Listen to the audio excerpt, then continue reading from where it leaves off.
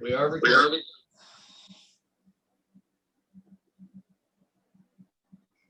We're here at the Severe Weather Institute Radar Lightning Laboratory near UAH, Huntsville, Alabama, University of Alabama, Huntsville.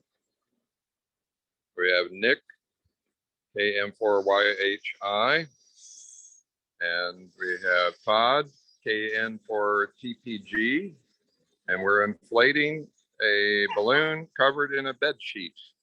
It's a 200-gram balloon, and it's a full-sized bed sheet. The idea is to see if we can get it to become a super pressure balloon so that it does not pop like a normal latex balloon would do.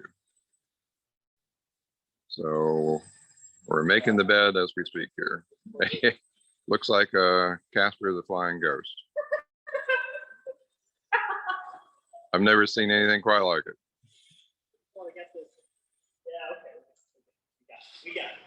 Todd, is this how you make your bed in the morning? Is it pulling your, are you compensating for your strato track and battery? Yeah, I put some extra.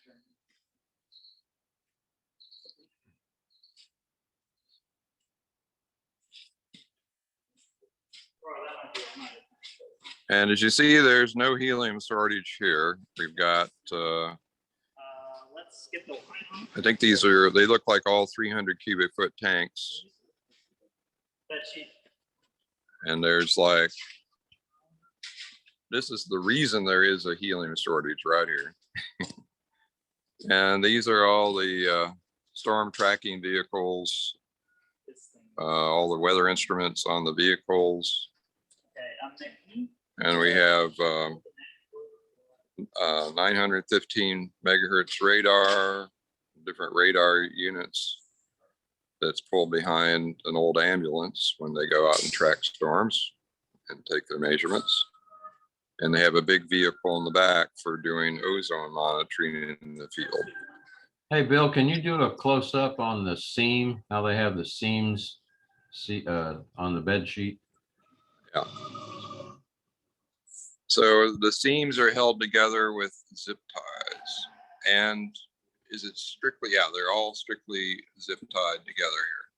Yeah, because I'm curious when the balloon expands, if it's not going to rip those apart. Well, we're going to find out. Yeah. Fortunately, it's a 200-gram balloon, but yeah, we haven't tested the tensile strength of zip ties and bed sheets to see what the, that would be good. Yeah, I got. We're going to do an in situ test in flight. I think the number one thing would be chafing onto the balloon itself. Yeah. Yeah, that's mine. Well, he's got the sharp end pointing out, so hopefully that will be not a factor. Probably could have gone up with a queen Almost size. looks like one of those offshore drug. Yeah, it looks like a blimp. Yep.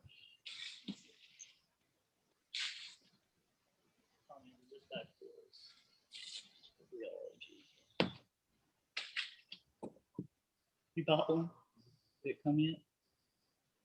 Came in? And you got enough lift compensated for the your tracker, right? Yep, everything is all. We're flying an IMET on 402 megahertz wideband FM.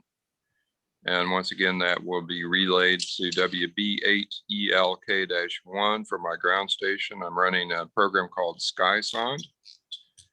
And the SkySonde program sends out an NMEA string from the decoded data, which I link into APRS IS32 and that ISCE 32, and that's my iGate software, and it relays. Is that an IMAP 4? We're going to be flying an IMET 4. All right. I don't see it. It's outside in the grass. Oh, it's outside in the grass. This is the Strato tracker.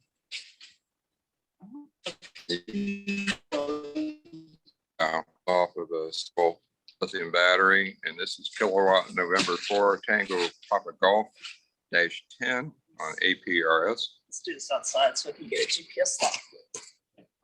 And I would turn this on before you turn on the iMap, as you might desense the GPS with the 402. Make sure this gets locked first.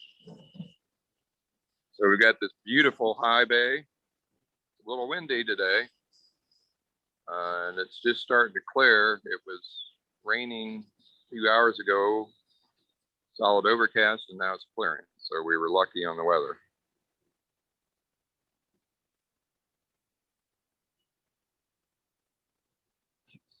But there definitely is some wind going on.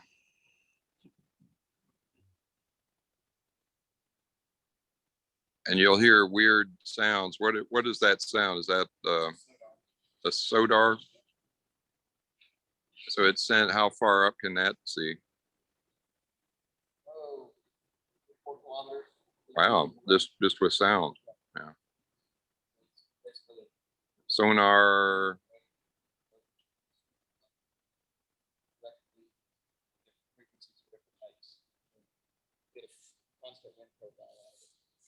And we'll hear that better when we go outside in the parking lot. So we're doing a very high-tech attachment to the flight train with a zip tie and some tape. And it's a half-wave dipole up and down, taped to the flight train and powered by a lithium battery. So it's very lightweight. We were going to fly one of my Sky Trackers, but it had been flown in previous flights and the antennas were all messed up. So it would have taken too long to fix up the antennas on it. So Pod had one of these handy. So Let's just set this outside.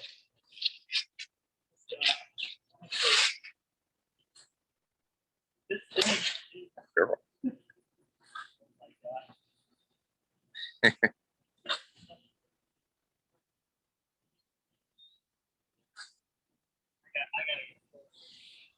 So how much free lift do you think you have there, Bill? Yeah, how much free lift do you have? 2 meters per second.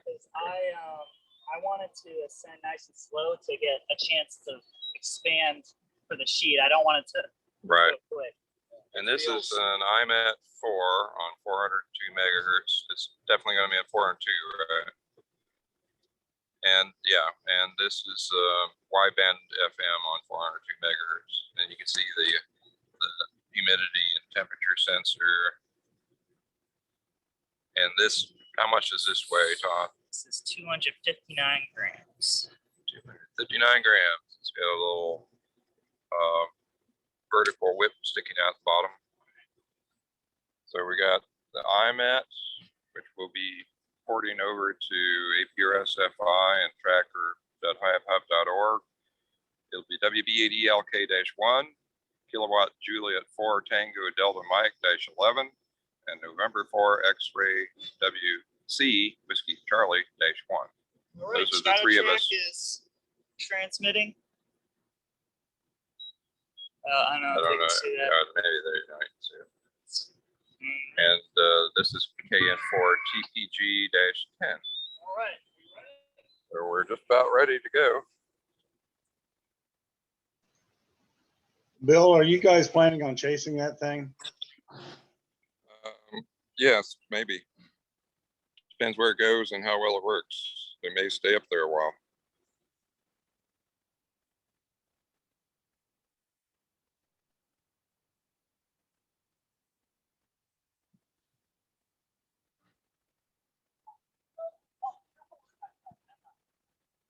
I'm going to take it. Okay, smile for a second. I'm going to get you and Nick. And then I'm going to do a video. I'm going to try and do both here. Okay, you ready? I'm starting video. Doing two things at once now. Taking an actual video. Hopefully you got the record button on.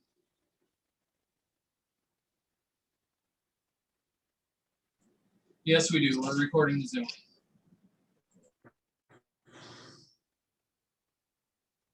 You got a nice big yard out here filled with weather equipment. Let me get behind you guys. Where's the wind out of? So the wind is coming out. Okay, let me get behind you so I can watch take off here. Okay. Just about. All right. Okay, count it down. Well, you're downwind with the payload. You're upwind with it. You really need to be downwind, don't you? Because you might run into the building if it's low. You want to get back out a little farther this way. Get as far as you can. So I'd hate to have a bed sheet on the swirl building. Okay.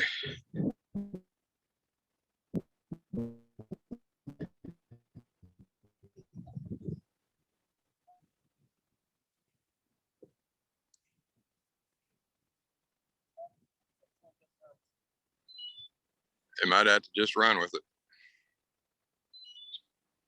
Sun's coming out. That's good.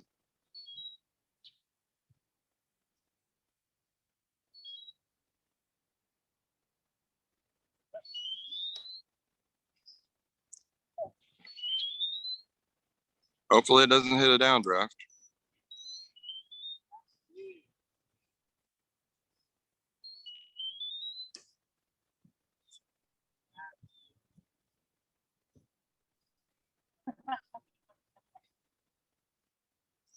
I can't see. Am I getting it in the video? Yes, you are. Yeah, you got it beautifully.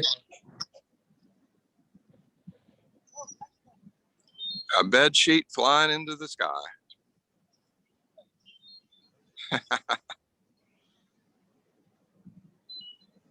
It's going up pretty slow.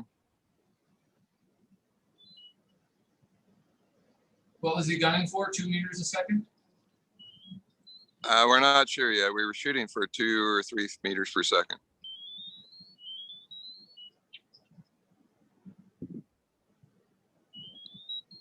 So there you go.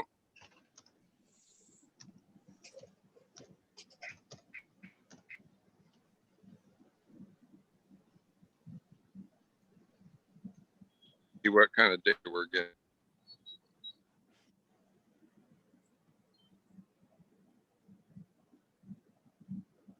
Okay, I showed it 931 feet. Well, we're at 600 feet here, so the next This reading is- should probably. This is WBA ELK-1, Bill, so I'm getting this relay through you. Okay, cool. Showing it 77 mile an hour, 45 degree, I guess, path. I'll let you know when it updates.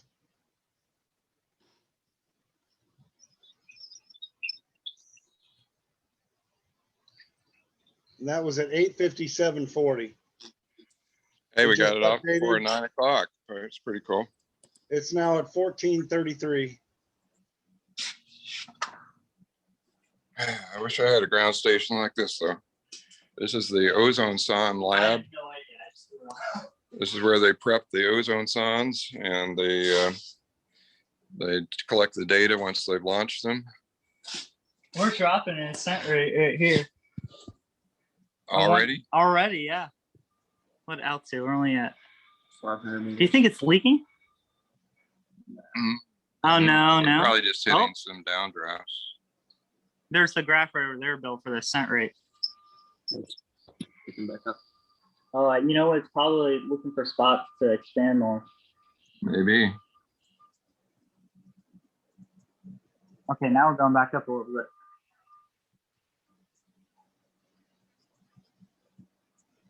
And that's showing the data being received. The IMET's got a GPS on it. Let's come back up. The ascent rate is 1.3 meters per second.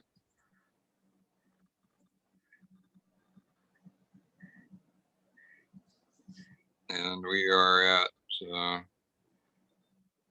528 meters of altitude. Have to think metric. Oh, let me pull up APR stub FLI.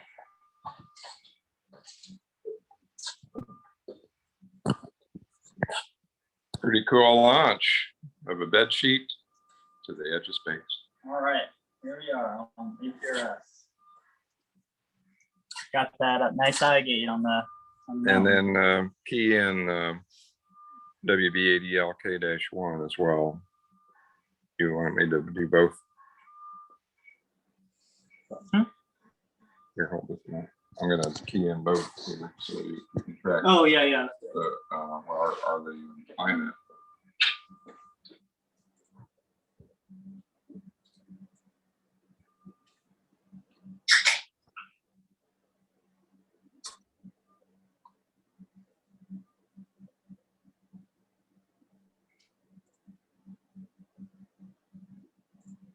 They haven't, it's just me tracking it at the moment, but the others will track shortly.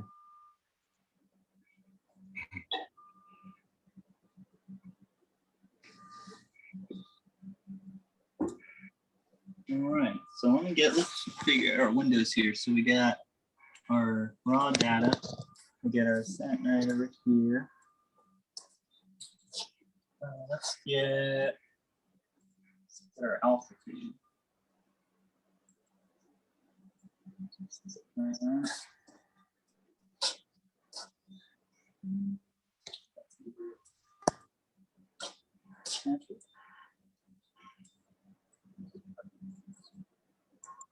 Regional Atmospheric Profiling Center for Discovery. That's what when we were official ozone song station, that was our.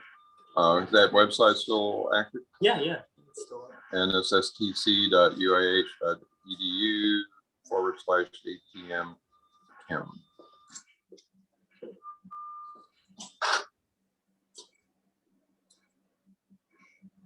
I like the NASA logo out there too. Yeah. Got all kinds of cool equipment. You got a little lab area here, workbenches. This is where they prep the ozone sondes. They have some balloons at the ready and some IMETs. Ozone monitor meter. This is the inner workings of an IMET. Is this an IMET too? Yeah, that's one of the insides of them. That's the insides of an IMET. Is that an IMET 4? Yeah, the same one we do. That's the same one we're flying right now. So you see the thermistor, the humidity sensor, and the inner workings, the GPS unit, and then the antenna on the bottom. So that's what it looks like inside. This is an ozone calibration unit that they run through a column of air to get the flow rate through the ozone sonde. They have a chemical cell that's a potassium iodide solution, and it bubbles through it with a little pump. And the ozone sonde makes a nice whirring sound with that motor pump going. And so they calibrate it to the electrical current.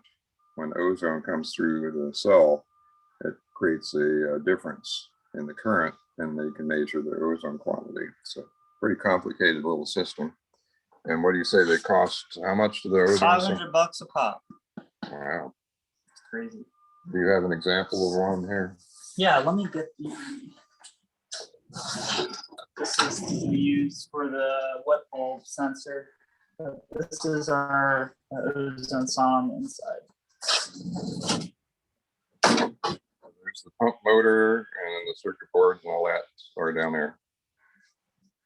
And that there's the chemical cells that the air is bubbled through to measure the ozone by the pump here. So it's we're really blessed to have this capability here because there's only a couple sites that have active ozone sonde launches. And I think Boulder, Colorado launches every week. we used to launch every week, and we'd go out and chase them on Saturdays. Saturday at 1, they would launch, and we'd have a ball just going out tracking them and recovering them. And we recovered quite a few, actually, at $500 a pop. They used to give us a $30 reward for returning them. Yeah. Now we just do it for free.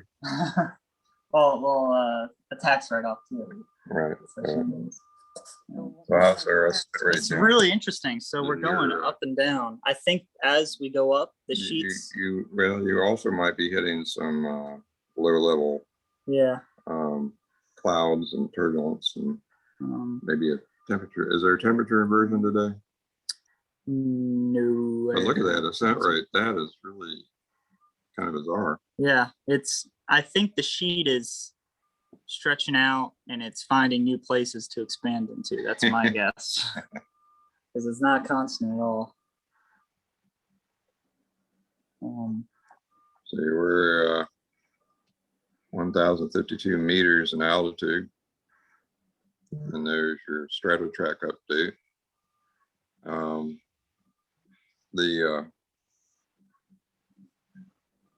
It's approximately 3,300 feet up right now. So what So, kind of microcontroller are you using in the sonde? What was that? What kind of microcontroller is used in the sonde? I don't know. Do you know what microcontrollers in this one? No. I have no idea.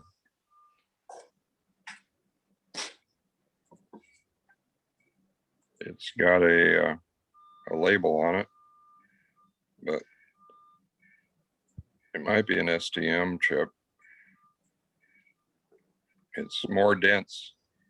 It's a denser chip than an Atmel 328P, I can tell you that. So hard to say. I have one of these at home. I'll have to dig it apart and see what that is. Who makes those units? Who makes IMETs? Todd, you know? IMET is the company.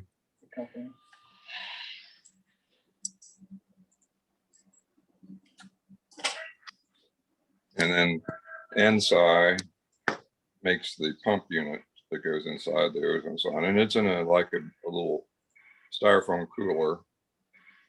So it's a pretty good sized little package, and then the IMET sticks on the side of the package.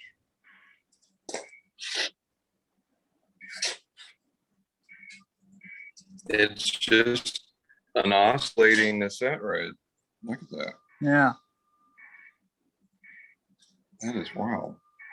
Just up and down. What's it varying from? One to two? 1 to 2. So it's not varying that much, but it's. And this is your. Yeah, I'm looking at where the cloud layer is, so I know. Oh, this is Birmingham's. No, this is a GFS model that is okay. generated. That's a prediction. So I'm looking at usually this close. It's pretty spot on.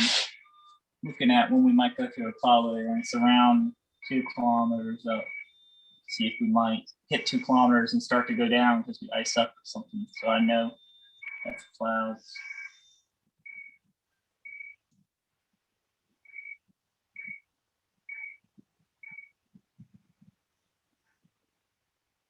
Or is that Windy TV with the Radius on plugin that you told us about yesterday? So you can also click anywhere on the globe and get a theoretical sounding. So I can click, up here and it will change, or I can click on the actual station. It actually has the predicted balloon path with it as well. Oh, wow. And the data that it outputted. You can download it as a CSV. Is that an actual flight path or a prediction? Well, you can actually look. So if we look at, not that. Whoops. Accidentally closed it.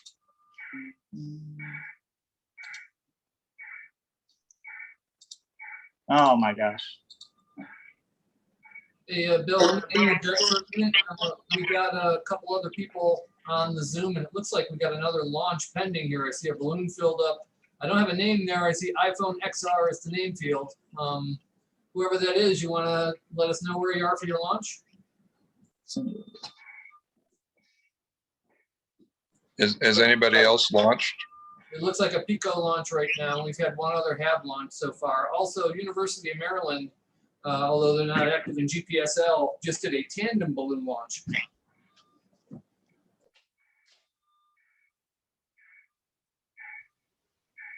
Mike, can you unmute them? Should I be able to click on this somehow and get any more details? This Yeah, is I just think not so. working for me. Okay. Not working maybe for you? it's just- I'll give you the iPad. Maybe work Oh, no over worries. it. I was just gonna send a link out to some people. Oh, okay, Practice sure. if I got it working. I just sent an ask to unmute to whoever's got the Pico there.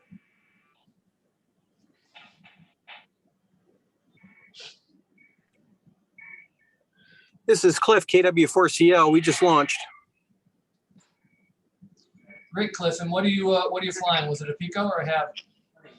It's a HAB, I was gonna do what the surface area. And where are you, Cliff? Atlanta. Oh, North okay. Atlanta.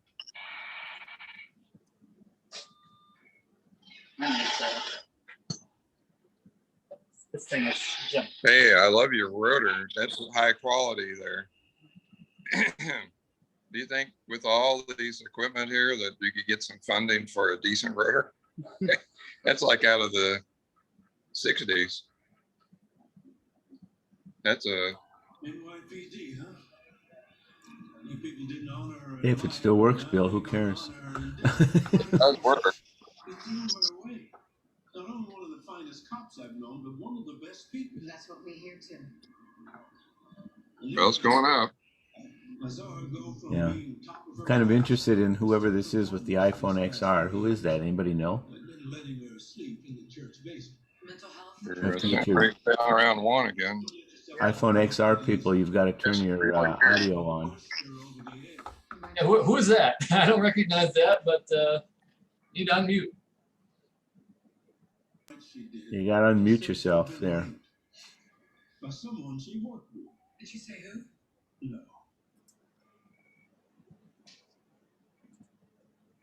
I can only ask to unmute. I can't unmute. There we go. You guys copy? Yeah, there we go. Okay, yeah, it's W3QA and WU2V. We're launching a Pico with call sign NC4ES-4. Is that an APRS Pico? Negative, this is going to be Whisper. And which Whisper unit are you using on that? Today we've got a Zactec. Okay. I think when I get home, I've got a modified Python for the Zactec that can link it. And did you link it on LU1, LU7AA? Yeah, Site? we set it up, but we haven't had a signal yet, so we can't really do the we can't really Yeah, because do the Pedro's transfer until we get the signal up. program can relay it for you. Okay, hang on just a minute. Tell you what, why don't you do it? Sophie, will you hold? You hold the buoy.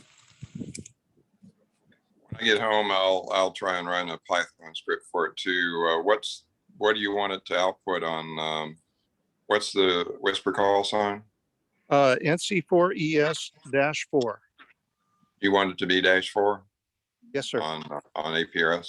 Okay. Well, if you're, let me see, if you're going to, It's echo it. NC4E. It's NC4ES on Whisper, right?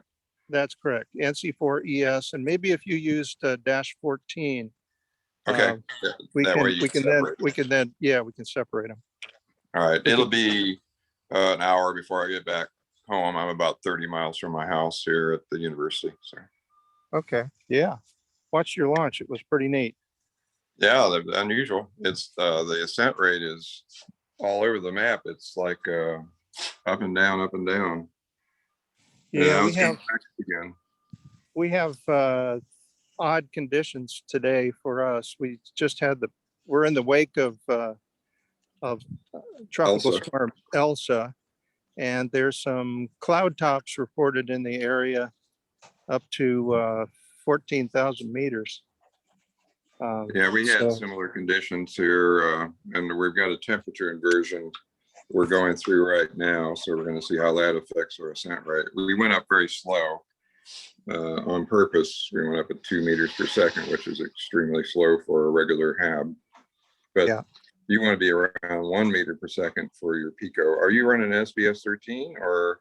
Yeah, what are it's an you SBS 13 and we have about 6.5, roughly six, a little less than That- 6.5 a free lift. That would be my recommendation, is about 6.5. Yeah, yeah. Right. So I think we're almost ready here. Where are they launching? Maryland, right? Oh, an SBS? What is that? They're University of Maryland. Okay. Well, we got a different wind now, don't we? Why don't you go that way a little bit? And I'll just. You push- got two SBSs on that. Yeah, look, what is he holding? Is that a bag? I don't know. Wait. Oh, I'm not sure what that is. I think we'll just let this peel off by itself. What are they flying? A Skytrack? No, they're flying a Zac. Oh, yeah, I saw that. Hey, you ready? Not quite. Is that your competitor?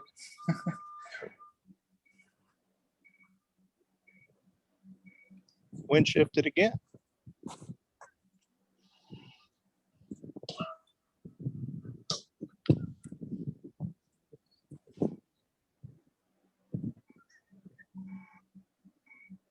Brian, it's not getting up high enough for Brian and Shane to pick it up in Warrior. They live 60 miles south of here, so it's not quite high enough for them. It's But getting there. they though. are listening. Yeah. Well, you're at 2,000 meters, so you'll show up on Hub now. And they're getting ready to. Oh. Okay. Well. All right, on the count of 3. Ready? Here we go. 1, 2, 3.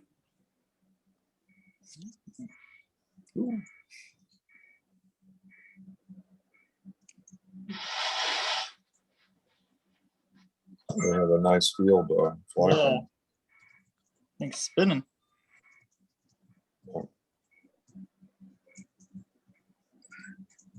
Good job. Wow. Nice day. Yes, Well, we hope so. But it does. Nice to have light and variable winds. Oh, yeah. That was great. Yeah, that we are spinning like a top though. Can you introduce some of the people that at the launch site there? Sure, yeah. This is Matt, WU2V. Hey, guys, good morning. And his daughter, Sophia, who's been good luck on every single launch. Everyone that she didn't help us with, we've always had a difficulty of some sort. Isn't that right? Yeah.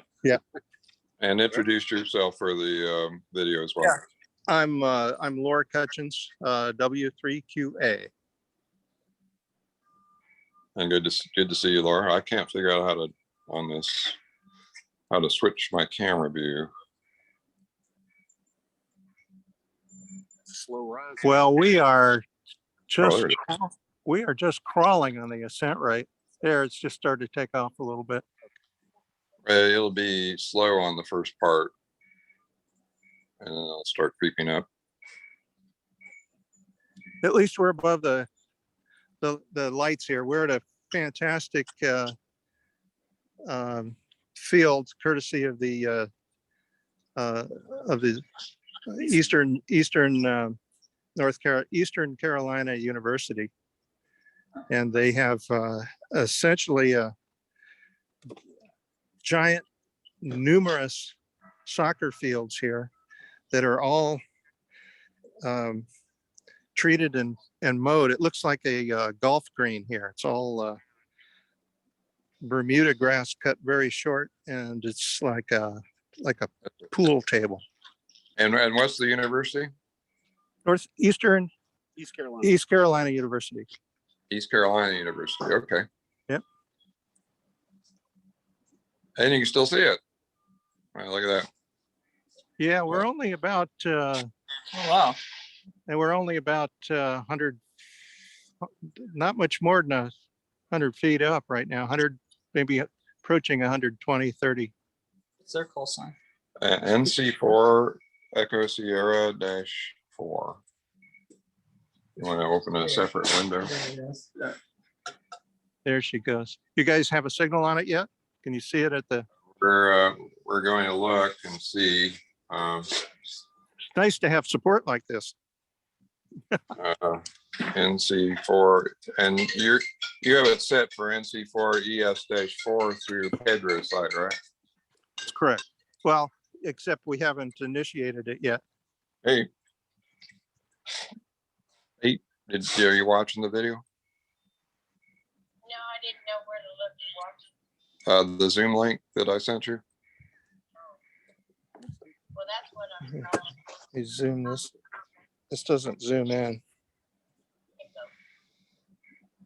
Never had one go straight up like You'll that. see it really nicely though. Who walked into a dead gecko? Well, I think it's gonna be good. Oh, We're not gonna be over. oh, they're gone?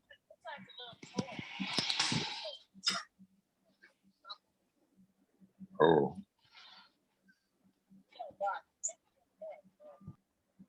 We'll go grab my phone.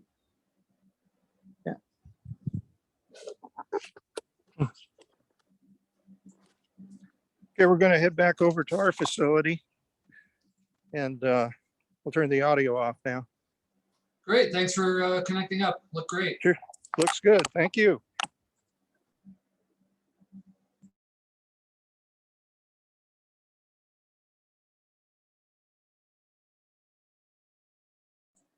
So for those on the Zoom, I've been trying to do spotlight video for the people who are active. Did that seem to help in your gallery views?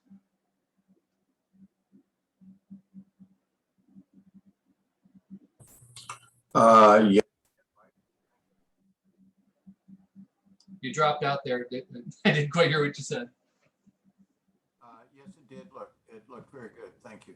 Oh, great. Okay, Looked wonderful, Mike. great. Okay. Still learning how to do all the Zoom stuff. So it looks like University of Maryland did a tandem balloon launch. Let me share what the pictures I saw.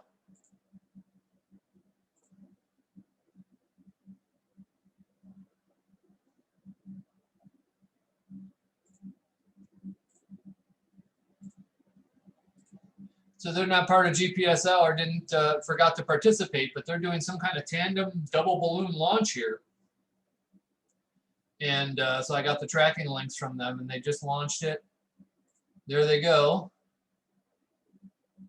And I really don't know what they're trying to accomplish with it, but they've got two balloons lashed together there. Do you happen to know a call sign?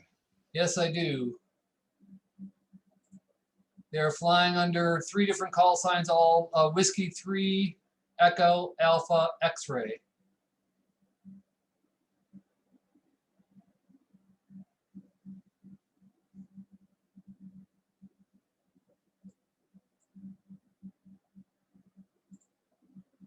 They launched out of Baltimore area.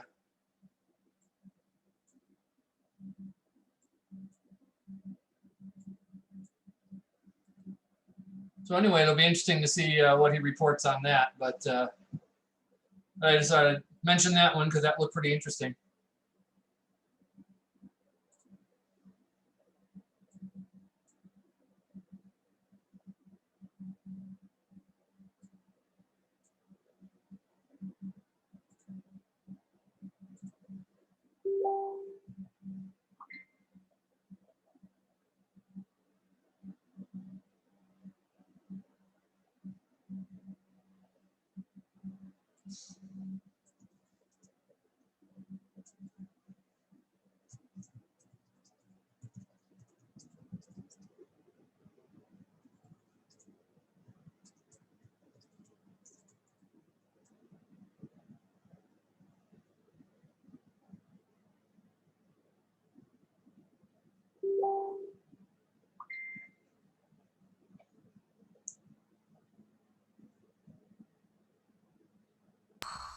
Hey, John Saul. What's your call sign? Sorry, I'll get that in there in a second. I'm trying to do about 15 different things at once here. That's the way these things usually go. Fun. Looks like W3EAX is -11, -8, -9, and -12. You like the mission control station we got here? Very nice. We have a wonderful mission control station. I wish I had one like this. You're fading in and out quite a bit. Yeah, you gotta play with this old antenna. What I really like is the storage space you have on the lab benches. I really could use a setup like this for my ham shack. Well, I can actually pull up the map on here. Oh yeah, there's a mapping option. This is SkySound, which is you can download from NOAA free. And it'll do IMETs and all kinds of radiothons. And if you select the option to output NME strings, you can feed it into an iGate software and iGate whatever you pick up on a sonde. And there's a little map that it actually outputs as well. It actually output a prediction as well as when it bursts. I didn't know that. Yeah.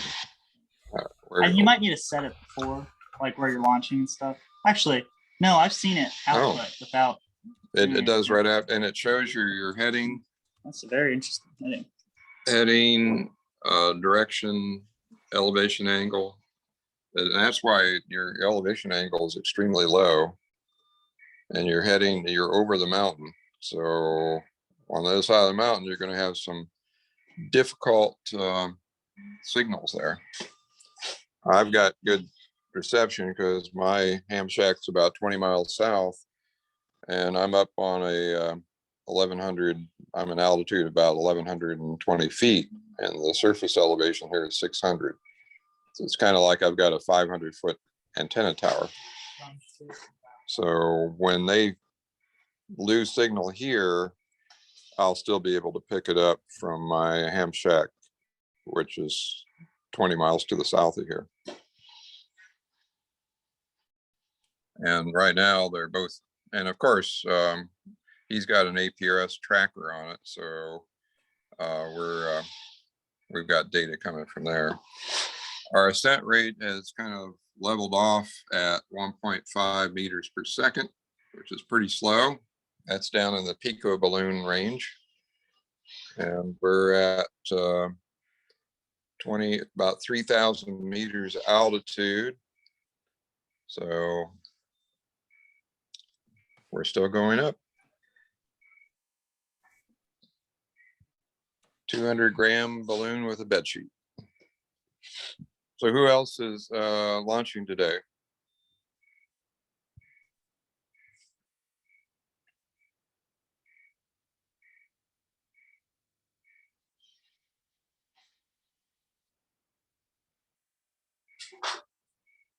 Anybody still hear me? We're just ignoring you, Bill. Yeah, we're just ignoring it. It's okay. Any other launches planned this morning? I don't think so. I'm just interested. Down we're down near where is this? Let me zoom out so I can figure out where the heck the launch was. Look at his glasses. Oh, I like those. Those look great. Oh, he's not actually wearing those. That's a background. Yeah, okay. That's a filter. Filter. That's a filter. There's Hey, two Bill, you filters. just crossed over 10,000 feet. That's good. Still going up. Launch out of Virginia this morning got up to 82,000 feet and then sort of fell off the map. It hasn't updated in half an hour, 45 minutes. So I don't know if it burst and the tracker failed or what happened there. KJ4OAP. I must be looking at an old KN4 TPG on HabHub because it's Dash showing 10. Yeah, -10 is what I'm looking at, but on the version of HabHub I'm running, looks like it's coming back to Huntsville. But if I look at it on an APRS-FI, it's quite a ways away out to the east. I wonder what I've got going here. Why is it doing this? to You me? know, HabHub has had some issues over lately where they, Look at the cent rate drop. ooh, yeah, our cent rate's dropping, so that sheet must be it must be getting stretched out now. AN4TPG-10. I'll just see who else. Yeah, it's There. Sometimes you gotta where is- refresh it. where is It's a glitchy site sometimes. yeah, sometimes HabHub is delayed like 30 minutes. I've seen it freeze up for 30 minutes and sometimes it's delayed for 10 or 30 minutes. This looks like old data, though. I mean, it's too long ago.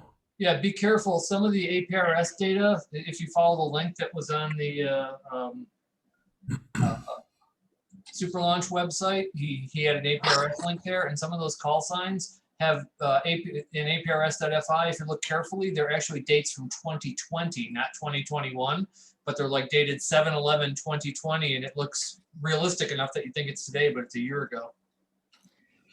Yeah, this one's dated 2021 07/10 9/35/49, which is pretty close to what it is. But this has got that balloon coming back to Huntsville at this point in time. I don't understand it. I mean, it's showing the entire track here. I'm showing the whole track. See, this is I see a launch from Atlanta. See, W4FWD launched, and they're southwest of Atlanta near Carrollton. And then I see W3EAX on HabHub. And let's see who else. Let's see, here we go.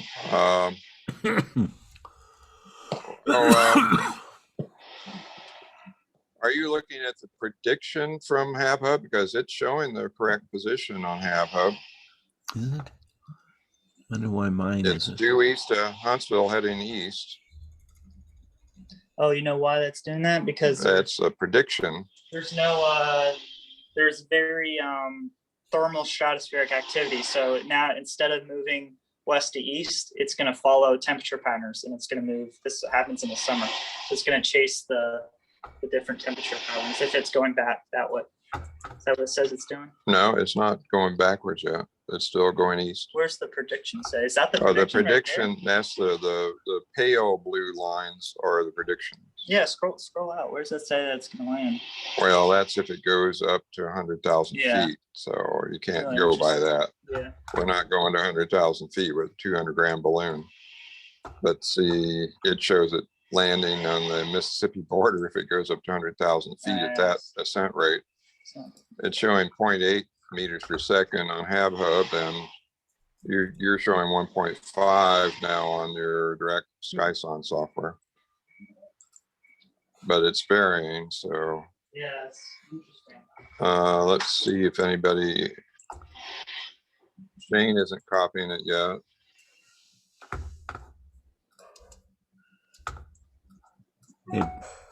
Hey Bill, I'm gonna text you or send you a text message with what I'm showing on HabHub, and maybe you can explain that to me. You'll have to send it. I'll have to go out and get my other phone. So yeah. Oh, okay. Sorry. Do you have? I'm on Nick's phone here. Oh.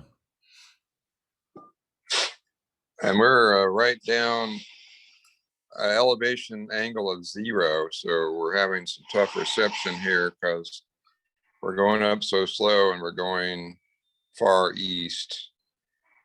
So our local reception at the university is fading in and out. It's pretty amazing that we can still get copy of the 0 degrees elevation. So, and we're starting to decrease the ascent rate again. We're at about 1.9 meters per second. Looks like Although it's at it's- 11,260 feet to me. Yeah, Is that correct? Converted. We're converting between meters. If on HabHub, if you go to settings, you can go to imperial units or metric units. You turn imperial units on and you can get it in feet. And if you turn it off, you get it in meters. Well, I'm just looking at APRS F5 because I don't have a good reading out of HabHub at all for some reason.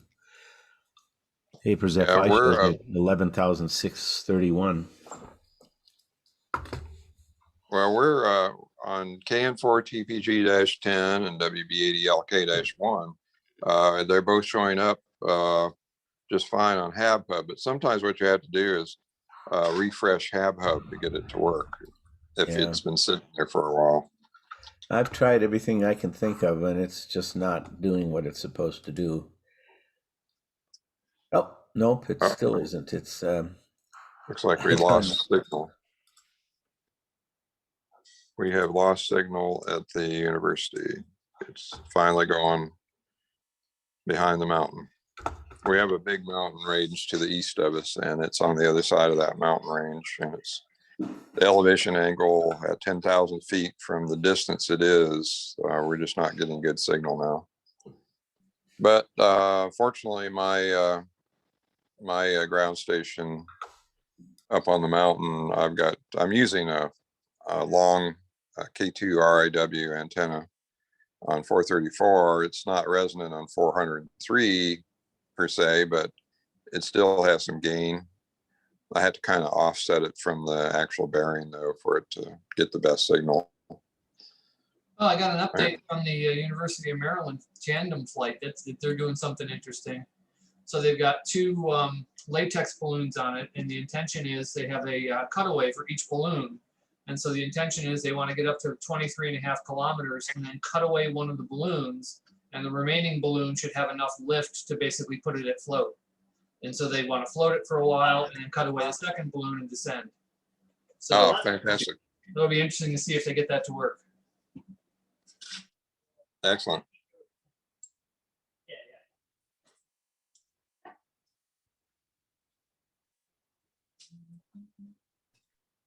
Wow. So Beautiful. Bill, I tuned in a little bit late here. I understand that you launched your Pico balloon with some sort of a sheet over it. What can you kind of fill me in on that?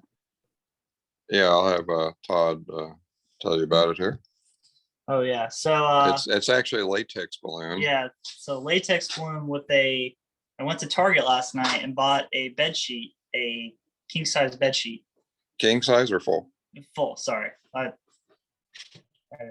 Same thing. Are they same thing? King No. and full the same? No. Okay, yeah, it was full. I know it was full.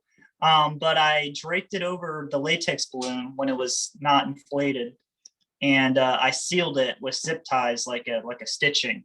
So I'm hoping as we get up into higher altitudes and expands, the sheet will stop it from expanding, and we might level out. So we're watching right now to see what happens. Or somebody will end up with a bed sheet, a free bed sheet.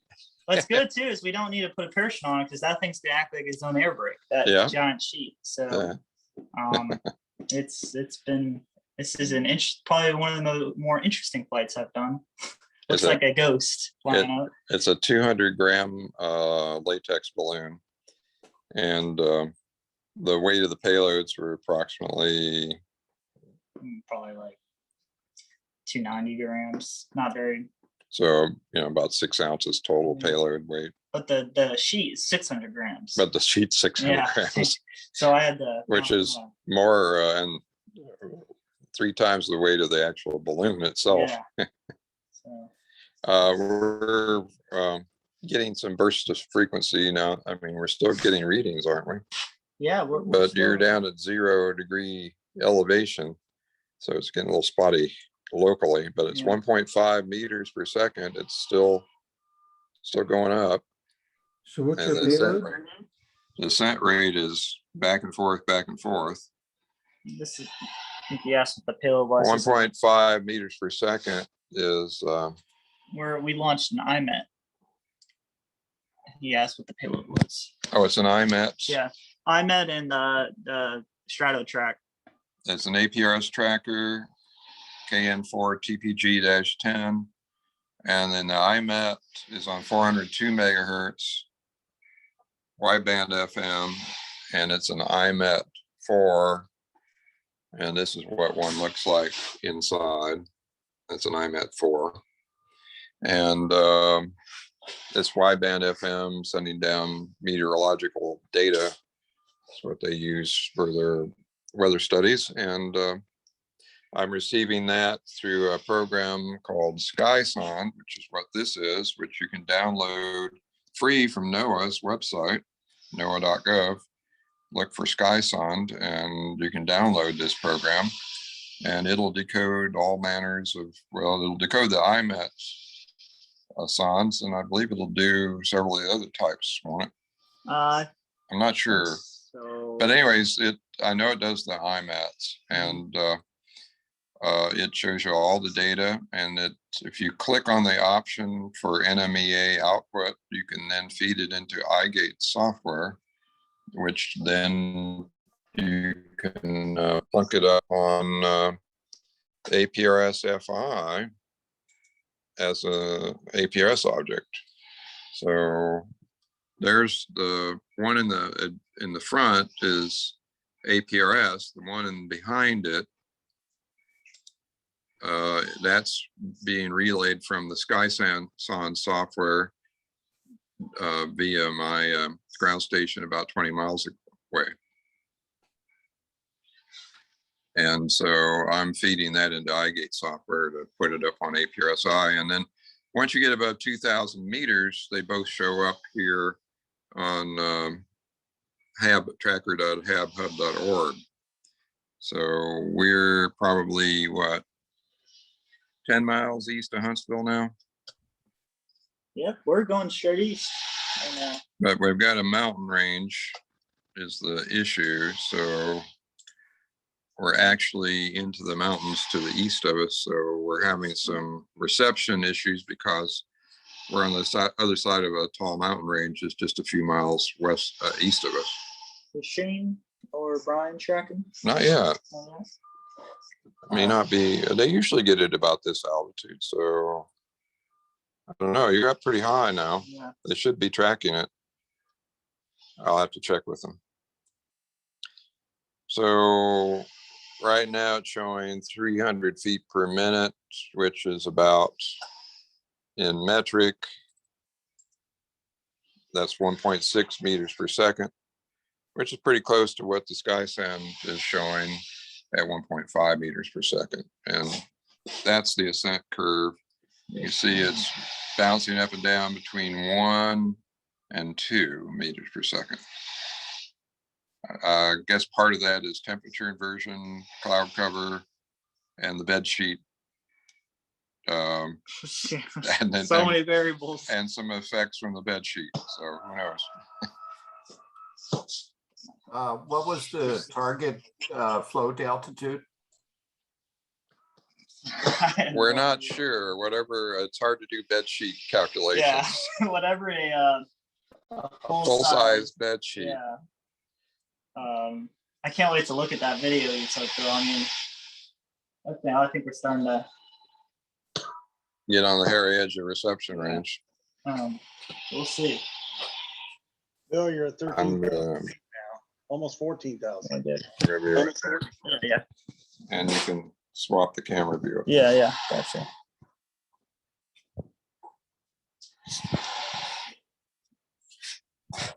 Let's see. Hey, Todd? Yeah. Show them this. Oh, Winson. This, got it. This is a Winson. Literally just a cup, and it's very lightweight. You want to open it? So this is what we use for very low level wind analysis for when some convective systems come through. And we launch it on pilot balloons, so they're really, really tiny. I think they're 50-gram balloons. They're very, very tiny. So the wind just takes them, so we can measure wind really easily. And it's in a styrofoam cup. Yep, they And they still charge us $50 a pop for one of these. Yeah, who You know, makes these? they're a company, Winson company or something. I think they're called, their actual company is Winson. Okay. I think we get them from Japan.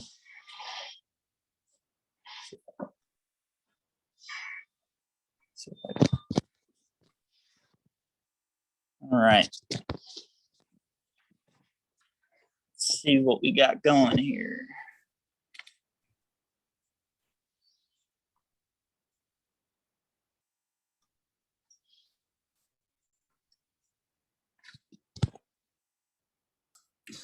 All that camera movement was starting to make me feel like I'd been drinking.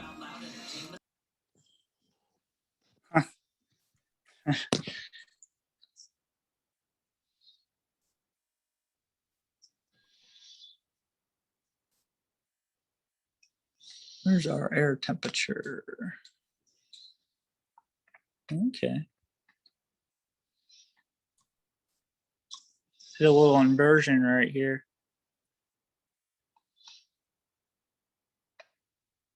All right.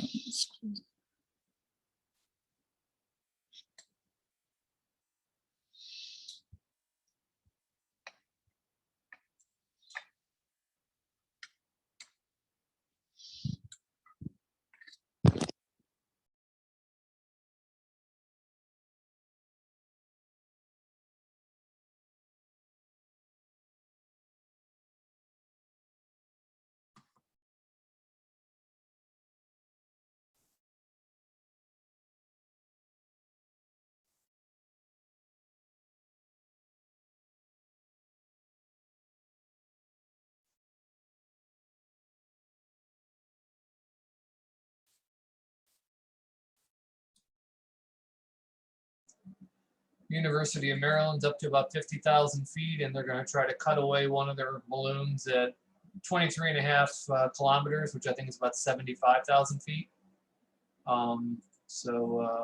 77,000 feet. So we'll see how that goes. That should be really interesting. What's the call sign on that? They've got at least three trackers on there. Whiskey 3 Echo Alpha.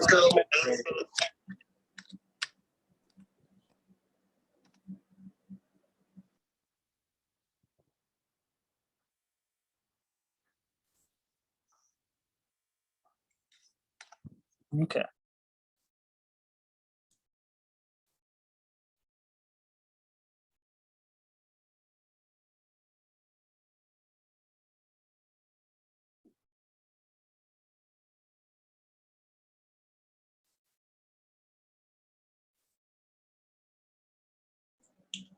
Yeah, no idea what happened to the launch out of Virginia, Kilo Juliet 4 Oscar Alpha Papa -11. That one got up to 25,000 meters and then just stopped beaconing, and the last received beacon was over an hour ago.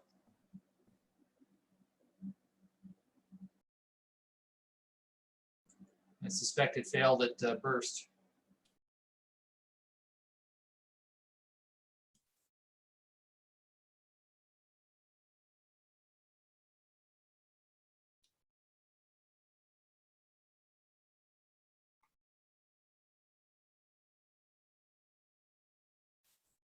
And we're going up.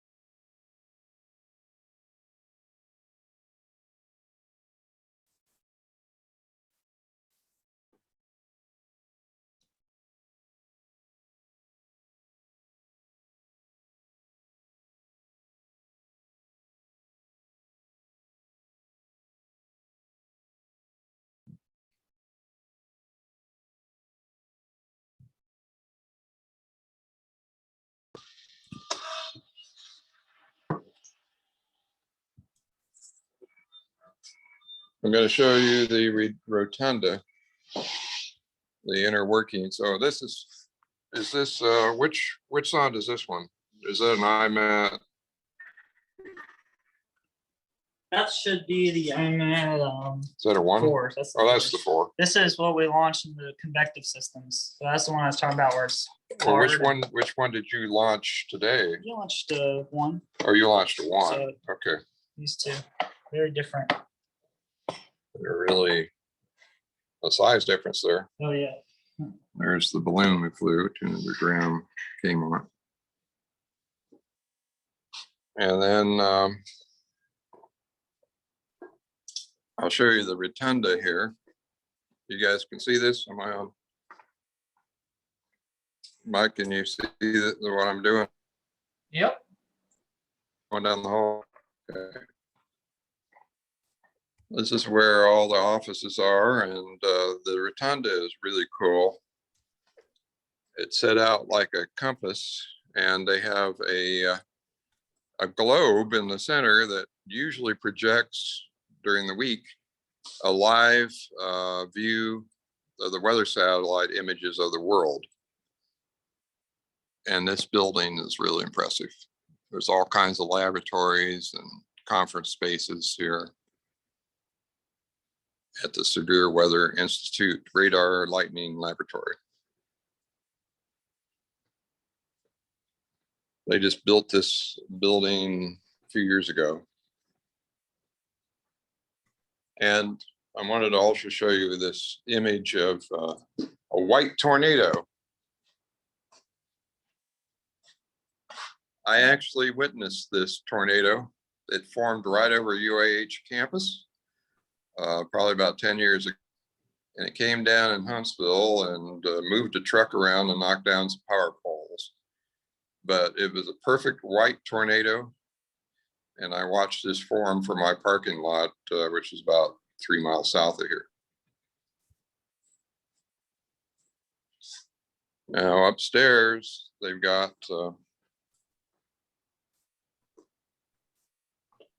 some old-timey weather stations. I exercise here.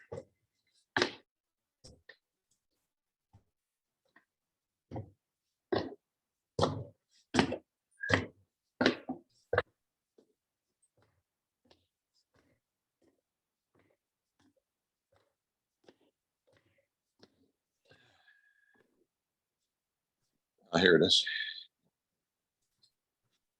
This is an old weather station from the 1960s or 70s, I think 1960s.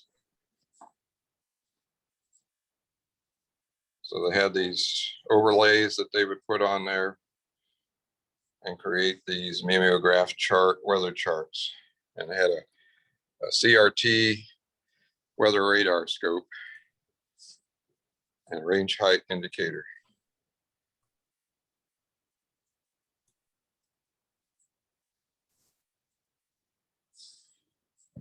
Here's a map of all the tornadoes during the 1974 super outbreak, which I remember quite well, because that one went through Xenia, Ohio. I saw one of that tornado go over my dorm at Ohio State.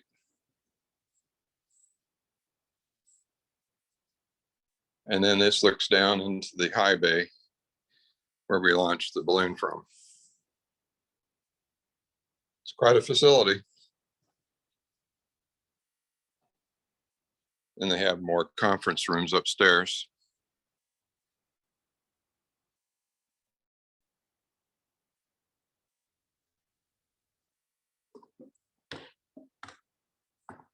They used to have funding to do a weekly ozone sonde launch. Now they do it once a month.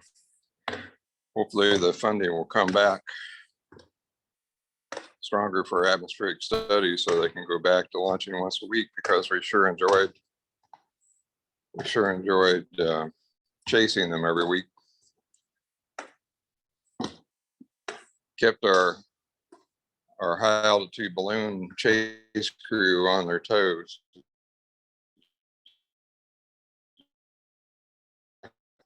Just to go out and chase these ozone.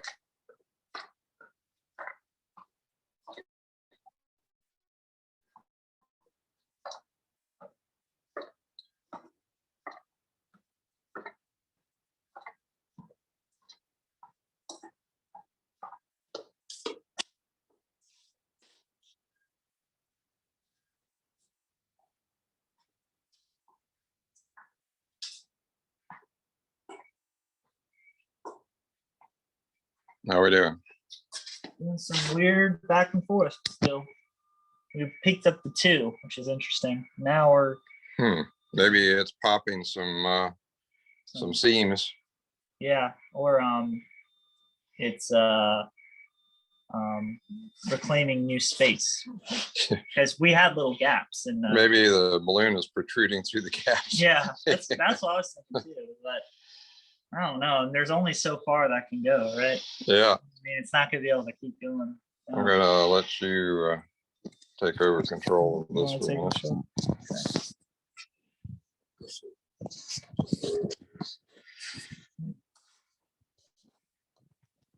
Look this way.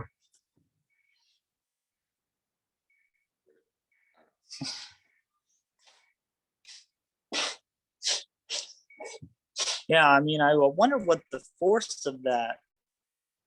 I mean, a 200-gram balloon is not very big, so it doesn't have a lot of outward expanding force. So you need to do some test measurements on this.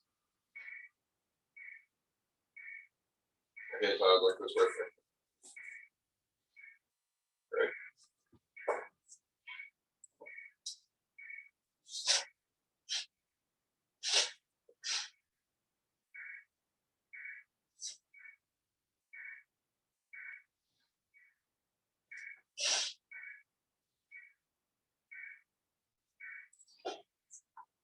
Let's see.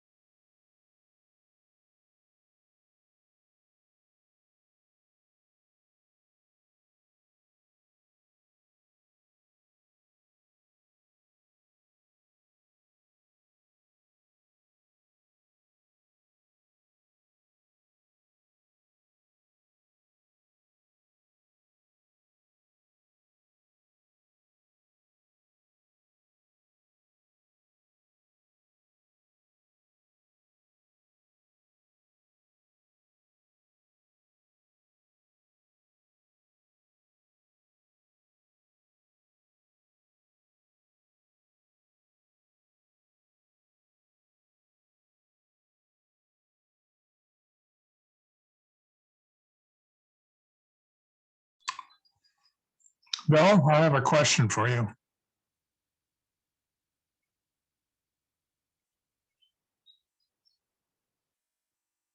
You say Bill, you have a question for Bill? Yeah, is Bill still on? I think he went to get some out of his car, or I'll let you know. Okay.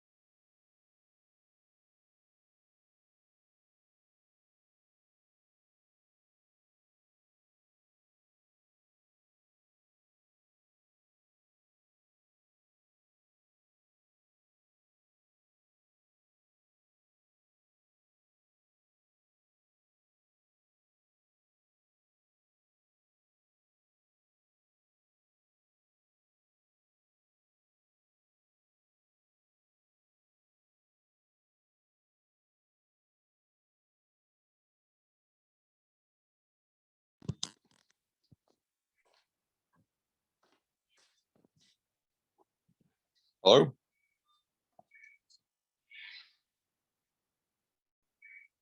Hi there, Bill. What's up? Hey. Are you still having issues with HabHub? I just looked at it again. I was just wondering if maybe what I'm seeing is the prediction of what it's going to do when it turns around. If it's a pale blue line or a Yeah. pale line, that's probably what it is. No, it's red. Okay, if me, it's a pale red line, that's with a dot at the end of it, a bullseye at the end, that's the predicted flight path. Let me see if it'll let me share my screen here. Okay. Because right now it's showing it going to the east and then looping back to the west. Can you see my screen? Yeah, Yeah, you got it yeah, perfect. so- That's right. To the The left of current it, position. solid. Yeah, to the left of it, you have a solid red, which is the actual, and to the right of it is a predicted. And I don't know if that is, if that's a Pico, the predicted is really not worth anything. That's predicted if it goes up to 100,000 feet. So that prediction is wrong because this won't go up to 100,000 feet, although it's going up pretty high. What is it, 6,000 meters now? Yeah, I So think the burst is around, I did a, with the mass, if it goes all the way up, should be around 19 kilometers. 19-kilometer peak. Okay. If the bed sheet doesn't work. Yeah. Which this is a very, I think it might be ripping slowly as it goes up. That's why the descent rate slowly, like. Yeah. Hey, listen, I'm going to head back. Okay. And I got to adjust my antenna to the east, northeast. Okay. So I'll be tracking. You'll be tracking, yeah, and we'll see where this thing goes. So thank you for driving up. It was fun. Yeah, definitely. Yeah.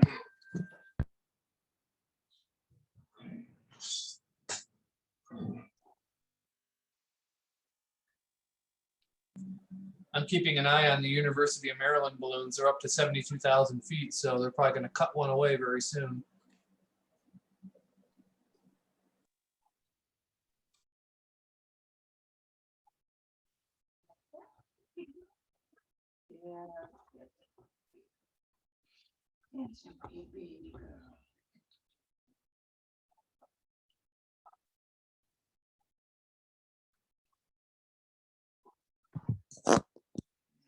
Where am I? Video.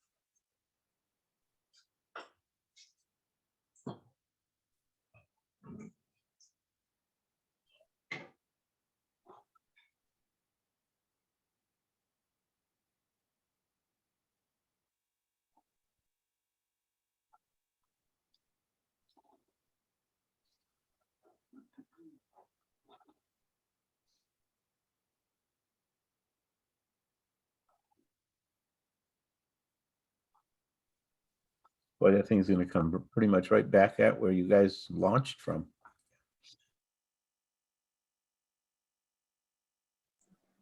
Which one's that? Well, I guess it won't because the TPG-10, the prediction puts it there, but Bill was saying that that's prediction isn't going to work out. Yeah. Go high. It's not going to go high enough. It's only at 22,566 feet.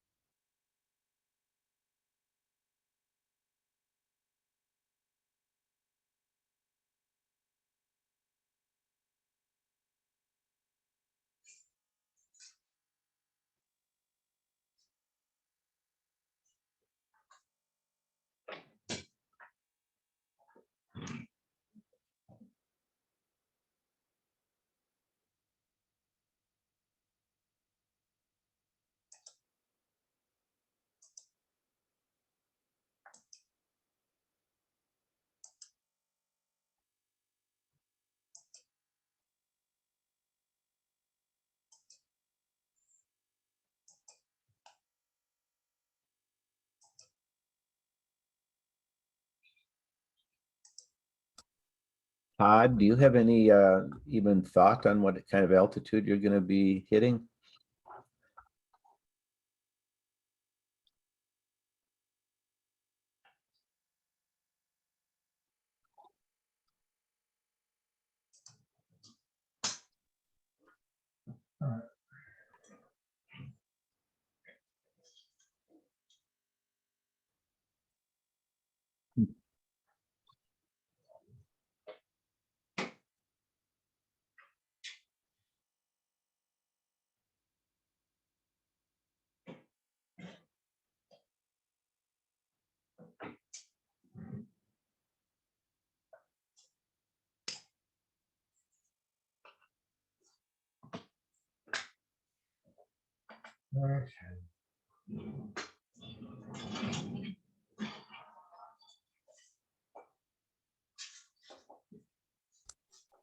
So Mike, I did another log for today compared to yesterday's. Yesterday's shows total of 445 hours and 445 hours, 9 minutes, 25 seconds of time between everybody. Wow.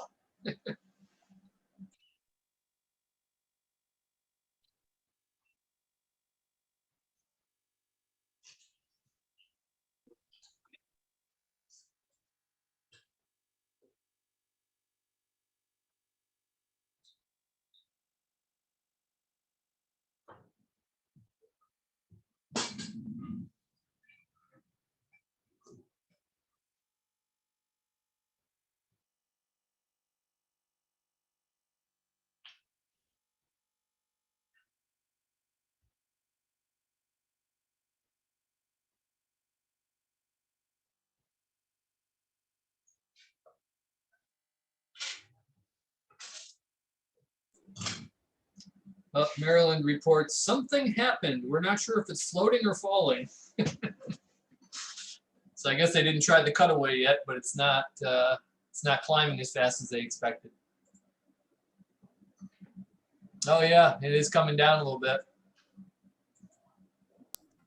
On its own or because they cut it, I wonder. It sounds like it's unexpected. Yeah, because it had peaked up over 70,000 feet. And now it's down, yeah, it's like up to 71,000. And now it's back down to 69,000. Both balloons or just one of them? I think it's one payload with 2 balloons on it, and they plan to cut one balloon away. So the question is whether one of the balloons went away already by itself. Oh, yeah. The extra weight isn't going to help any. Yeah. They might need to cut away just if it burst and didn't shred, you know.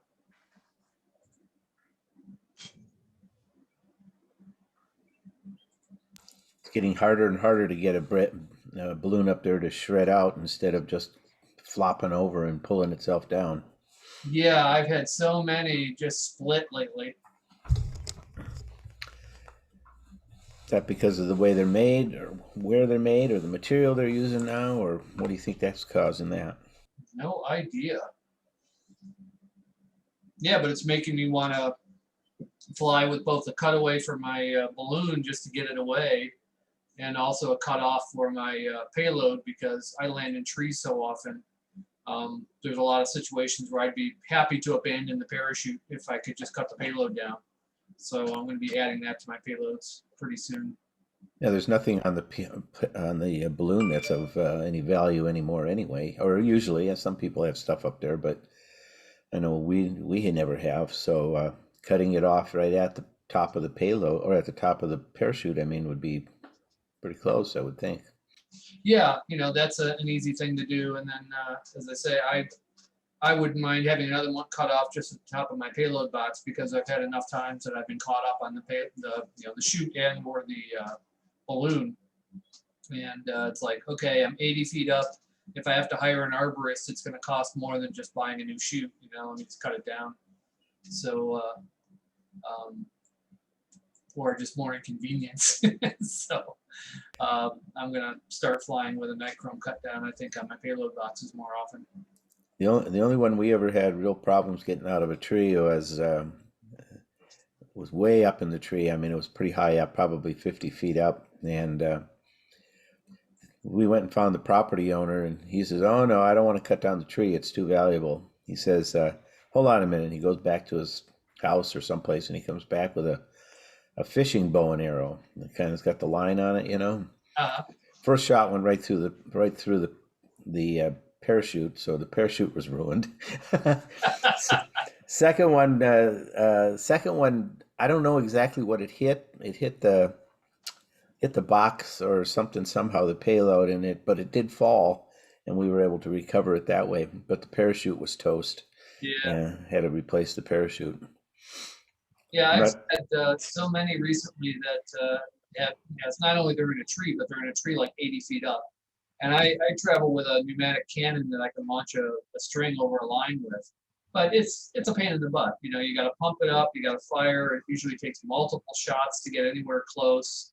The last time I did that, I was with Max, the young man who was here yesterday, and he was stuck way up there, and the bike pump had a leak, and so I couldn't get enough pressure in the cannon. So like the last 3 or 4 times that's happened, we ended up having somebody climb the tree, and that's just a pain in the butt.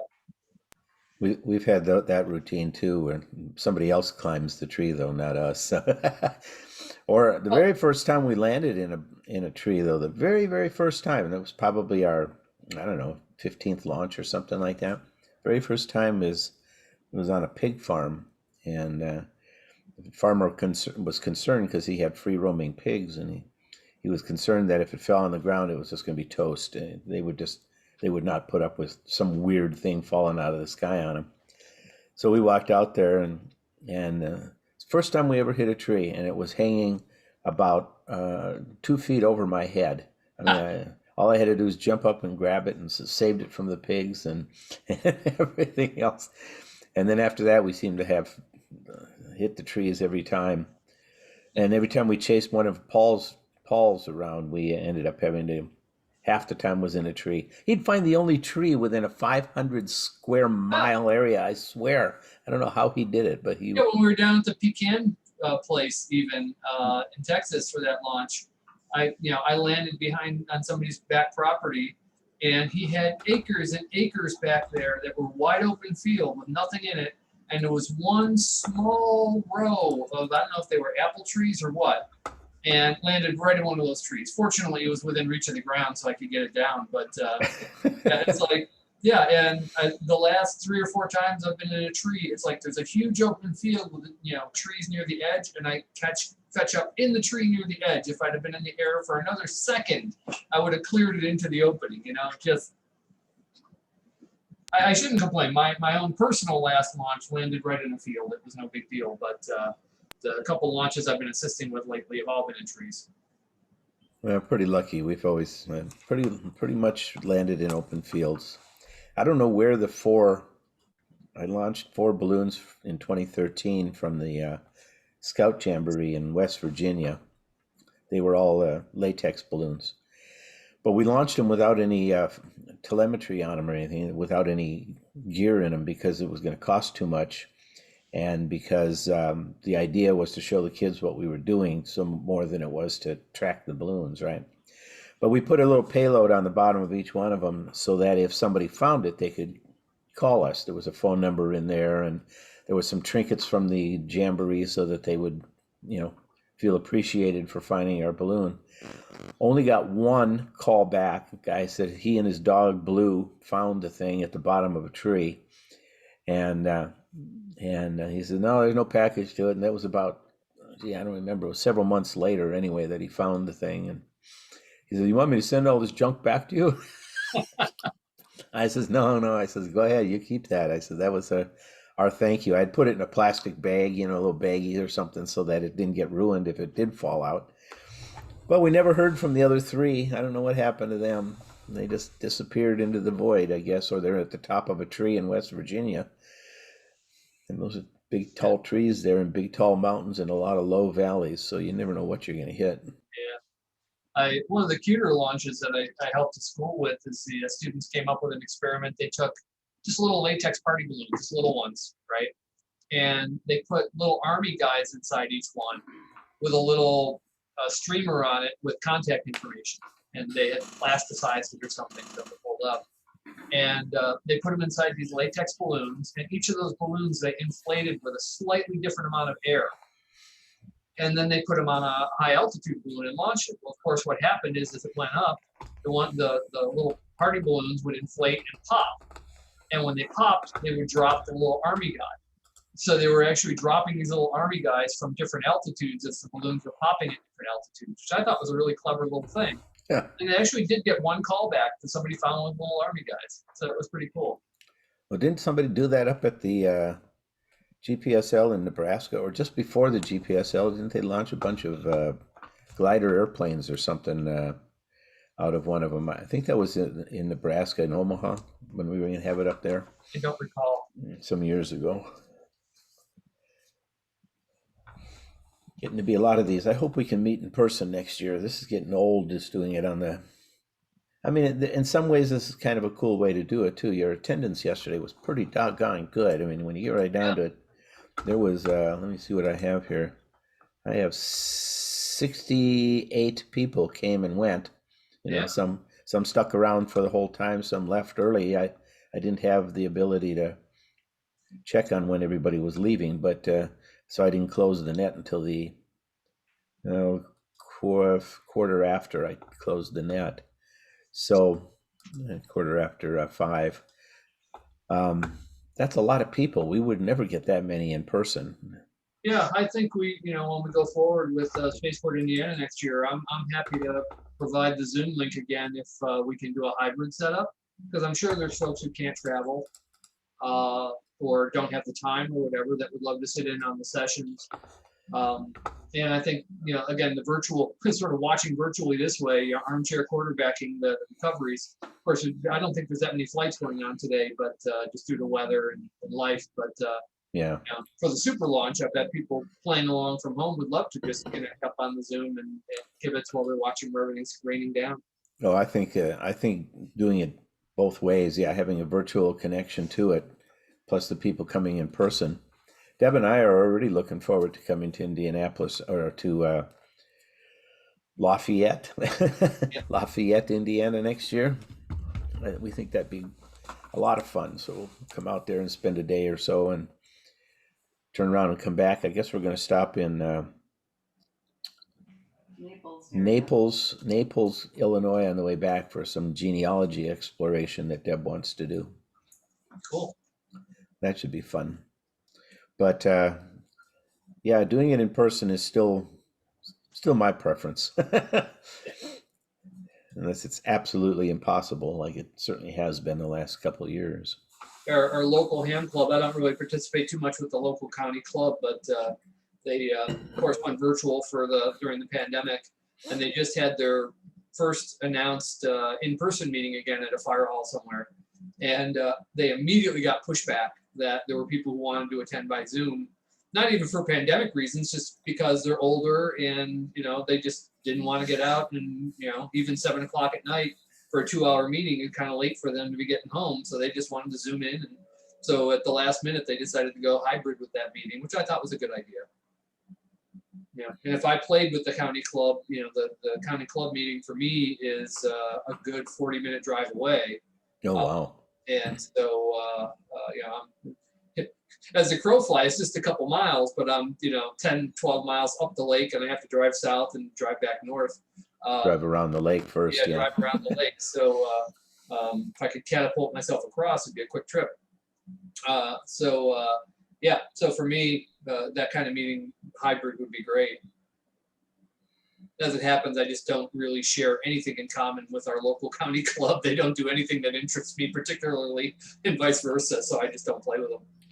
We're pretty lucky. I'm pretty lucky here in the KC area. We belong to two groups. One is an Aries group, which we really do a lot of stuff. I mean, mostly training kind of things and stuff like that. But we do activate for storms and so on and so forth. We also do bike rides, and we do triathlons, and we do all the usual things.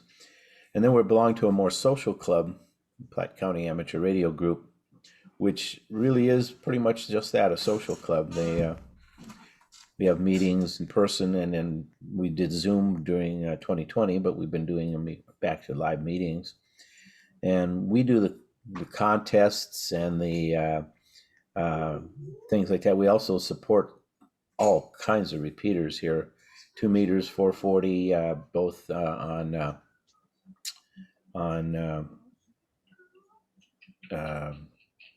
Fusion and on regular RF. And then we also have some DMR, and we have WinLink and all kinds of stuff. And that's what the social club, not the Aries club. The Aries club takes advantage of them, and I've always thought, yeah, we're sort of one of these kind of mixed clubs, where everybody kind of meshes together. Half the members of this club are members of that one, and so it works out pretty well. It's a good synergy between the two groups. Yeah, ours has certainly has a group that's really excited about Aries and races, and they've got some people who love working the public service events. Then we've got a small repeater group, which I would probably have more affinity with than any of the others, because it's just doing technical stuff, which I enjoy. But just very different personalities in the group, and I just different personalities and different politics, and they're really not my people. So I help out where I can, and but don't really get too involved with them. There's a lot of clubs in the Kansas City area. I came out of Minnesota, and I used to think that, boy, that was the place to be a ham operator in. A club I started back there in the early 70s, the 2 meter club, Twin City Repeater Clubs, still in operation today, still going strong. We went to a Dayton Ham Fest, Deb and I, probably 5 years ago now, something like that. And I walked into a forum, and we're sitting down and behind a bunch of other guys, and they're talking about their radio club, and then they happened to mention it was the TCRC, and I said, no kidding. So I tapped the guy on the shoulder, and I says, so you're with the Twin City Repeater Club? Yeah, I'm the president, he says. He says, well, this out of Florida. Yeah, he says, I was the first president. I started the club. So Deb took a picture of the two of us, that kind of thing. But that's cute. They didn't seem overly impressed, but hey, It's funny. We got a lot of folks in our area who love to do contesting and stuff like that, or special events, but not many people get on the repeaters. So we've got in this area, 5 or 6 repeaters, and it's practically a repeater per person. You get on the air and you call out, and 90% of the time, if I hop in my car and ID while I'm driving, nobody answers. There's nobody around. Yeah, it's kind of funny in a way. I think you see that comment coming out of a lot of places all over the country. Really, they're all saying that there's not enough people on 2 meters. There's not enough people on the repeaters. We spend all this money for a repeater, and it only gets used a couple hours a night or something for a net. And I don't know what to expect. I mean, I've been doing this since the 70s, and the repeaters back then didn't have any significant more traffic than we do today. And the only difference might have been the auto patch. In those days we had auto patch, and So you did get somebody talking to their wife about something. It was always kind of fun. But what are you supposed to get on there and just chit chat about? People do that. But we have a Find Waldo net here. A Find Waldo, they call it. It starts at about 4 and it runs starts at 4:30, I think, and it runs till like 6 or 5:30. And it's just for traffic, just to pass the traffic along. A lot of people check in and that's all they do is check in. Some people check in and say, "Oh, I'm going to stand still at wherever." And, so somebody, "Oh, I'm going to avoid that." So that's kind of interesting. It's kind of interesting to listen to that. But as far as our repeaters, we've got a couple of rag chewers in the area who like to just get on, but nowadays I think most of the rag chewers just get on like 80 meters and go there. There's just not that many rag chewers on the repeaters anymore. And so yeah, frequently if my wife and I are both out and driving and going different places, we'll be talking to each other on the repeater. We probably talk to each other on the repeater when we're in 2 different cars more than we talk to anybody else. Yeah, we did that too, but since we've retired, Deb's car sort of has a tendency to sit there and not do anything anymore. So, yeah, well, we're getting that way too because I work from home now since since the pandemic. Being an IT guy, they sent us home to work, which is fine. And the IT organization decided, we're kind of wasting money on offices for you guys, so they just left us remote. We'll have little footprints back at campus if we want to go in, but I'm work from home permanently now. So there's days of the week I never step out of the house. And I'm grateful we bought our new house just before the pandemic because our other house is tiny, it wouldn't have worked. So we own 2 cars, and one of the cars I had to jumpstart twice because we hadn't started it in over a month and a half and battery died. Yeah, that's exactly what we did. Deb's car sat there for almost all of 2020, and I had to put a charger on it, let the battery charge up before it would even start, and then we drove it around a little bit to keep it running. And same exact thing. We've both been working from home since. I don't know. We've been working from home for several years, actually. I worked for the airline for 33 years as a programmer, and then left them in 2005. And ever since then, I've been doing contract work. I had been doing contract work. And my last 3 or 4 gigs were all from home. I never had to leave home to do them. So I really like that, too. Oh, it looks like we finally have a launch in Idaho. I don't know if that's one of our folks or not. Paul, what's it called? K6SGC. K6SGC. I don't know who that is. K6SGC. K6SGC. Emily Smith. Las Vegas, Nevada, it says is the Well, that's interesting because it's launching out of Idaho. K6SGC. Huh? Kilo 6, Sierra Golf Charlie. Let me see if I can.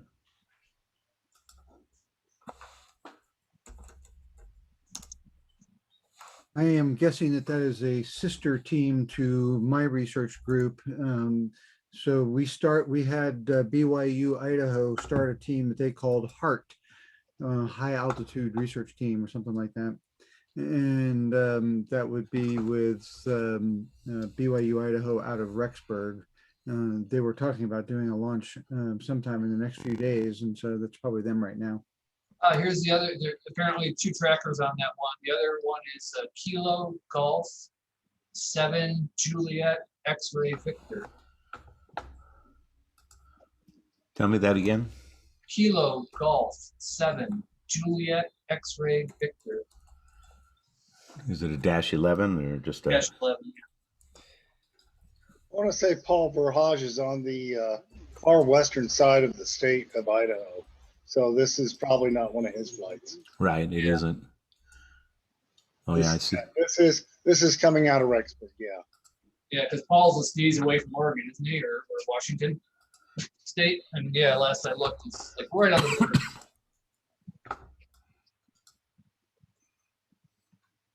Looks like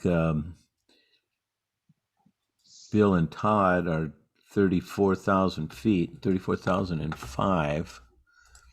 And the two out there in the other part of the world's at 33.7 already. Wow. They're going up fast if they've just launched. I don't know. I'm not looking at the history though, so I don't know what they did. Yeah, the WBA EOK-1 looks like it's taking a turn, heading back west. Well, that's what was expected. Yep. Be interesting to see how high it gets. I think it's going to get probably around 50, 60,000. And then float. That would be cool if you got a floater at 60,000 and That'd be amazing. wrapped in a sheet, in a bed sheet. Also be interesting to see where it goes, because this time of the year at 60,000 feet, the winds are blowing westward. So it'd be a weird floater to see it go in the opposite direction. That's true enough. But yeah, it does look like it's already turned. Well, one of the things that kind of surprised me that they did this was while they did it with an ozone sonde, because I would think that they would want to get that back. And if it turns into a 2 or 3 day floater, they're going to be kind of hurting to get it back. This is just an IMET. There's no ozone sonde attached to it. Oh, there isn't? Oh, I'm sorry. I got confused. The ozone sondes these are the ozone sondes. So we tape an IMET to the side. We have a lot in stock. $1 million inventory right there, right?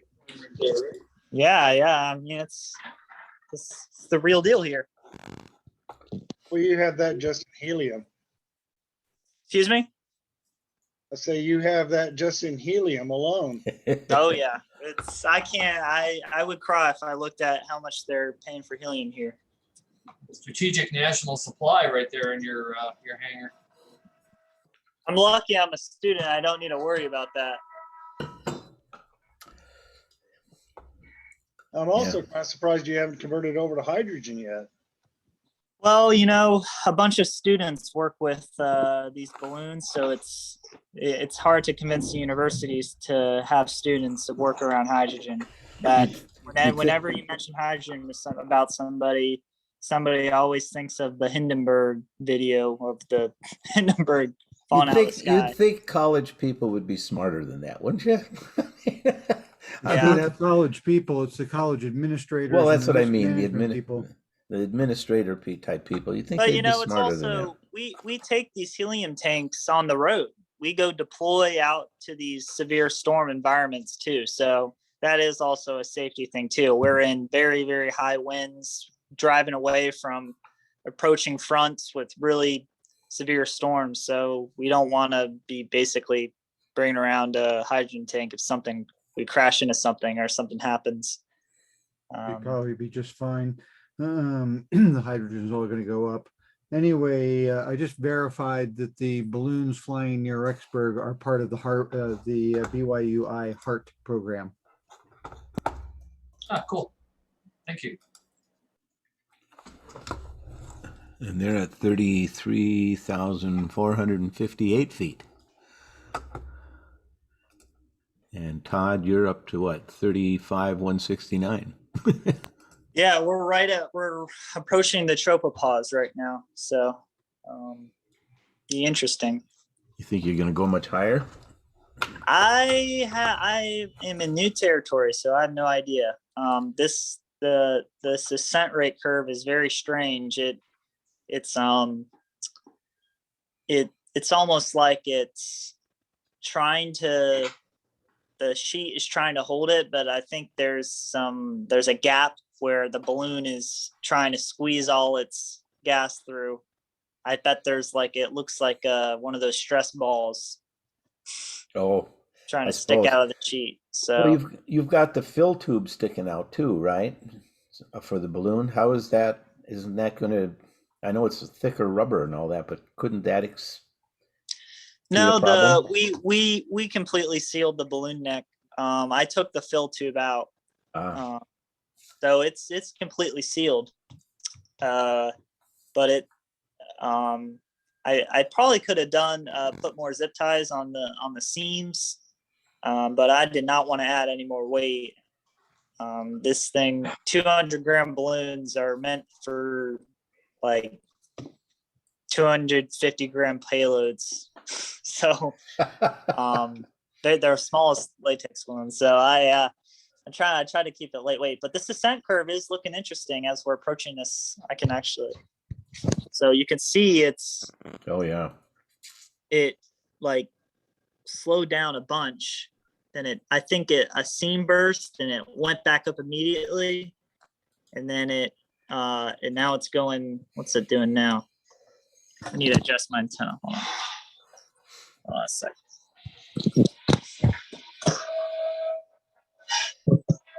I think next time you got to try it with a 1,500-gram balloon. So.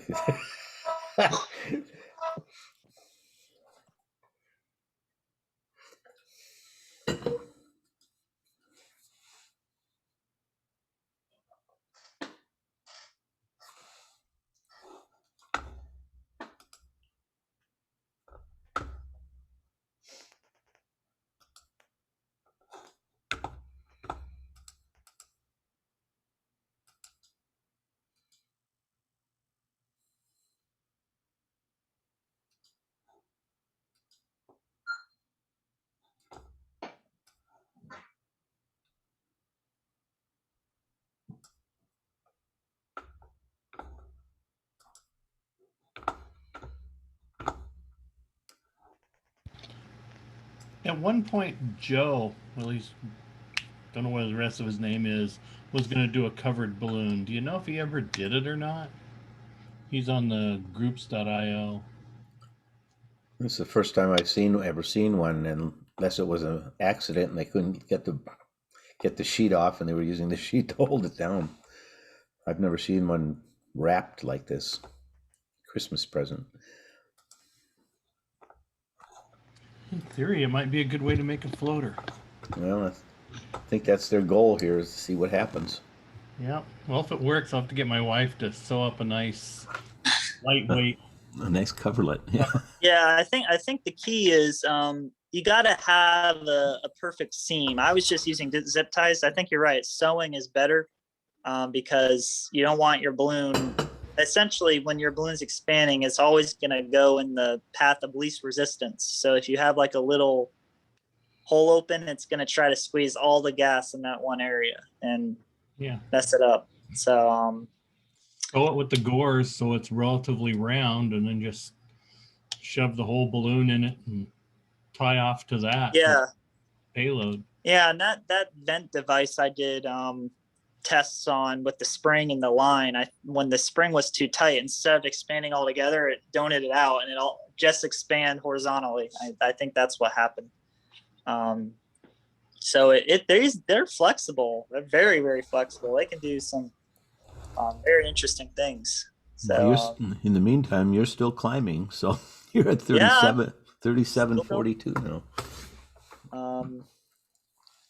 I had a lot of, I think on one side there was a lot of slack. So it might be filling that up if this seam is still, I'm very interested to see what this looks like if I can recover this. Hopefully I can turn on my balloon magnet and it comes back to me. Don't have to go very far.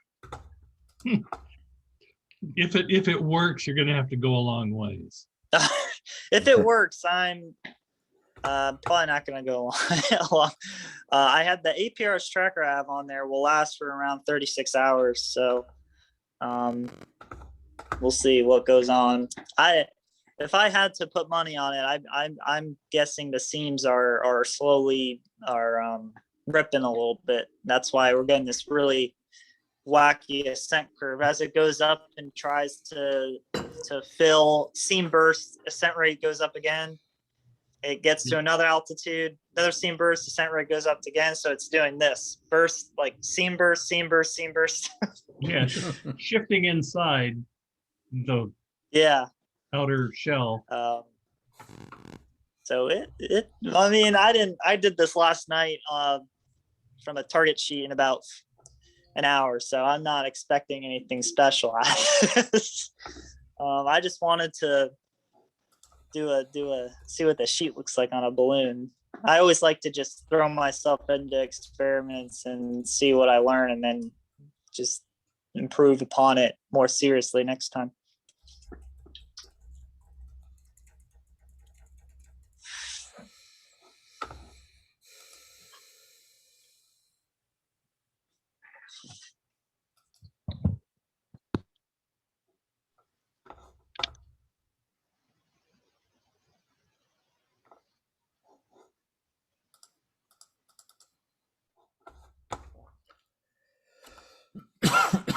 Excuse me. Wish I could run away like that. I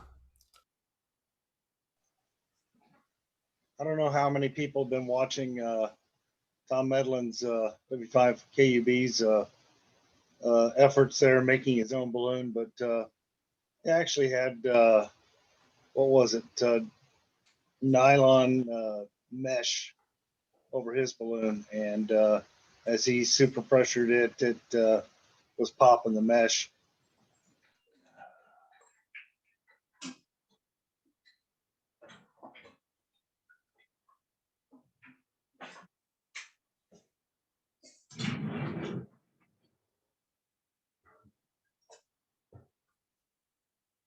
Were they flying a latex balloon or a Mylar? Was he trying?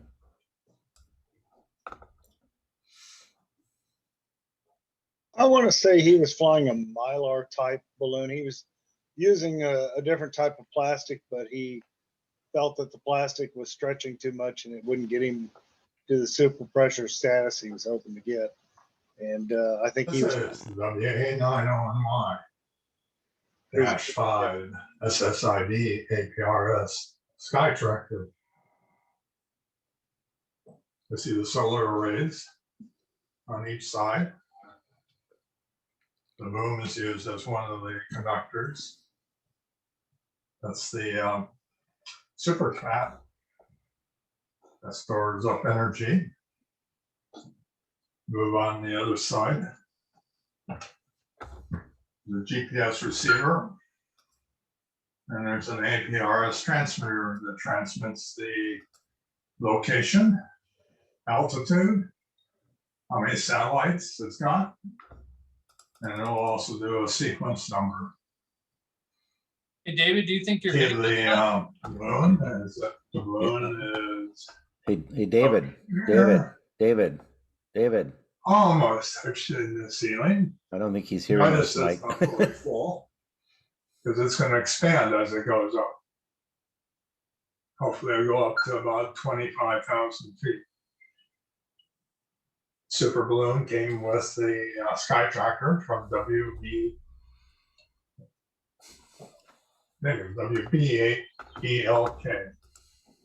David? Go ahead and there's the. I think he's doing a presentation to somebody who didn't know his microphone was on. I just muted him. Yeah, I think he's doing a good presentation, but Wonderful, just not to us. yeah. So our Las Vegas launch is up at, or wherever it came from, is up at 50,000 something, and 39,244 for the TPG one. Let's see what Bill's reporting is at. 38,343.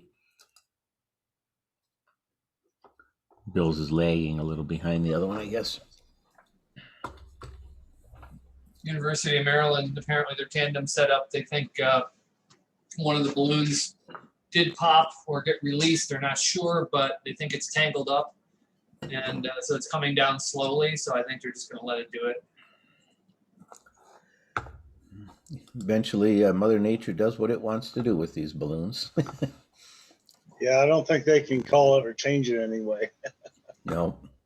He says he's pretty sure that one of them is cut away, but the lines probably got tangled, so it didn't go away, which I could believe.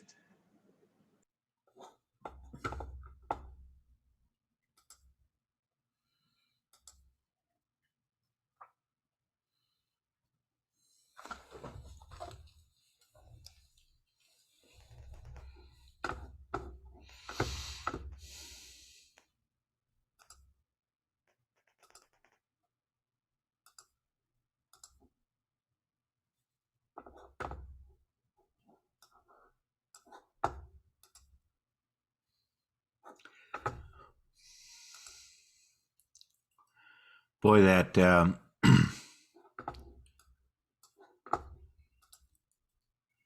that TPG and Bill's balloon thing is turning on itself. Boy, it made a sharp curve.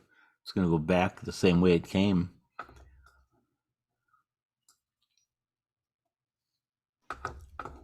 Just what I like. Don't have to drive very far. Yeah, you may be able to step out and pick it up as it lands. You don't know that yet. No, Yeah. I haven't. Well, Is it still going up or is it descending? it's still going it's up. still going up, but I also I didn't put a parachute on this because we are not really flying any heavy stuff, and this sheet's going to act as its own parachute. So I don't know what the descent rate's going to be. You didn't leave the bottom open though of the sheet, so it's going to have a lot of rubber sticking inside of an envelope. The surface area of the sheet itself will be It'll its slow it terminal down. velocity will not be very high. I've flown the biggest balloon I've ever flown was a 4,000 gram latex balloon. Wow. And we didn't even put a parachute on it because when it burst, there was so much latex it acted as its own air brake, and it basically same descent as a normal parachute on a big balloon like that. Yeah, given how light your tracker is, the sheet weighs considerably more than the payload. Yeah, it's probably the sheet gonna hit the ground first. Yeah. I don't know. 40,000 feet now. Wow. Might do another launch like this on we're doing another with the Space Harbor Club. They're doing like a little outreach launch on Tuesday. And they're gonna fly one of their stabilization payloads, I think. So I might do while they're here, while I'm here helping them out, I might sew a better sheet. We'll see. I gotta pull out a sewing machine that I don't have. Tuesday is my birthday, so why don't you put my call sign in it? No. Never know.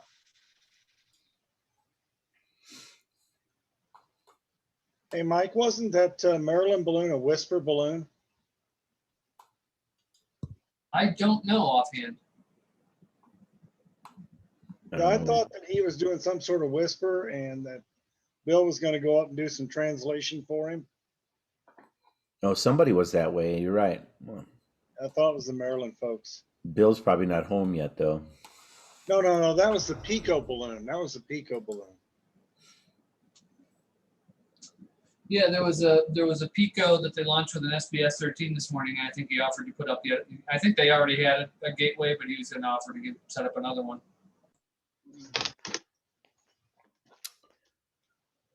That was the W3EAX. No. N4CES. I only copied like 3 or 4 call signs. Yeah, NC4ES I think was the one that they were talking about.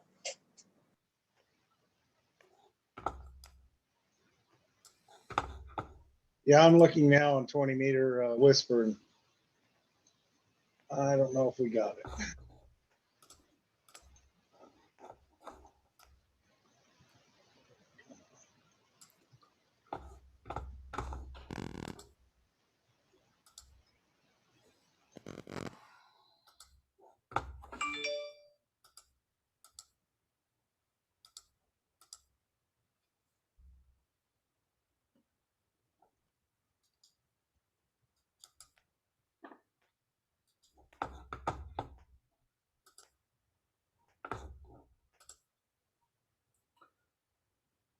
Yeah, I'm just not seeing it.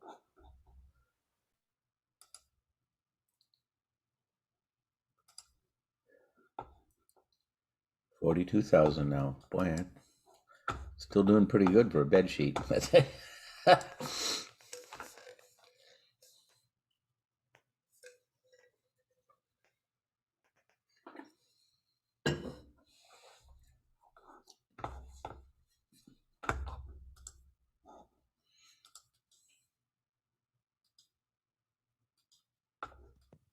Our ascent rate's dropping pretty quick. Let's see if it will keep dropping. What is your ascent rate currently? We're at 1.7 meters per second. See these curve. It's kind of strange. It is pretty funny. Waiting. I'm waiting. I really want it to just drop and not go back up. It's oscillating a lot. 42.5 now. What did you say the predicted altitude would be if you didn't even have the sheet on there? I think it's between 19 and 20 kilometers. Oh, 19, 20 kilometers. Okay. Yeah.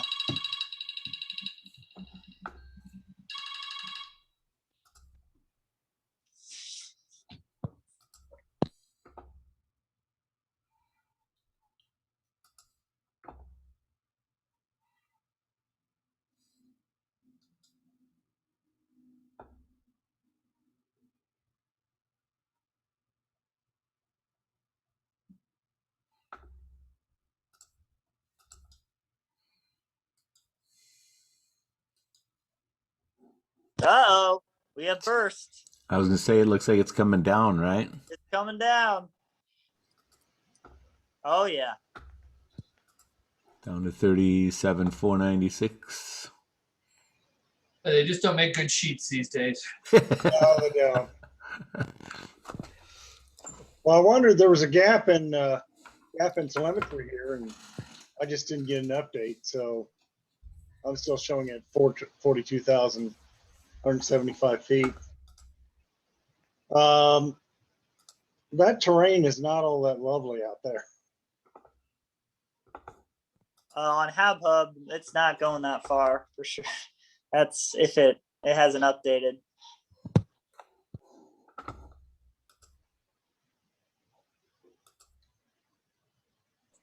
Gotta go get it, man. This is for science. You think that'll work? So Todd, are you going to chase this, or is somebody else going to chase it? I'll probably go get it. It's gonna land pretty close.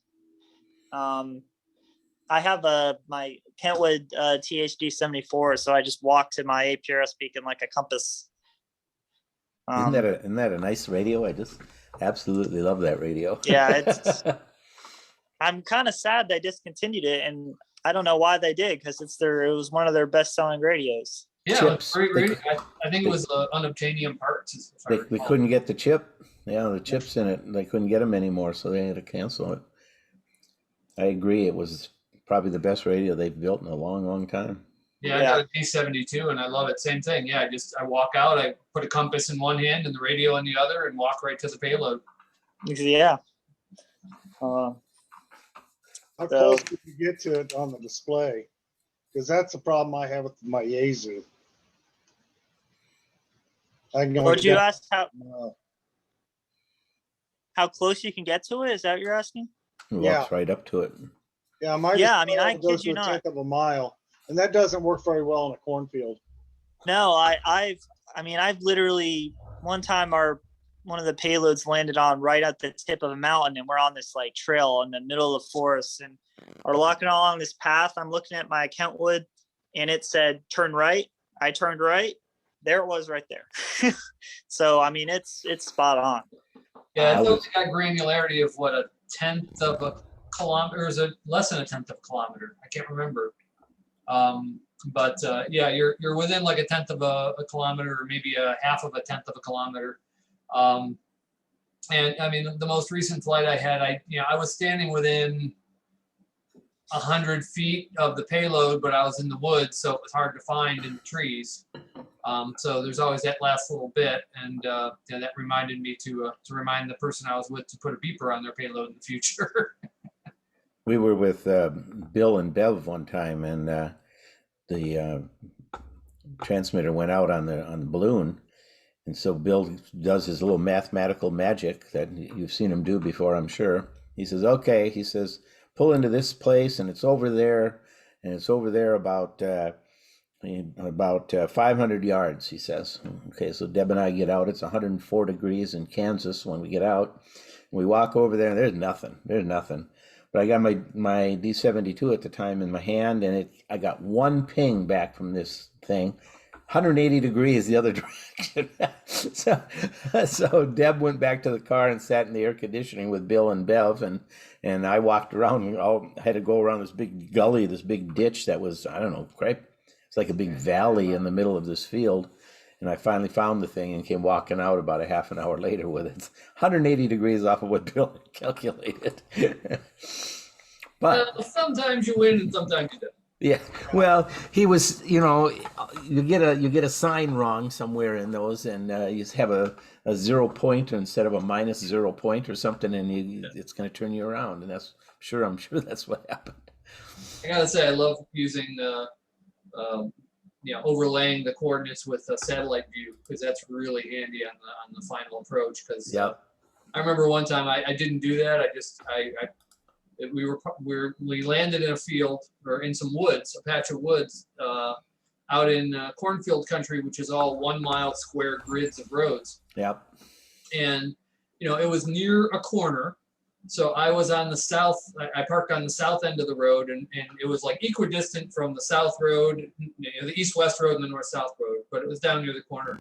So it's like, I can either park here and walk 1/10 of a mile west, or I can park here and walk 1/10 of a mile north. So I parked and I walked 1/10 of a mile north through a swamp and a pond. And literally at one point I'm going through the water, and it's like 200 feet away, and it's just over there. So I'm literally like holding my radio and my wallet over my head as I'm wading through waist-high stream to get to the other side. And I get there and I see my buddies walk up bone dry. They had parked up the north-south road, and it was completely flat, nothing there. And then I brought up satellite view and saw, oh yeah, I walked right through the marsh, and they had dry water. That sounds like the St. Louis. That sounds like the St. Louis GPSL, and we had the same scenario going. They beat me to it, and I got there like 5 minutes before they did, or 5 or 10 minutes before they did, and they beat me to it because I'm wading through the swamp, and at least I don't have to worry about alligators around here. But all right, I'm gonna go look for this thing. So all right, see how it goes. All right.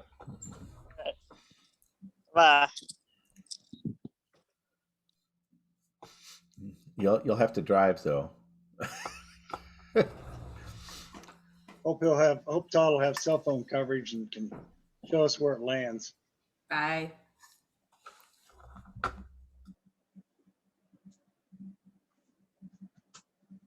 Y'all as armchair quarterbacks at home are curious, right?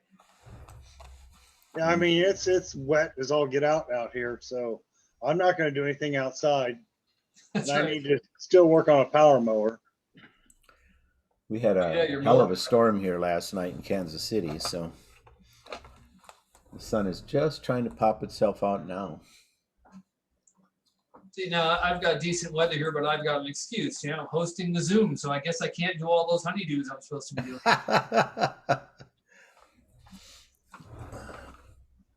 It's okay. My wife's getting me back. She went to an auction. God knows what she's going to come back with. Deb's just going for a walk before it gets to be 100 degrees out here today. That balloon's falling pretty fast, though. It's down to 23,000 already. Well, that Maryland balloon is definitely coming down, but it's coming down slowly. It's been, let's see, it's at 50,000 feet.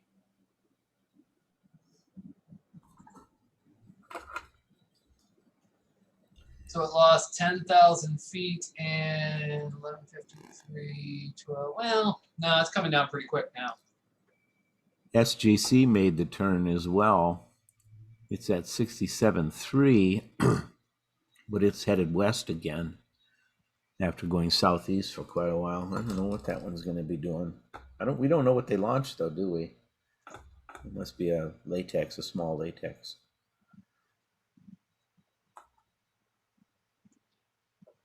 Oh yeah, and Marilyn said they're about to cut the second balloon away. I think they're in a good location to recover. So they want to cut it away before it gets too far away from you.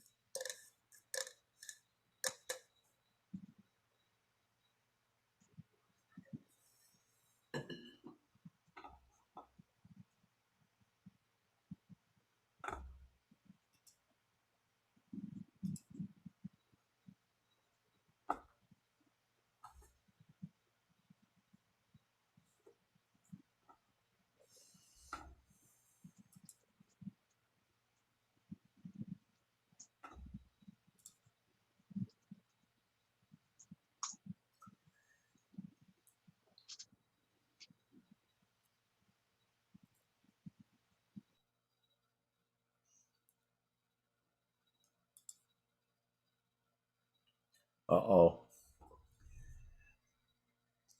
Looks like the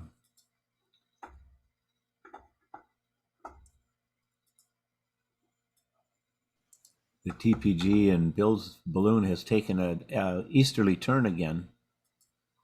Yeah, that's kind of expected. I guess, yeah, because of the winds. But that's going to make his chase a little bit longer. I don't think it's going to be quite as fun to find as he thinks it is. No, it's going to land in some rough area. I mean, it's going to. Well, you know, you're going to end up in a rough area when you see places that are called gap. Have the word gap in them.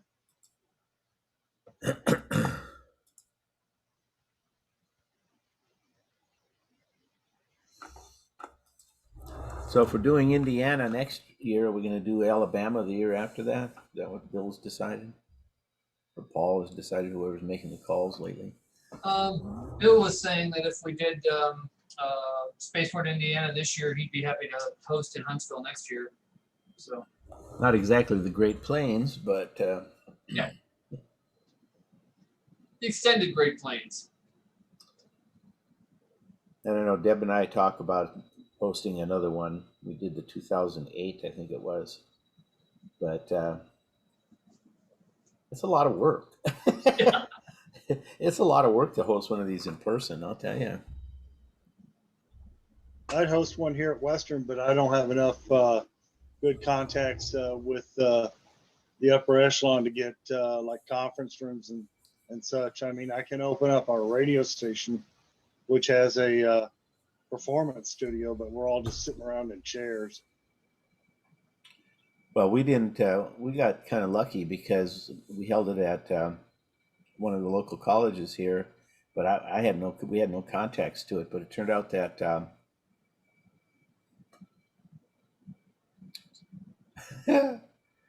what's his name out in Indiana did have contacts, and he kind of set up it with a physics department. We had that really nice stadium seating and all that. It was very, very nice. Yeah. A beautiful lunch, incredible lunch they had for us that year. Yeah, I'd offer to host, but I'm less Great Plains than Bill is, so. Well, I think everybody would like location to launch balloons from too. So.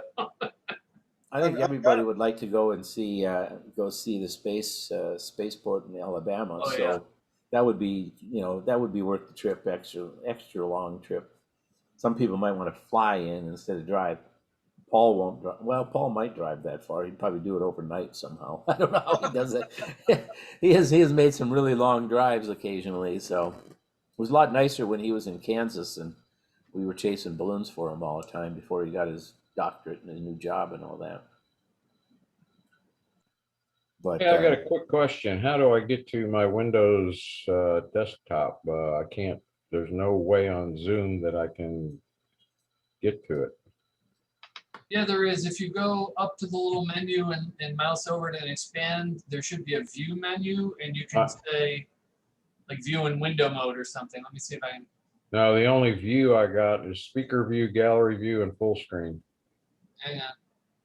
Click out of full screen and it should show up behind you. I'm in gallery view. That's the wrong view menu. Hang on. I don't know how to spell Windows. I don't spell. Of course, I'm in host view right now. I'm the host, so it's a little. Yeah. Hang on. I ran into this before and I can't remember what the hell the shortcut is.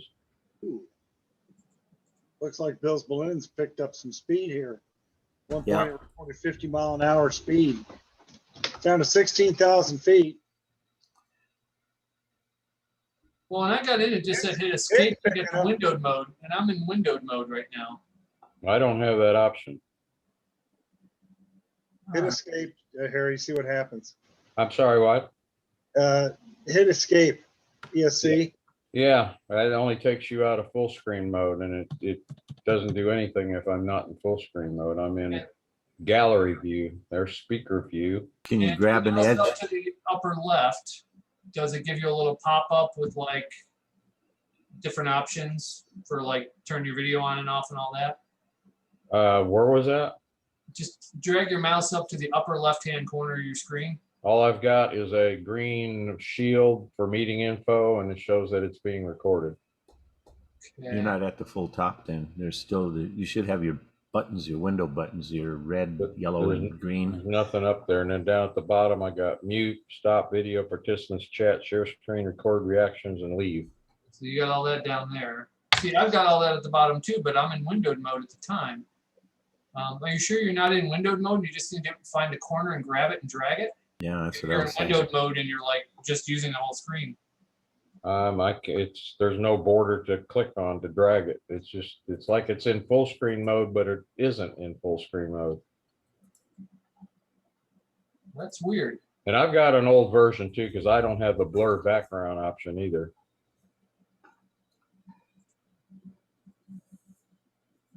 Well, Harry, we've talked about this in the past. Get a Mac. I don't have any problems like this. I don't know. Hi, Harry, Bruce here. If you just hit the Windows M, will minimize everything, so you can whatever's running will go into the background. You'll have the desktop. Got it. Knew somebody had to know how to do that. Then you have to find everything. Thanks, Bruce. Now all I gotta do is figure out how to get back to, I guess it's down on my taskbar. Yeah, it's down at that. Nope. Yeah, okay. Yeah, there it is. Okay. I'm trying to set up a Mobius dash cam, and I don't know that it actually brought up. Usually it brings up the Mobius interface when I plug the camera in, but it didn't do that. Let's see. Mobius. Well, let's see. Bill's down to 11,000 feet. How high are the mountains or whatever they are that you have over there in Alabama?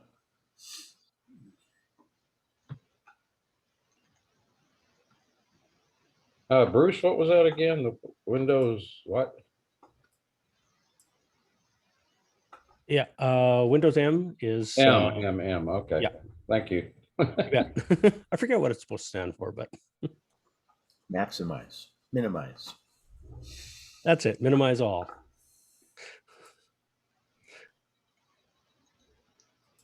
Just ask the Mac guy.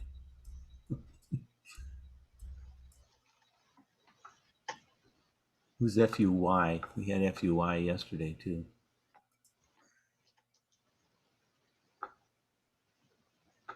Should have written down who that was. Yeah, you got it. Hey guys, John, KC0L. Good morning. I see Harry back there too. Morning. Yeah, I'm on with Marty at his place. That explains why I was confused. Saw his name popping up as you were talking. Love your glasses.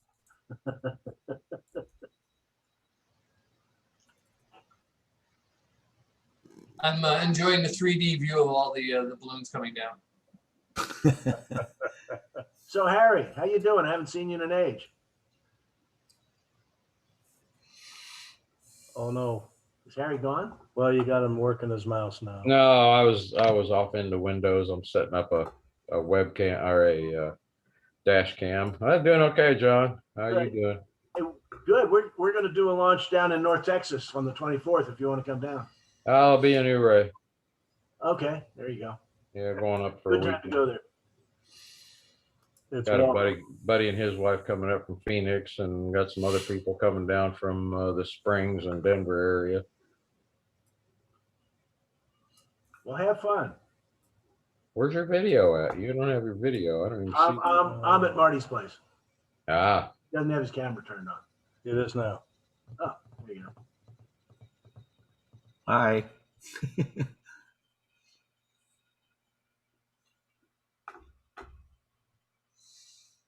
Let's go find Harry. Or Let me see if I can find it. Here, try one. yeah, he'll show up. There he is.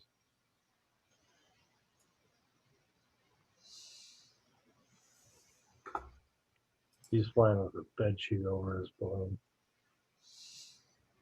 Yeah, he's on the way down. They're down to 7,500 feet. What's he got? 75. Let's see. I think 5,900 feet or 6. Well, give it 6,000.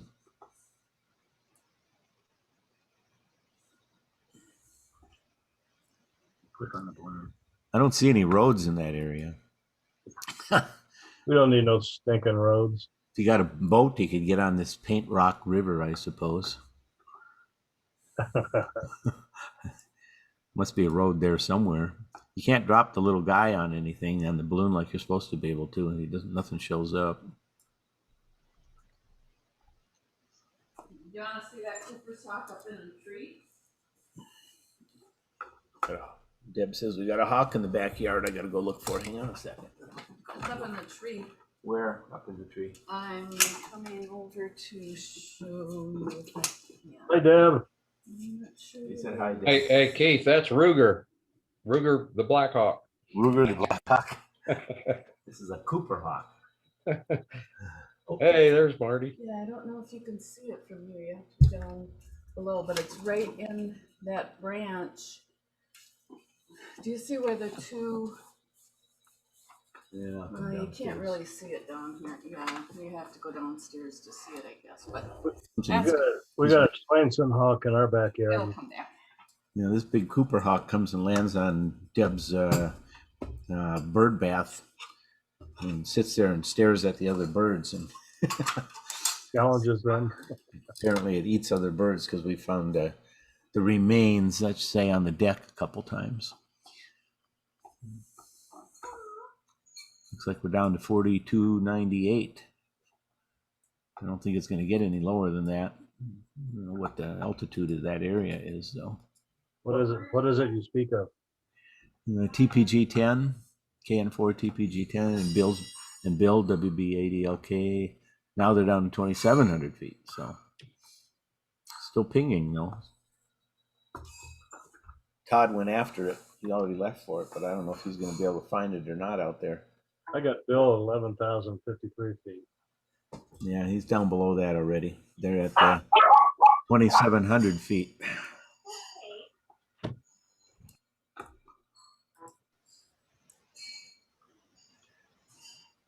Yeah, HabHub is not showing the correct altitude at the point. I think they lost it, and it's been lost in the mountain.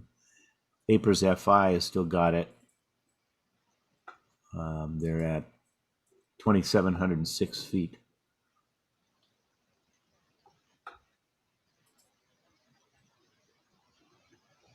One out of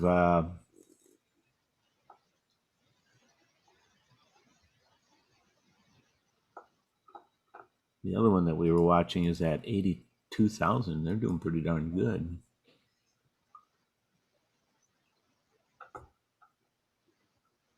North of Idaho Falls. I can refresh my screen. Yeah, KN4 TPG-10 is sitting at 2,706 feet. Probably going to stay there.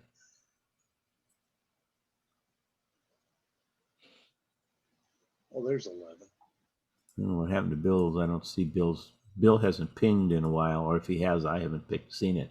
You're right, though. His was showing at 11,053 feet last time it pinged, or was picked up anyway. TPG is, yep. I suspect that TPG is staying right where it's at.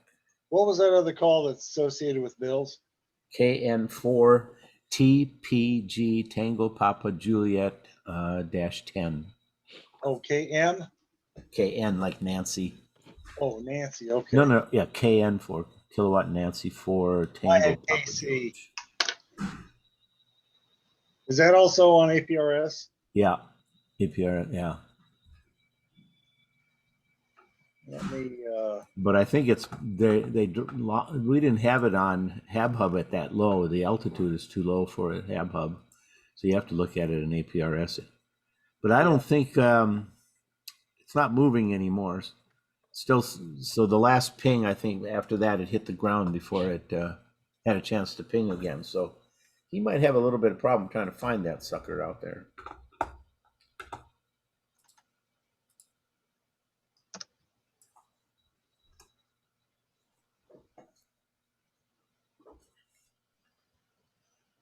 Okay, because I don't show any update from KN4 TPG 11. No, 10. Oh, 10? Oh, I'm 10. sorry. Let me do this again. Maybe I said 11. I don't think so, but maybe. I probably put 11 in there because I'm doing Bill and this other call sign, and he was 11, or Bill was 1. Oh, I had 11 on before. KN.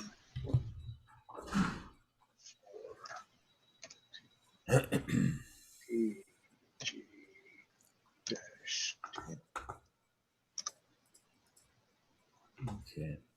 Okay, yeah, I see where it's updated here. Yeah, it looks like he's.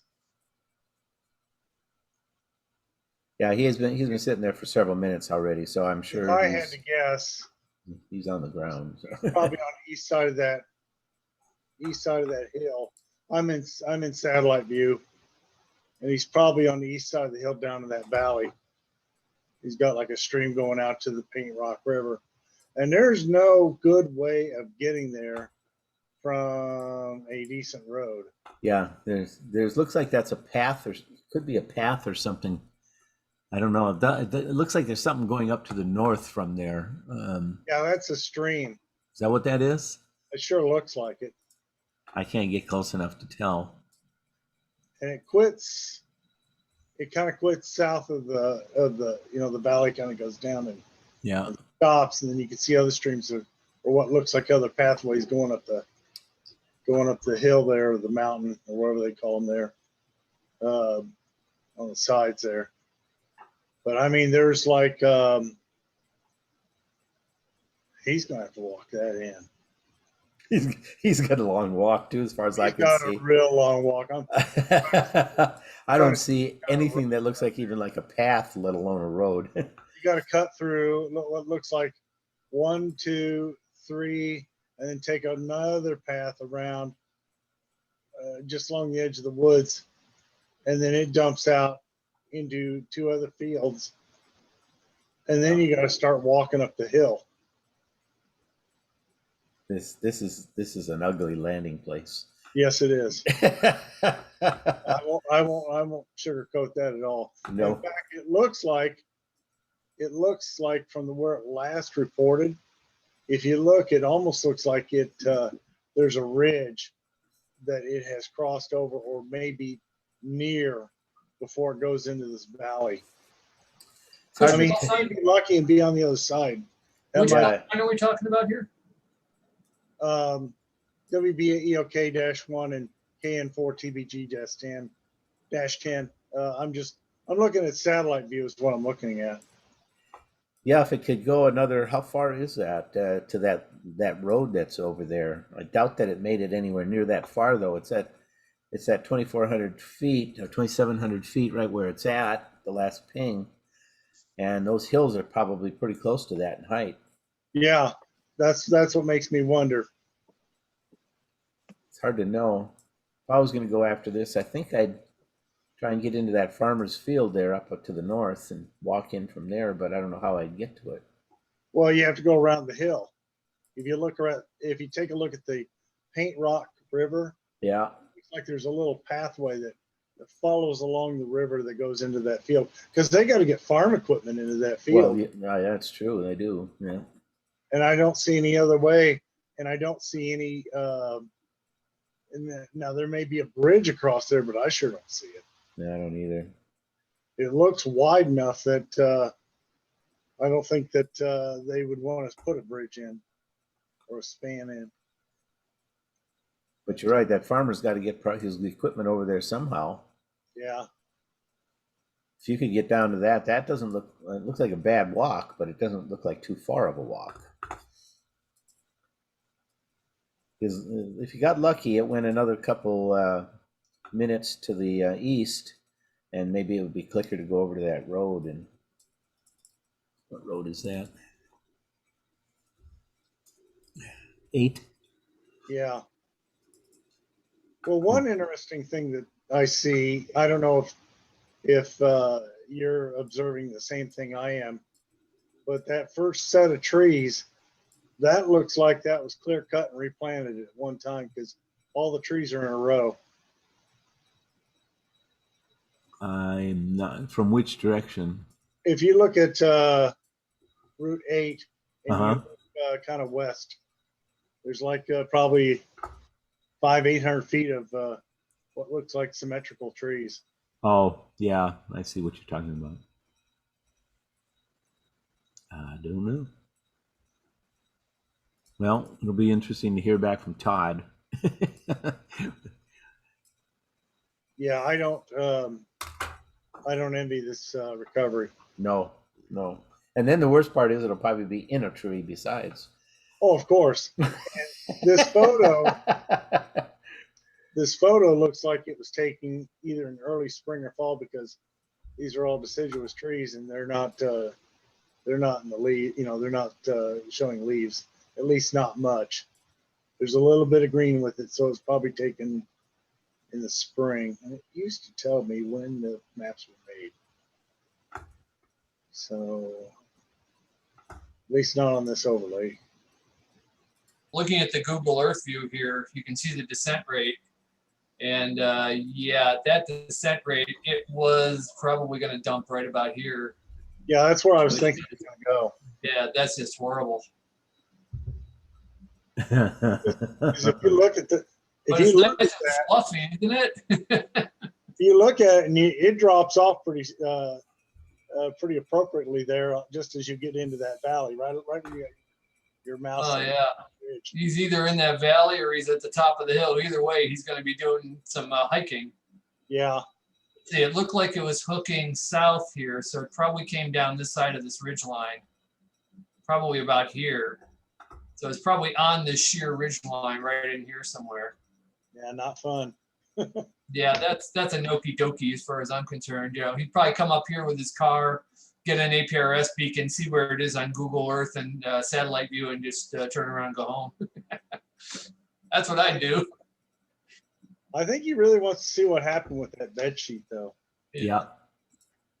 Yeah, he's pretty inclined to want to go get this thing. So as long as he doesn't see too many wisps of smoke coming up from those hills there, he may decline to just kind of stay where he's at, because you don't want to come up on somebody's activity there, so to speak. Oh, it looks like the Maryland folks got lucky with their landing. Oh, yeah. Go to satellite on that. Oh, yeah. They're in an open field, it looks like. Yeah, it looked like they hooked south and just landed down in here somewhere. Looks like these last beacons are at 1,000 feet elevation, but still, I mean, yeah, they're down in here. I can't imagine. Or if they have my luck, they made it just to the edge and landed in a tree right here. But, that would be neat. Stony Run Lane. It's not too far off that. Back on KN4TPG-10, Google Earth shows the elevation at that location as 965 feet. So that last beacon was at 2,700 feet. So maybe it did move a little bit more to the east. Wow. I'm surprised that's all the height it is. I'm at 960 and I'm way away from there, but huh.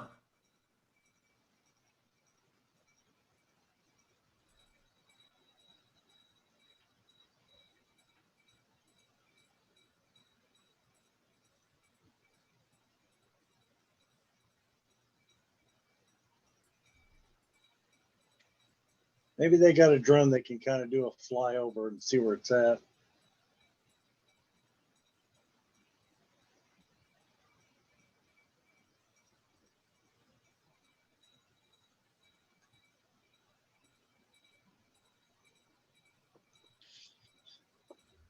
Oh, wow.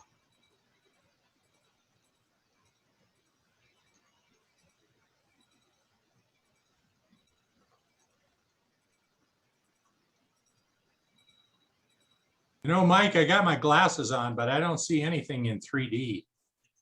It's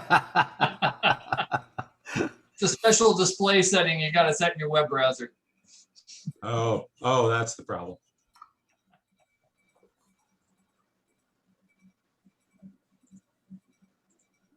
Yeah, here's the Maryland guys in Google Earth, and yeah, they were coming down pretty fast and hard here. So yeah, I think they're just like going to plant right here in this field beside the road. Yeah. You look at these beacons; they're just zoomed right down. Yeah, so that should be world's easiest recovery right there. Yeah, maybe they got entangled.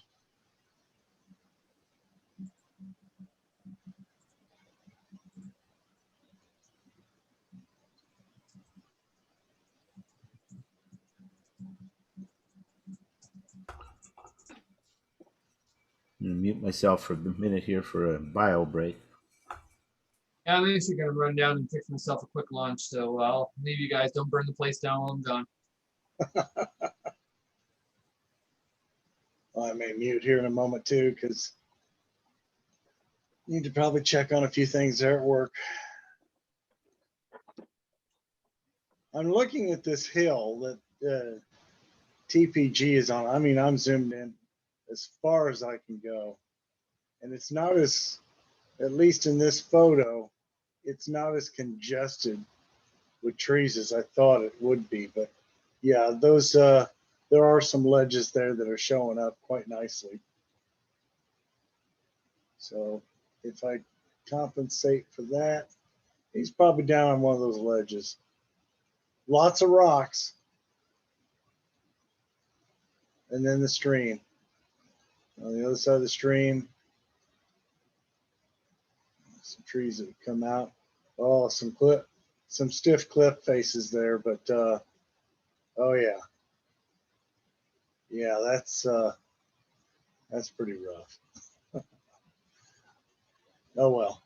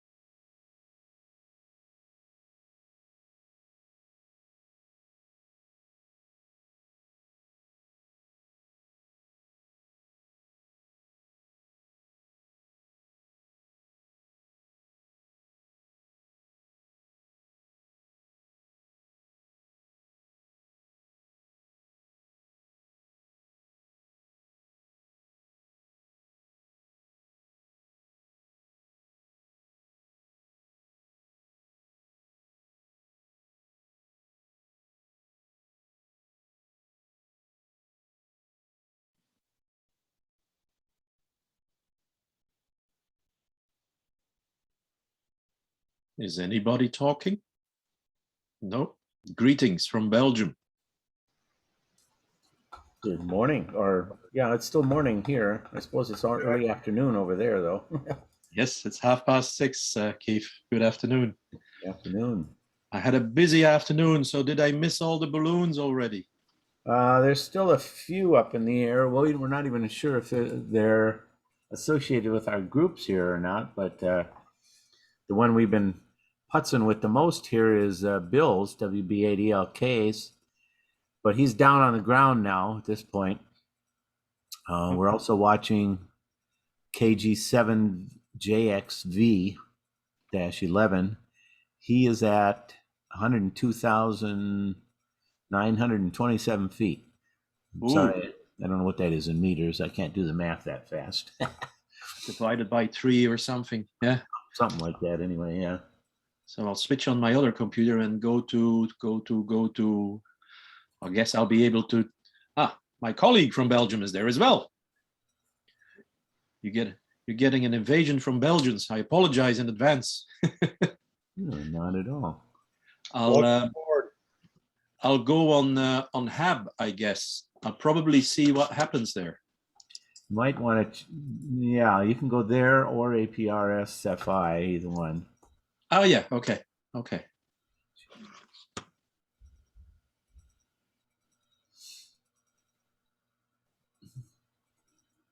I put both you guys in our log.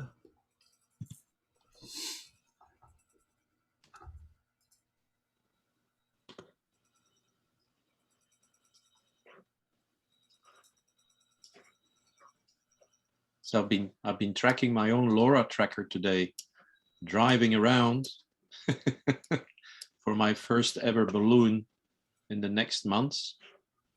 And yes, it did track about 30 kilometers in a suburban area with 100 milliwatts. So that's promising.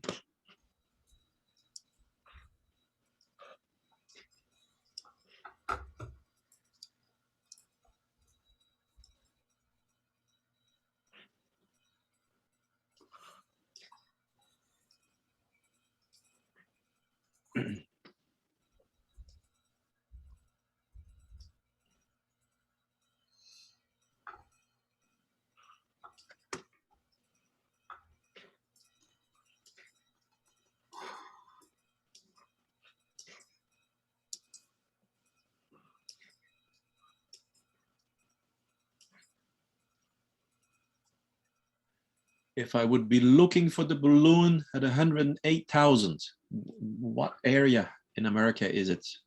Are you on APRS-FI or are you on HabHub? I'm at APRS. I guess I could type it in the call sign. It's kilowatt George 7. Yes. JXV Juliet X-ray Victor -11. Okay. That's the one at 106,621 feet at the moment.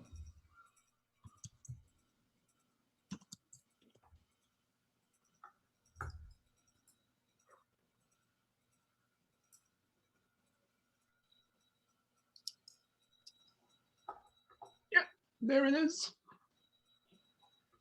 Mike is following a couple others, but just about everybody's on their way down if they're not down already. 107,218 feet. Nice.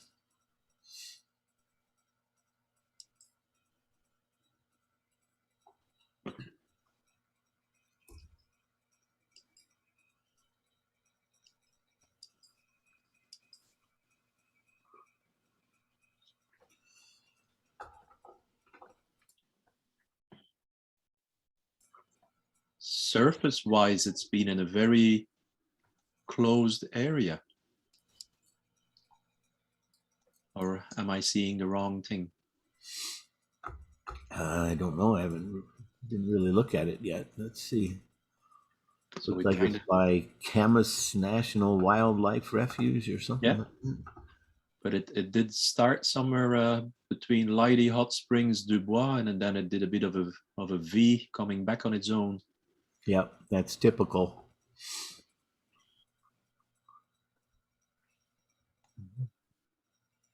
Well, looks like it have lost some altitude there. Now it's down to 106 again. I see meters. So 32,353 meters I see. Oh, okay. Yes. I I can can show telemetry. Oh yeah, look at that. You get all kinds of graphs.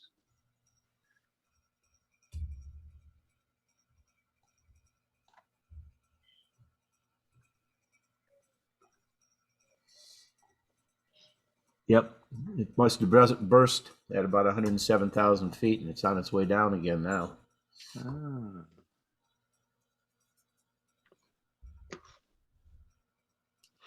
So would that have been a Pico balloon or an SBS 13? Oh no, that's a latex, I'm sure. Oh, that's a latex one.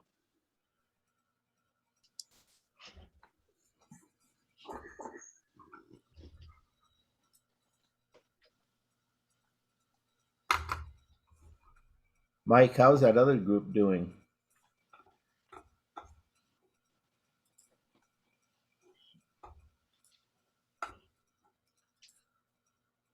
I think Mike's away right now getting some food. Okay.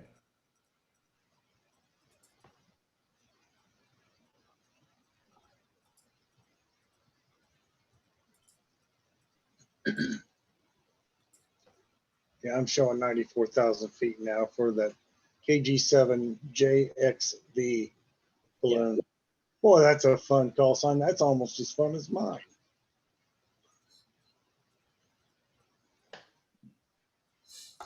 Yeah, at that altitude, he had to have been a latex balloon.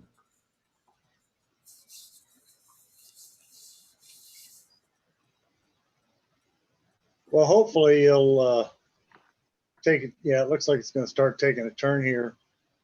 And maybe he'll get back out over that farmland area. Yeah, he's in that circle of trees now.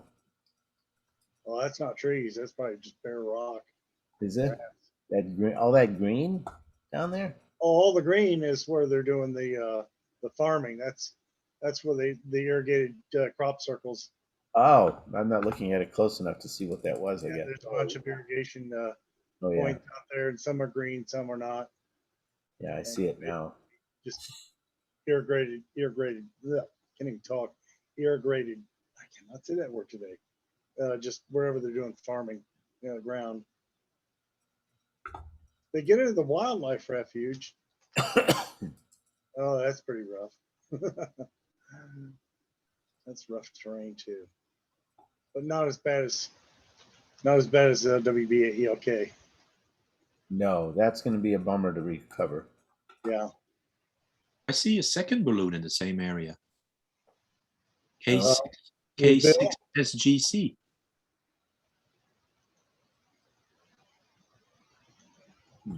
What's the call on it again? Kilo 6, Sierra Golf Charlie.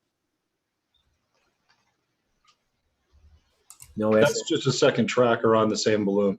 Yeah. Oh, okay. Because that would have been coincidence, yeah. Yes, indeed, yes, he just joined the...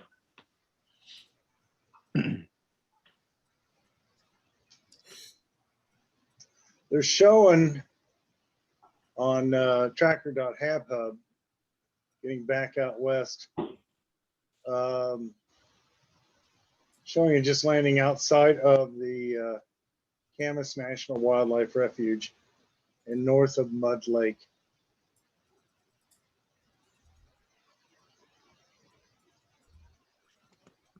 So this one.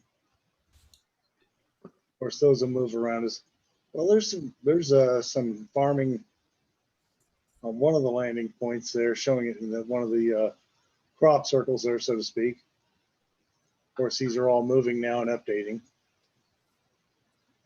And they're moving off to the east.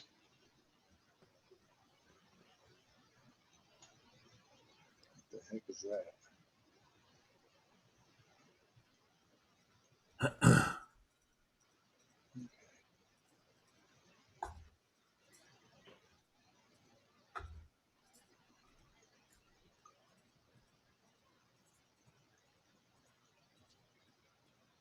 Oh, this is fascinating. This is the first time I'm doing this, guys, and I'm just watching what happens on the screen here.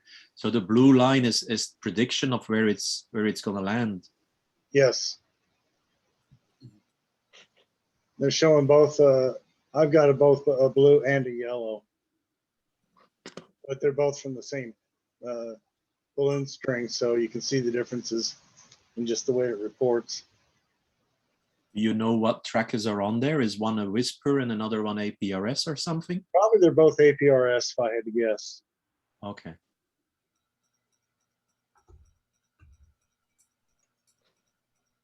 Yeah, I can see how it goes. Different directions. Must be fun trying to chase that in a car. Zigzag.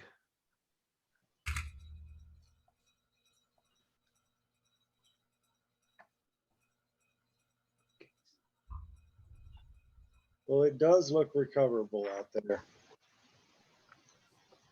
Although not. Which one are we looking at now, Mark? I just got back. We're looking at the KG7 JXV balloon and its other payload, which is zoom in here. They're so close together.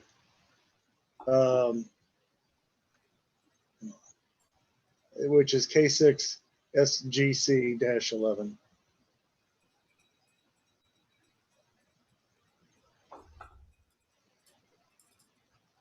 Since it seems to be the only one still up that we're kind of following along with.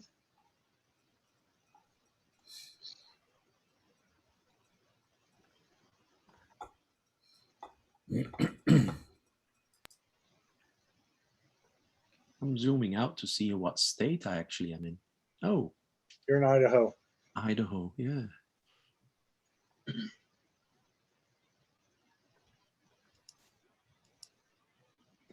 So I wonder what happened to Paul. How come he didn't load and launch something? I wonder.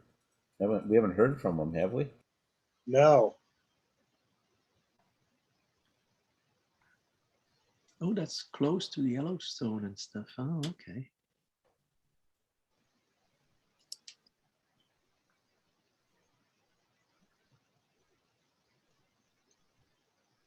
What was EOSS planning on originally launching? Was it a latex or a high pressure, or what do we do? What was he going to do? I'm not sure. But they said weather canceled them out. Yeah, I think that's the same weather that blew into here and gave us our storm here in Kansas City. Yeah, EOSS was going to launch a 1,500 gram balloon with a number of our payloads that needed flight qualification. Do you see me in 3D, Jim? Yes, I do. And the map behind you is in 3D also.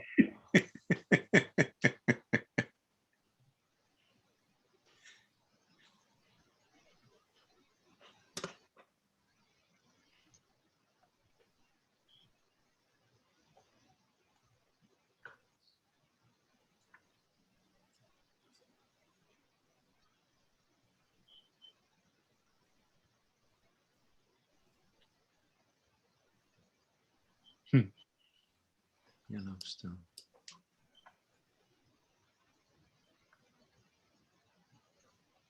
So I wonder if I'm on a website with 25 Americans. Who has been to Yellowstone? All of you guys? I have not. I've been there. You know, I have not actually. I've been there many times. I've been once. It's beautiful. So I've beautiful. been to the Grand Canyon, and that's about it out west. Oh, yeah. I've played the tourist. I've done a few of the parks there. Bryce and Monument Valley and Arches. And aren't they wonderful? Yeah, yeah. I really liked Arches myself. Oh, Arches. Oh, well, if you've done Arches, I don't want to take the frequency here, but I have a fear of heights. Uh-oh. So yes, to get to the final one, that last 100 meters on that kind of cliffy thing, which is only like a meter wide, just before you get to the height of the last one. Oh my God. I was sitting on my knees for, I'm not kidding you, for half an hour until 3 or 4 people kind of made a circle around me and then basically moved me up to the hill to actually see it. The same thing happened to come back down, but I saw it. Yeah, but it's beautiful. It's magic. All of them. There's so many of them. So beautiful.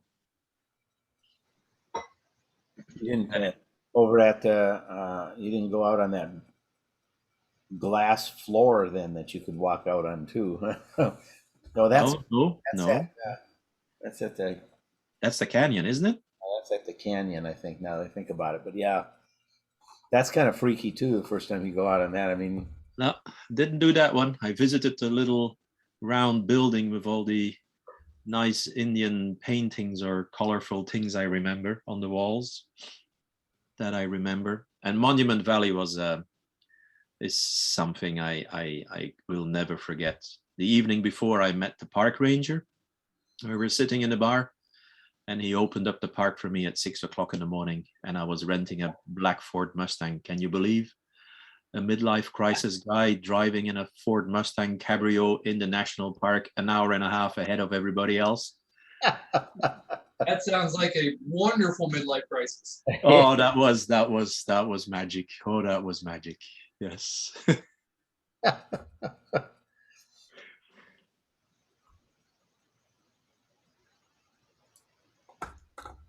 13,000 meters. Yes, it is coming down fast.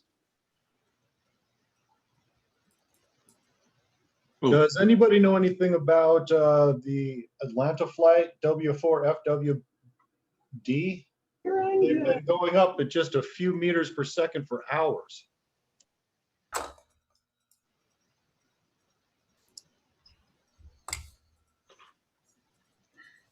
Is that the folks who launched the Pico this morning? I really have no idea. Nobody's mentioned it. Somebody mentioned the call sign once, so I pulled it up, but I've been watching it. It's like I said, nobody's mentioned it, so I don't know. That's why I was asking. It's pretty high up to be a Pico. It's pretty high up to be a Pico. It's at what, 66,345. That's Yeah, pretty. that's probably latex. Yeah, it's got to be a latex. Maybe it's a smaller one though. What's the call sign again? W4FWD, 4-wheel drive -11. They might need it. Probably will. Oh yeah. Oh yeah, they might need it. I've been to that part of Georgia. It's interesting. Last evening it was funny. Somebody recovered it in the south, but couldn't get to it in the tree because there was too many alligators. Thought that was kind of cute. Until you run into one. W4. Yes. 4-wheel drive. Yeah. That's funny. There's two of them. One which is 36 seconds old and one which is 199 days old. You want the newest one. The -11, yeah. Oh yeah, okay. The other one is 1. Yeah.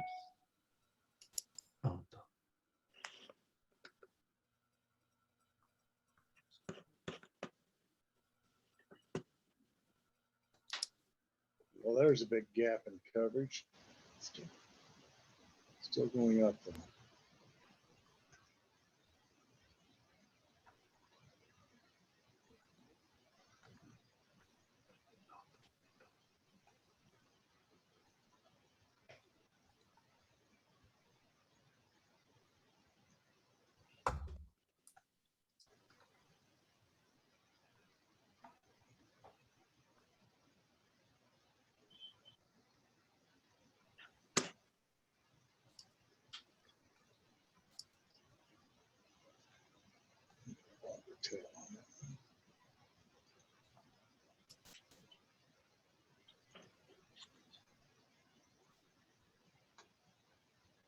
So that looks like W4FWD was launched northwest of Carrollton.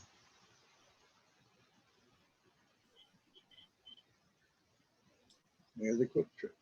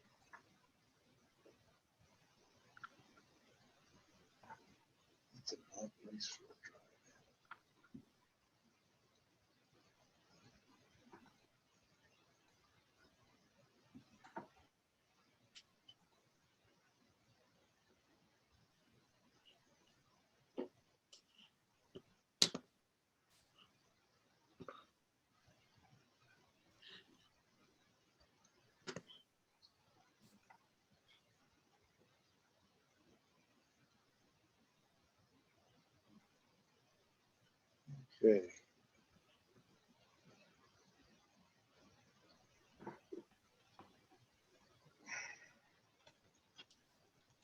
Let's see, I'll just tilt down. I have a snoring cat snoring away now.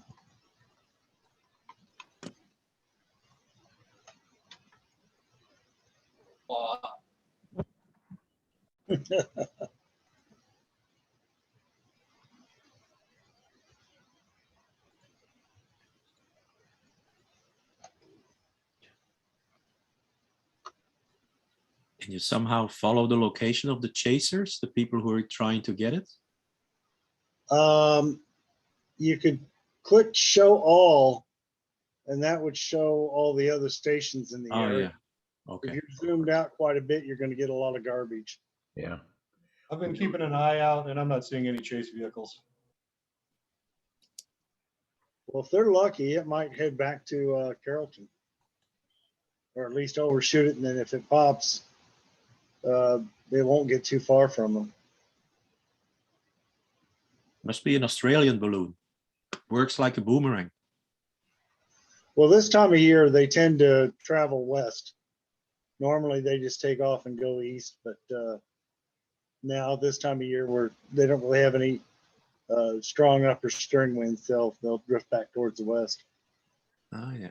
I'm sure there's a term for it, but I'm not meteorologically advanced enough to tell that, what that term would be.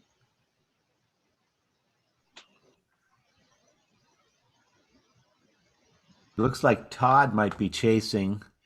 There's a vehicle out there, KN4 TPG. It's marked as his chase vehicle, balloon chase car. There's also a K4 UAH, I guess, that's in it. Well, I don't know, but that's what it's followed by. But that looks like it could be.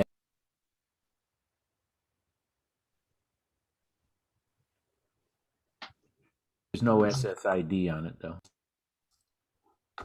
Just KN4 TPG.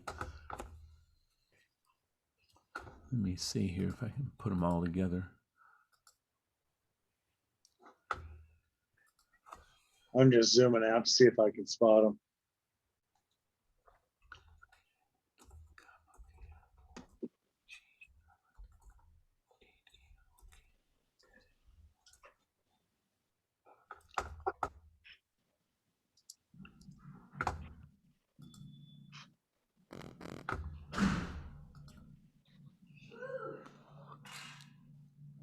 Oh yeah, I see it now. It's in downtown Huntsville. Yeah, he's got a ways to go if that's him going to pick up that balloon. Considering how long ago he left, though, you'd think he'd have been farther ahead than that. Well, it may be coverage is spotty, although there's a what is that, a ditch peter? Yeah, there's a ditch peter out there, so maybe he's going around the mountain and will be picked back up again once he gets on the other side of it. I want to say I've been down that road. Been a long time. I still no easy way to get to where his balloon is. No, he'll just have to. I gotta zoom out to get the balloon again. Hopefully, it's still beaconing when he gets out there, or at least maybe Bill's is still beaconing out there, and he can just pick it up on his Kenwood. Yeah, he said his APRS tracker should have about 30 hours of battery life. Yeah, you should be able to get to it. Yeah, it's not going to be a fun drive or a fun walk, but or a fun recovery. Or a fun recovery. Yeah, you guys are actually looking at the roads around it. So if it keeps on going east, yes, it's just getting further and further away from a road. Yeah. Okay, we're back on JXV. Yeah. Well, each one of those circles, crop circles, has got roads on, usually on at least two sides of it, if not all four. So it's just a matter of finding the right one.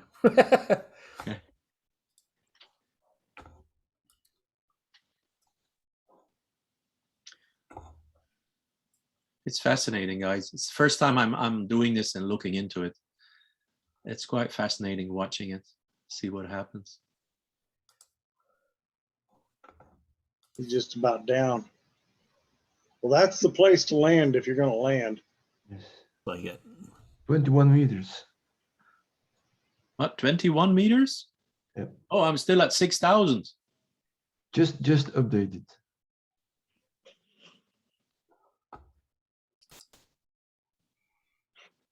Oh, 1,000. Yes, it's of course. Oh. Sorry for me. It's the point and the comma.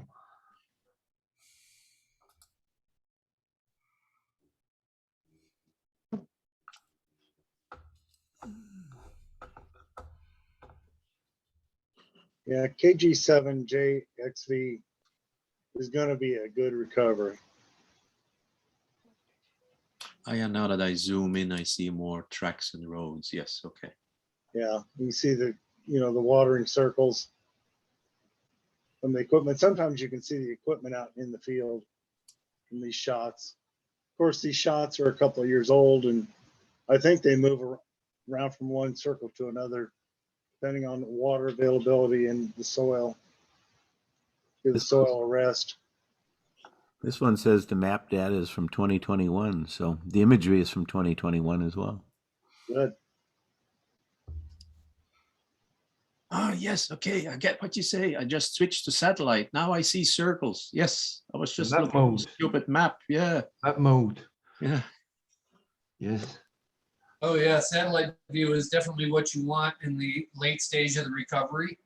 We were just talking about that before you guys got online, that sometimes, you'll have an equidistant, a road here and a road there kind of thing, and they're equidistant, and you're trying to figure out which one to use. And a quick look in satellite view might tell you that, for example, from bitter experience, going one way, you'll walk through a swamp, and going the other way, you'll keep your feet dry the entire way. And I'm not bitter, but I'm bitter. Sounds like from experience, yes. The That's chase right. and the recovery is always the most fun to me. I mean, you can launch them, but if you launch 75 balloons, you're launching them all the same way. But you go for that chase, you go for that recovery. That's what gets to be fun. I think that's in my opinion. That's why I do my lecture called Jurassic Pigs, because of the stories you get going out on the chase and trying to follow that balloon and figure out where it's going and the things you meet along the way. Coming out of Iowa, coming out of Pella, the first time we were up there, Deb and I are headed home. We cross over the Missouri border, and I had to slam on the brakes because there was a herd of camels in front of us. Camels? Camels. That's right, camels. I got pictures. I can prove it. But yeah, camels were in front of us. I mean, we've had. Keith, in Western Oklahoma, they actually raise camels for grazing. There you go. Yeah, I've seen them. We were coming back from Colorado one year, and I looked up. The road was kind of about 30 feet higher on one side, and I looked up, and there was a freaking camel standing up there. What? Wow. Our guys have landed in the wildlife refuge where they've got lions and tigers and bears. Oh, great. Nudist colonies, I didn't get lucky enough to land in a nudist colony yet. But I've been close. We had, hilarious. It was one of our student launches, and there was a nudist colony northeast of Ithaca. There you go. And we had a payload that landed about 100 yards outside their front gate. And had I been thinking after we picked up the payload, it was all forested right there, but there was a logging trail through the middle of the woods, and we landed beside the logging trail. We were so lucky. I'm so sorry that was But we had literally had to drive by a big sign on the side of the road, something or other nudist colony, and we blew it. We should have taken the payloads back and held them up in front of the sign, or even better, stood beside the sign so only our naked flesh was showing while we were holding up the payload, which I think would have been awesome. Anyway, you got to admit the chase and the recovery is usually a lot more interesting than the launch. After you've done a few launches. I mean, if you've done a few launches, then pretty much all the same.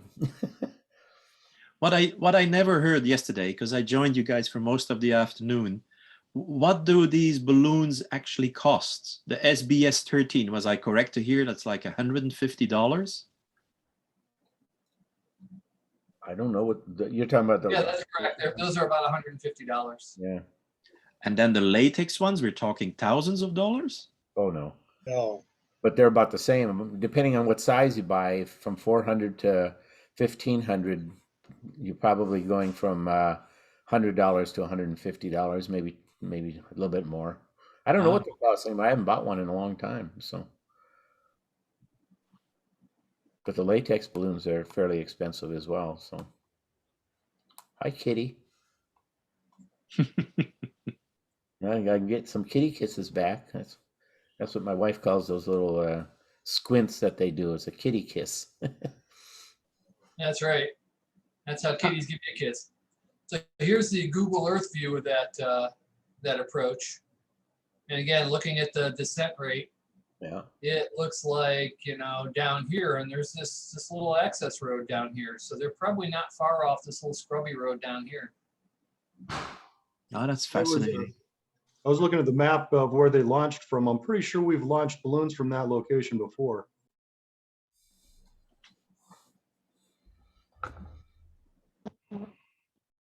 Also, I found some more information on that Georgia flight, a website. I put the link in the chat.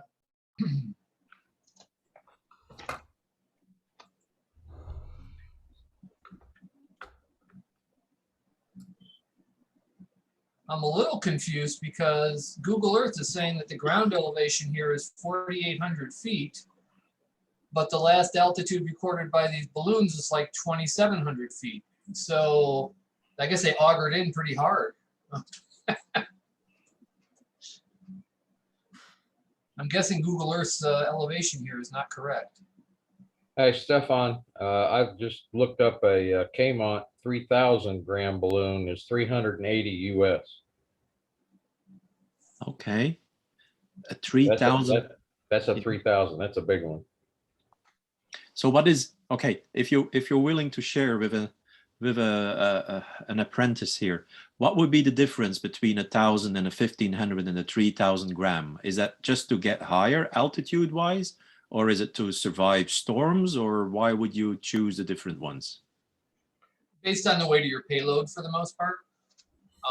So the bigger the balloon, the bigger the payload you can handle and still get, if your objective, for us in nice imperial units, 100,000 feet is our nice round number, right? 32,450 feet or meters is our nice round number. And if you want to shoot for that and you take the weight of your payload and you say, if I launch with 1,000 gram balloon, I'm only going to get, 80,000 feet. And if I use a 1,500, I'll get to 100,000 feet.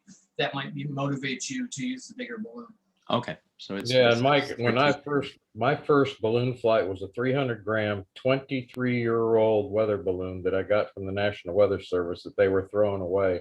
In fact, I took it out in the garage. It was so stuck together that I took a vacuum cleaner and used the pressure side of it to inflate the balloon in the garage to get it unstuck. And threw some powder on it and then used the vacuum to suck the air back out. And that old balloon, I think with a pound on it, went to 78,000 feet. Wow. Wow. So you never know, some of them break early, some of them you get good results. In fact, all the balloons I've ever used are old balloons that the National Weather Service was going to throw away. So it's okay. Thank you for sharing. But it's, sometimes they go high, sometimes they don't. It all depends on the quality of the balloon. For most of my payloads, where I'm launching like one payload box with some cameras in it and stuff, a 1,200 gram balloon is perfectly adequate to get 100,000 feet, 105,000 feet. And if you're doing a super light payload, you might even look at 1,000 gram or an 800 gram balloon. But some of the folks on this channel end up launching, and myself recently, end up launching payload strings with 2 or 3 payload boxes and approaching our FAA limitation of weight or even exceeding it and having to get approval. And for those, people are launching with the big expensive balloons. Yeah, we did one with a community college up here at GPSL one year, and I think it was either 1,000 or 1,500, and it went to 107,000 feet, and we had about 3 pounds of payload on it. 3 pounds of payload. Yeah, my tracker box is 1 pound, and then they had some experiments that they put on it. And plus I have a little cut down between the parachute and balloon that's DTMF. It reads 3 DTMF tones and heats the wire and separates it. So I think it was 2 to 3 pounds, but we were real surprised that it went to 107,000 feet. You never know. That the man yesterday, Bob, WB8ELK, that the sky tracker that he constructed, is that something that you can buy from him, or Yeah, he sells those. He sells them in both to do either APRS or Whisper. So you can get them to do either, depending if you want to use it for a Pico balloon or you can use it for a HAB. And that one will automatically change frequencies, when depending on the ITU region it's over. I believe so. For APRS, it does that. Yeah. So the gotcha on using something like the Sky Tracker for APRS, it's the same risk I have because I use the same kind of thing, is it's a 10 milliwatt tracker. So it doesn't, in APRS, it's not beaconing very, with a lot of power. So when it's in the air, it's fine. You'll hear it 100 miles away. But when it's on the ground, if it lands on the ground a kilometer away, you're not going to be able to detect it. So you have to get really close to it to get the beacons when it's on the ground, which is one of the things I know if I'm driving to the final location, I know it's landed and I'm not there yet, and I'm a mile away and I start getting beacons, I know I'm in a tree. Because if it was on the ground, I'd never hear it. That same bill taped a tracker on the bottom of one of my payloads, and it landed in a cow pen. And my CW beacon, not the APRS, but my CW beacon was only 10 milliwatts. His was, I think, 50 milliwatts. We could hear his 2 miles away, and they were both laying on the ground in the horizontal position. So our antennas on the cars were vertical. And we could hear his 2 miles away, and we heard mine, I think, a little less than a mile away. So it's a big difference. That's why, John, who's with Marty, I had lost one. And for some reason, there was about 500 feet on a country road that John was driving through and heard the beacon and then drove out and didn't hear it. And it had gone down in a gully with trees all around it. And we finally found it. So after that, I said, no more 10 milliwatts. It's 100 milliwatt now. Yeah, and again, that's sort of a style thing, and also, and I know some of the Edge of Space Sciences folks, they don't want to send a payload up with less than a watt because some of these groups, charge money to do the launch and recovery. And if they're taking money from somebody, they want to make sure they're going to recover. So they're going to use a really strong tracker. Well, rephrase that. They don't charge for the launch and recovery. They charge with the ham radio, they can't, but they work it out a different way. That's right. Our KG7 is not moving anymore at a altitude of 1574, but was that the elevation as well of that area?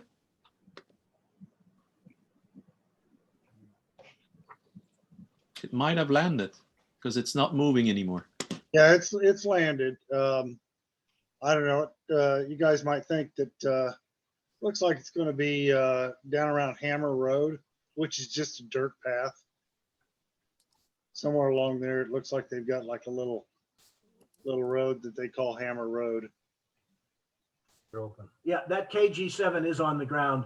Ground elevation out there is about 5,000 to 5,200 feet. You can look at the. So it is, yeah. So it it is on descended up to the elevation of the ground, yeah. Right, right. Yeah, if you go back to the launch site at the beginning of the flight and click on the button there, you'll see that the altitude at launch site was like the same, 5,100.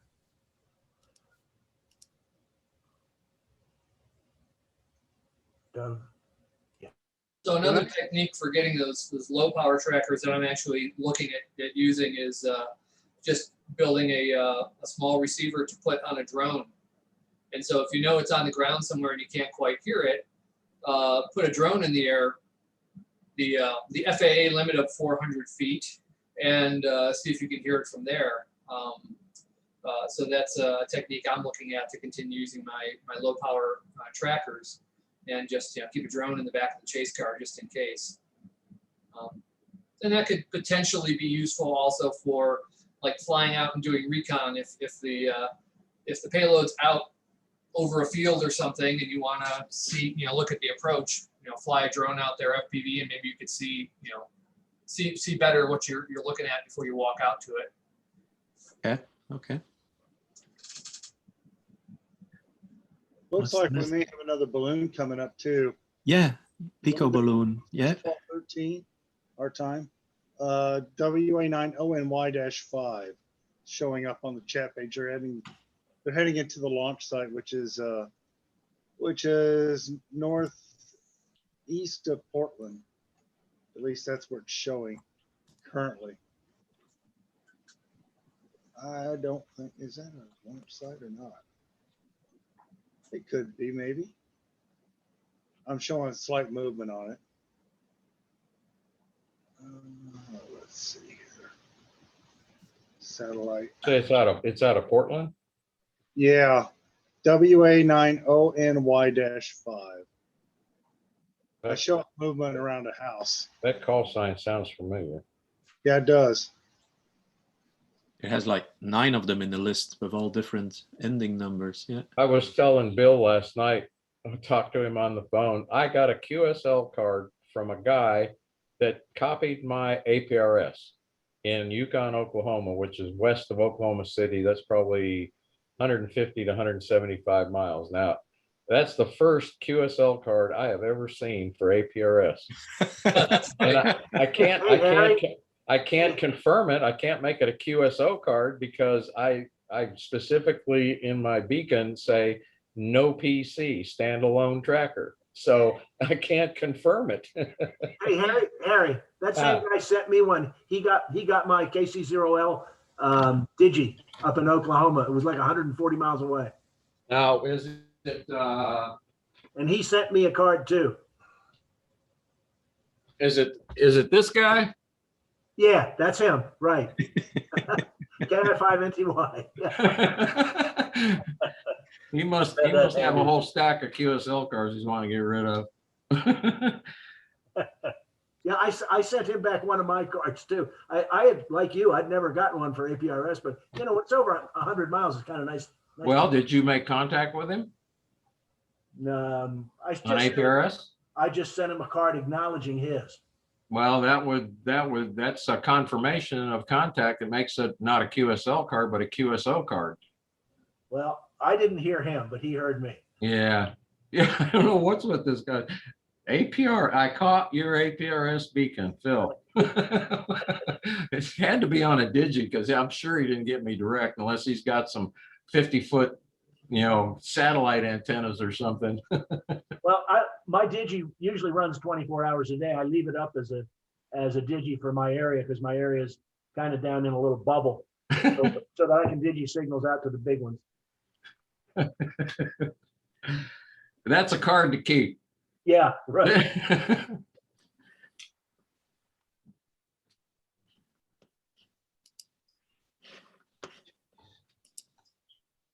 I won't be going through there next week, but next time I go through there, I'll have to give him a holler on the radio or get his phone number somehow and find out who he is.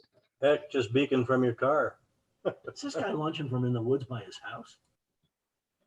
Yeah, because I don't run a QTH APRS. All I run is the mobile, and it does beacon out standalone tracker, no PC. So, sorry, buddy. Sorry, buddy. Can't confirm it.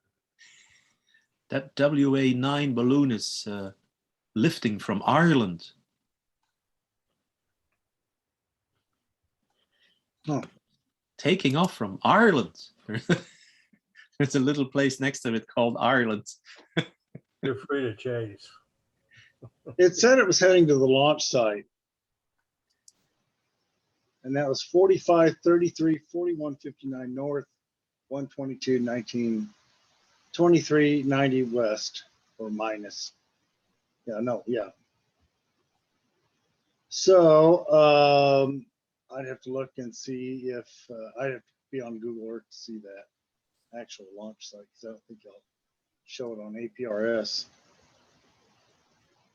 No, it's not showing it on. Oh, yeah, it is. Yeah, it is. So you get that chat. I'll explain both.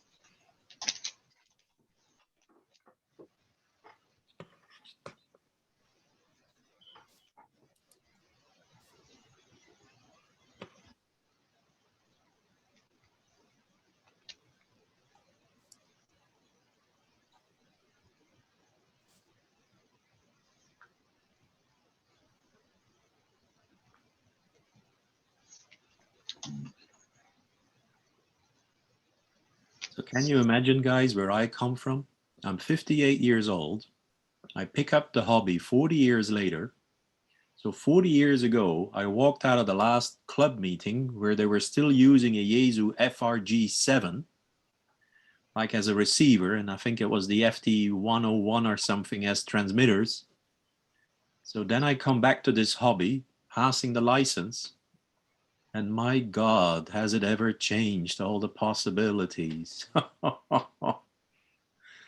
And they're all fascinating. I mean, they're all fascinating. Who would have thought you can look at a map, Google Maps, and see the house in the tree where a balloon is lifting with a transponder on it? Come on, guys. Hey, we're glad to have you back, Stefan. It has definitely changed. Stefan, I got interested in ham radio back in 1963 and was taking a class, and back then you had to learn like 50 formulas, and math is not my strong suit. And my mother made me quit because my grades in school fell. So it was 30 or 40 years later that I finally got my ham license, because I got stuck in my off-road truck at a lake, and I asked for help on the CB, and I was getting cussed out for getting stuck. And I shut the CB off, and I never turned it on again. I got my ham license, and what a difference. And so many changes have happened. It's amazing. You don't know what to do when you first get into it. You buy a handheld, and then you go from there. But I only have I guess what you guys would call a basic license. So I can be on 2 meters, on 70 centimeters, 10, 20, 40, and 80 meters, I think. Yeah. And it's limited power. It's actually, I don't know, because I don't really stay within the limits, I think. But I think it's 25 watts on HF. You remember the FT101E? I think Why that do you was say the E? Is that the one with the digital display? No, it was tube, and you had to tune it every time you wanted to change frequency. And FT101, I think that was a Yaesu. Yeah. Yes. That's the 101 series, the famous Yeah, series. that was my first HF radio. And then I got a Kenwood, I think it's a 530. And what a difference, I mean, that's even the 530 is an ancient radio, but what an upgrade from the old 101. Try a Viking one. I had a Viking one transmitter was my first one. Stefan, are Yes? the classes of license types the same in most of the EU countries? Well, there is, as I have a basic license, up to a few months ago, there was only 2 licenses in Belgium. And one of them, the big one, which is called the HAREC one, HAREC, don't ask me what it stands for, but that one is definitely European and even worldwide recognized. Besides the fact that you can work on more bands and higher power, if you would go to another country, you would straight away can change it, exchange it to the local country one. So I live half in Belgium and half in Ireland. And with my license that I have now, it's a bit unfortunate because when I go to Ireland, I actually can't use it. So you have to step up a class in your license. Yes, I do. 'Cause I know when I travel from the US to Europe, I have the, what is it, class 1 privilege because I've got an amateur extra license. And that reciprocity seems to, I mean, even in Russia, I was able to use it. Okay. Yeah. So they're not uniform through all the EU countries. There's slight differences. The basic one might differ in EU countries, but the big one is pretty much the same in all the countries in EU. And then the only difference then is that not all EU countries allow you to have that super high power, that 1 kilowatt or 1.5 kilowatts. I think you guys have figured out that you can definitely have that in Italy and in Bulgaria, okay, and in Spain and in Portugal. Because if you guys do DX, that's the countries that contact you straight away. That's right. Yeah. Yeah. And then a lot of other European countries, you're limited to 200 or 100 watts. So that's the difference. But for me, come on, hey, I got a bunch of machines that I was luckily able to buy, and it has all those modes on it and everything. I'm not done yet, you know. And I installed one thing that I did, and not many people from my club have ever tried it or have it, but I installed a magnetic loop from Ciro Mazzoni that is just incredible. That is unbelievable how that works. If you guys live in areas with no noise, because I see these Google Maps with all that green stuff, so you don't have all the solar panel problems from a suburbia area where I live at the moment. But once you put that magnetic loop in, it disappears. That's gone. That's it. You only got signals. When you look at one of those waterfalls or one of those 3D displays, there's no lines except where people are transmitting. It's unbelievable. That is just something don't ask me how it works. Yes, I can explain it that you use the magnetic part instead of the radio part, but that's as far as I can explain it to you. But it's amazing. The only thing it has what would you call less efficiency. If I use my wires and I put 50 watts in it, I'm sure there's 50 watts coming out of it. But that magnetic loop, I think out of 50, there's probably 30 watts coming out, and the rest you're just heating that tube. That's the difference, I think. That's called a magnetic loop antenna. Yes. But it's that Ciro Mazzoni thing, and yes, the advantage of living in Europe is that the guy ships it to you fully assembled. If you would ship it to America, you get 4 parts of a round tube and all bits and pieces you had to assemble yourself. I'm looking at one at DX Engineering for $2,400, almost $2,500, 80 and 20 meters Circo Marconi automatic. You have that? You have the big one? No, I'm the price. It's a double of in Europe. It's a double price of in Europe. Yeah. Is that so much? $2,500, and what you divide it by 1.2? That's 2,000. Yeah, it is 2,000 euros. They're about 1,400 euros here. So that's half more, actually. Yeah, that's half more. But the way it's constructed and made is amazing. I've got that little keypad.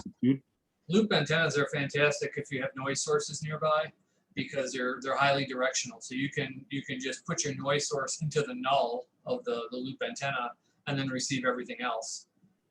We looked at one of those for our club station at the university because we're right next door to a building that generates a lot of EMI.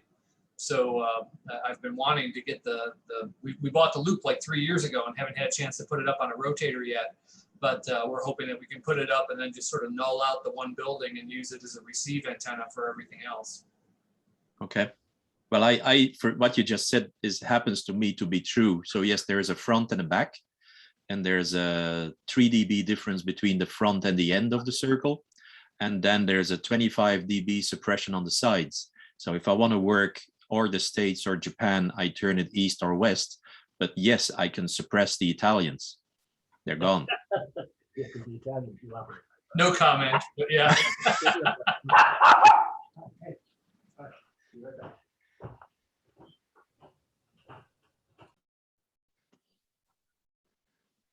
That W89 is still at the same altitude, isn't it?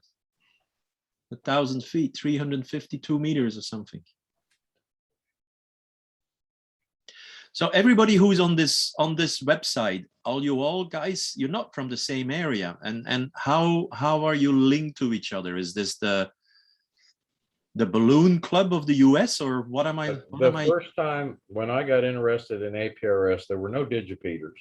There were 3 of us in this area that were on APRS, and that's all we could see. And finally, some digipeaters started going up, and I heard about Paul, Katie. I can't even remember Paul's call sign up in Idaho. He was up in Kansas, and I heard about this balloon launch. So I tracked it on APRS, and Paul sent me a little badge to put on my shirt, 100 and some thousand feet. And then through him, I heard about GPSL. And I went the first year not knowing anybody and just going to learn and see what this was all about. And after that, I was hooked.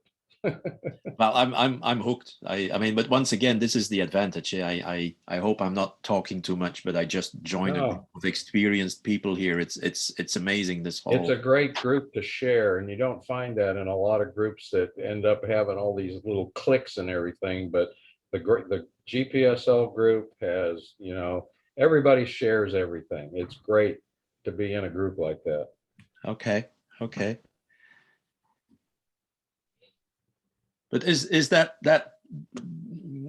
yeah, I don't like to call him Bill, but everybody calls him Bill because it's William originally, is he like the D-man in the States with his balloons? He's the father of high altitude ballooning in the US. Yeah. He invented it as a hobby. Yeah. I originally got to know Bill for amateur television. We had a band opening from Ohio to Illinois, and one of my friends was shooting me video, and he was seeing that video in Ohio, and he's trying to get a hold of us. So he dropped us a postcard and said, "Hey, this is pretty neat. Oh, by the way, I'm getting ready to do a balloon flight. You guys should listen for it." And that was his first flight. How long is that ago? 20 years ago or something? Oh no, 1987. Mark, do you still do ATV? I've still got the equipment, but I don't do it. I haven't turned it. I was going to say, I've got some 23 element KLM matched antennas with the matching harnesses, if you know anybody's interested. I got an 88 element J beam that's just sitting, in pieces in the shed. So same way. These might be longer. I think they might be 30 something elements. A girl that I used to date in high school, her dad was a ham, and when I'd go over to pick her up, I'd sit in his ham shack. And the only CW that I remember from back in 1964 was da da da da da da da da, because that's all he did was sit there and call CQ. And I went up there and looked him up, and he was still active, but they used to run ATV from the east side of Cleveland, Ohio, across Lake Erie up into Michigan. And he had, I think it's a 500 watt amp and the KLM antennas, and I bought them off of it. And I had those antennas on top of my Jeep Cherokee strapped to the luggage rack coming all the way back from Ohio. It looked like some kind of space cowboy coming down the road. What frequency would that have been then at the time? 440. It's on 70 centimeters. 70. So now it's almost digital television, I presume. No, what? Not in those days. It was all analog back then. Yeah, John. It was all analog. Yeah. Because my colleague Jean-Pierre, who's joining us there, he's experimenting. Well, he's the man behind our Q100 satellite story, and now he's experimenting on the wideband. He's receiving some amateur television through the satellite. And is now trying to figure out how to transmit, but you need some power there to make that 40,000 kilometers. So So our friends in Washington have located their payload. Oh, cool. There's a cornfield and there's a parachute in the tree, but it looks like I can see part of the payload sitting right there. So I bet they can just grab hold of it and yank. At least it didn't end up down in the corn. Yeah. That's the How about picture. that? That's How about that? How about that, Marty and John? Yep, there's the payload hanging right there. So I bet you can just grab hold. Oh, Oh, wow. fantastic. Great. Great. Yeah. By the way, W4FWD is crossed over into Alabama and showing it about 90,000 feet, 90,109. Go to about 50 mile an hour going due west. Oh, yeah, that one. Four-wheel drive is still. I can give you a report on the little Pico balloon that we launched this morning, NC4ES. We're having a little trouble getting it to translate from Whisper to APRS and to HabHub, but nevertheless, its ascent has been really good. Very low rate of ascent, which is good, about 1 meter to 1.5 meters per second, and looks like we're just coming up above, let's see, about 23,000 feet, something like that, 20 to 23,000 feet, on our way up to about 44. And then we'll be cruising at that point if we can stay inflated. That'll be the critical point when we get up to around 30, about 40, 39, 40,000 feet, which translates to a power level of about 40 to 43 dBm on the table I'm showing right here. Right now, we're showing a power level of 20, which translates to about 20 to 23,000 feet. So that's all the resolution we get on the little tracker we're using. But so far, so good. I hope you don't mind me asking, why does the frequency change? Here, because we're beaconing on both 20 meters and on 30 meters. Okay. And what you're seeing are spots. These are spot reports from the Whisper database. Okay. Okay. And when we see a spot, this is a spot from WU2V, who's my partner, actually. That's his home station. And he heard it there on 14097. And WD4ELG has picked it up on 10 megacycles down here on 30 meters. And so these are all the spots that we've had so far. And I can switch over here to give you an idea. If I can track this down here. This is the LU7AA database with a little view here of all the stations that are spotting us. Oh my God. Those are all the stations that can hear us right now on Whisper. So we're not moving very far. We're trying to get this website is supposed to report your translate this data, and it actually picks the data off of the WhisperNet website and will translate it over to aprs.fi and HabHub. But unfortunately, I think he's got some bugs in here because he's reporting the wrong power levels. And when he does his math, he's reporting the wrong altitude as well. I did manage to get one. Here we are on aprs.fi right now.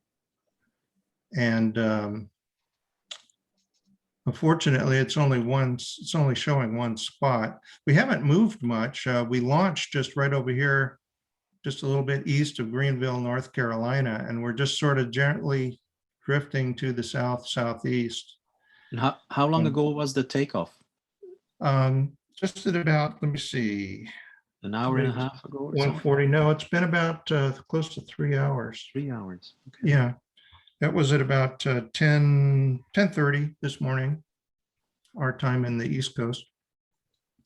So over this time, we should be getting up into higher winds. The winds were very light and variable this morning on the surface, and then we should pick up some winds to the northeast up here, and or southeast winds that should take us up to the northeast. Hopefully, we want to get into a jet stream that's now currently kind of dipping over the Chesapeake Bay area. So we want to drift a little bit north. We'll do that kind of slowly, I think, over the next few hours, and then hopefully we can get in the jet and we'll pick up some speed.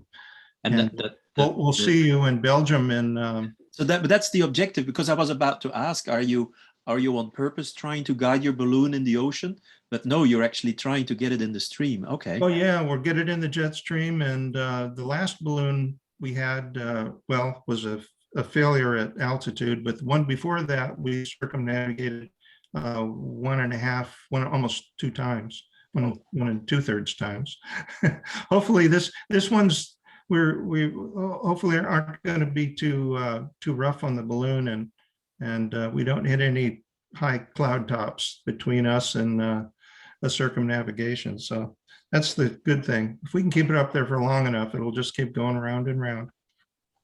So once again, to the apprentice here, when you say it's going to get in the jet stream, so why do they burst and why do they not burst and get in the jet stream? Or is that just a mystery? Is that just nobody knows? Well, this is the type of balloon you call a super pressure balloon. This is an SBS 13 we're flying. That's a balloon that has a very inelastic envelope. It won't stretch at all or much, so that when you get it up to a certain altitude and the gas expands, it can't go any further, and so its volume stays the same. Unlike the latex balloons that just keep getting bigger and bigger and bigger until they burst. Okay. So what they're trying to do with Bill's balloon that he launched earlier, which is a latex balloon inside of a sheet. Oh yes, they were talking about it yesterday. Yes. Yeah, what they were trying to do was sort of use the expansion. Yeah. Sort of make the latex balloon float at an altitude by keeping its volume compressed. They're trying to turn it into a super pressure balloon of sorts, but apparently they had a rupture. Oh. They had a little hernia or something in the balloon, and it looks like it popped. So when you see these SBS 13s, it looks like there's a minimal amount of gas in it, because it's like, yeah, just a little bit and then very long. And how do you know how much to put in it? Is there charts on payload and the amount you put in there, or is that experience? There's some math involved. Yeah, you have to weigh the weight of the balloon, the weight of everything in the payload, all the little pieces of tape and things like that you may use here and there, all add up to be a certain amount of weight that you want the gas to lift. And then at the surface, we basically start inflating it and till it gets to a neutral buoyancy position. And then we actually put it on a scale and we look at how many grams it will lift. And we want to add about, in our case right now, we're flying with what we call 6.5 grams of free lift. That's the lifting power of the gas above the actual weight of everything that we're trying to lift, of the payload and the balloon itself. So, and the objective is not to rise too fast, because that can kind of put a strain on the balloon. Once you get it up to pressure, it will have a little bit of inertia, and you don't want it to go through its cruising altitude, so to speak, because there the pressure builds up even more and puts strain on the envelope. And they can pop. We've had that happen. But you want to kind of rise slowly to gently get to your cruising altitude, and then it will stay there and self-regulate roughly at about 40, we're hoping for around 44,000 feet or so. And that will keep us hopefully out of too many clouds and in the jet stream as well. So, and that will allow us to circumnavigate. Okay, thank you very much for explaining that to me. I'm sure everybody else knew that already, but it's Yeah, we essential. We have essential experts here. one-on-one for me.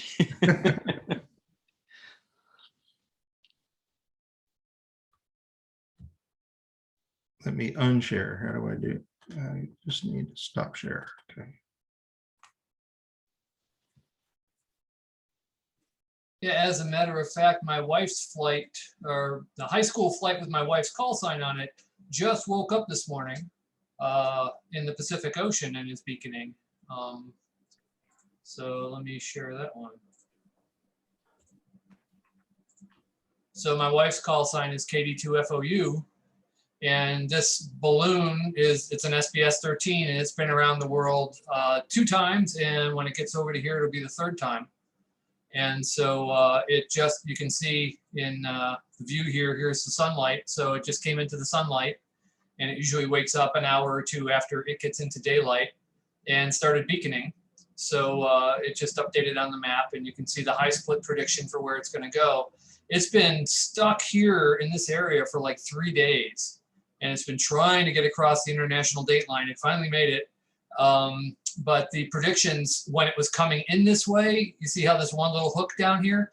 All the predictions were showing it was going to hook south. And it looks like it just kind of phoebed around, but didn't actually start going backwards, which is good. And now most of the prediction models show it starting to pick up speed and go east again. So hopefully it'll break loose and continue. But it's been around a couple of times now. Fantastic. Fantastic. And we launched this with a high school group. So with this particular group, I took a whole bunch of surface mount components and a bare board, and we actually built the boards and cooked them in a reflow oven while we were there. Oh, really? So the students got to put hands on the boards and put the parts on and all that. And then I put my software on the board, and they finished assembling the solar panels and everything, and they launched it on May 13th. So it's been up there for quite a while now. We're coming up on 2 months. That's fantastic. That's fantastic. I can only dream of that, but who knows? Oh, the big boss is back. K4UAH-6 has been up for 110 days now, and it's going in circles around Kamchatka over Siberia, but it's been around the world,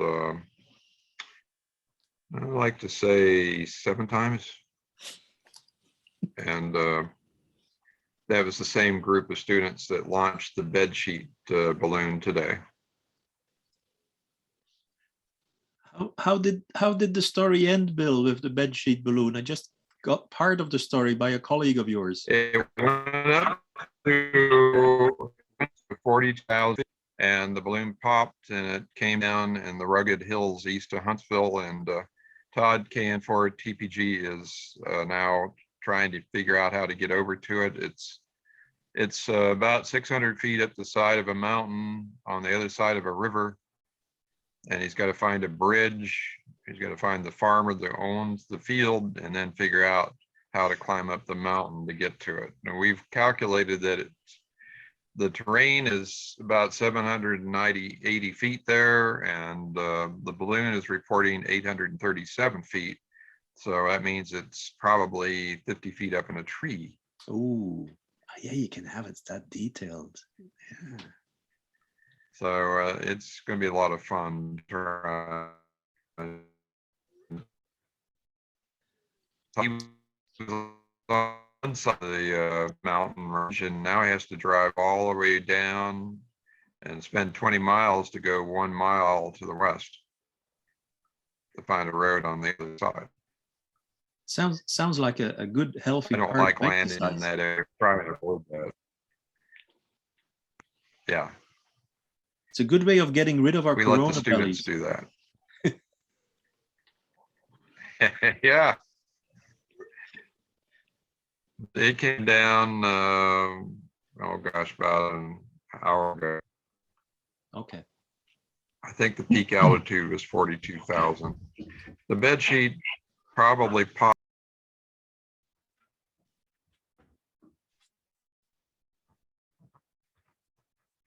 You're breaking up, Bill. Ah, it's not just me. Okay. No.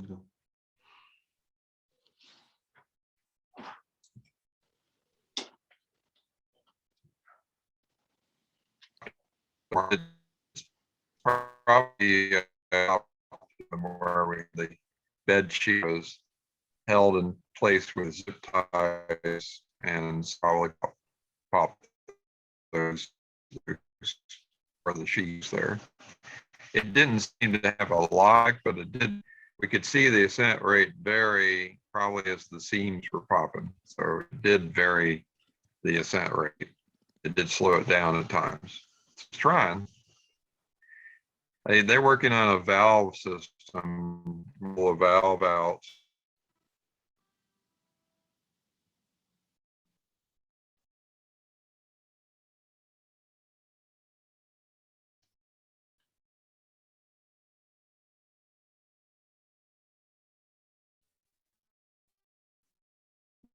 They're doing a series of with the valve trying to fix one.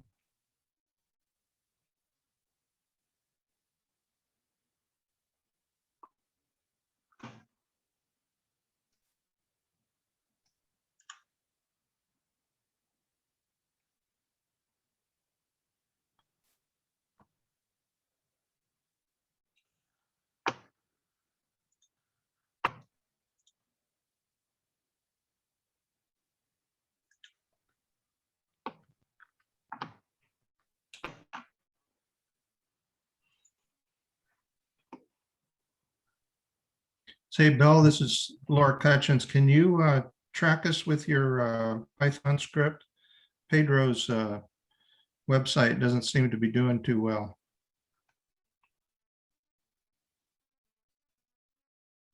He drops a lot of data on it. I was just set up. I just got him a little while ago. So. Let me go set that up. Can you see the screen I'm sharing there? Yes, sir. The last report of our balloon was at 2,000 feet, and the red star is where it actually landed. I did a little prediction with the HAB predictor, and it was dead on. It went right pretty close to that star. But you see the dilemma. They have to go all the way over to that field, those two small fields, but there's a river, a big river on the other side of those fields, preventing them to get there from the road. So they got to find a bridge. So they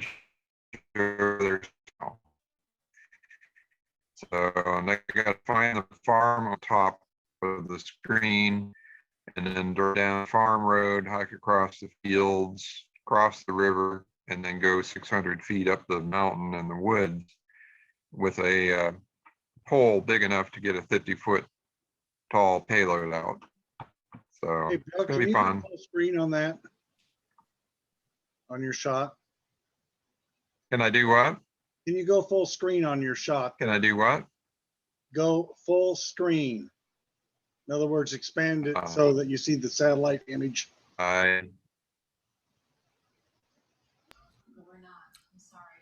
Bill, wouldn't it be quicker to get to it from Highway or Road 8, Highway 8 over there to the east? Probably not. But one of the things I did see was if you zoom in on that shot that Bill's got there, you can, yeah, you do have to cross through the fields and around that big hill. It looks like there's a pathway around the north side of that, just south of the river. So that's what I was trying to get when Bill was sharing that shot.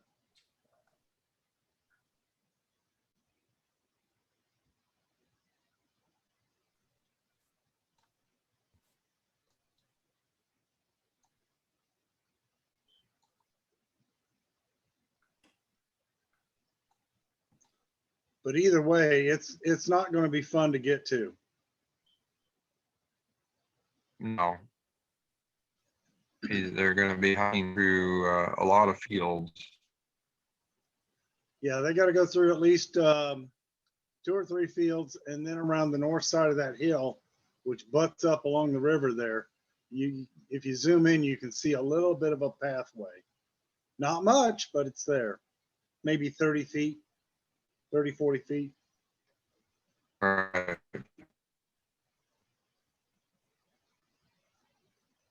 There's a little stream that cuts through there. They were going to try and hike it from Highway 8 to the southeast of the corner, but that half mile through a riverbed, active river through a gorge and steep terrain, so that was almost impossible to go through. Yeah. So it's going to take him 20 minutes to go from where he was on the southeast corner all the way down and up, but that's what he's doing right now.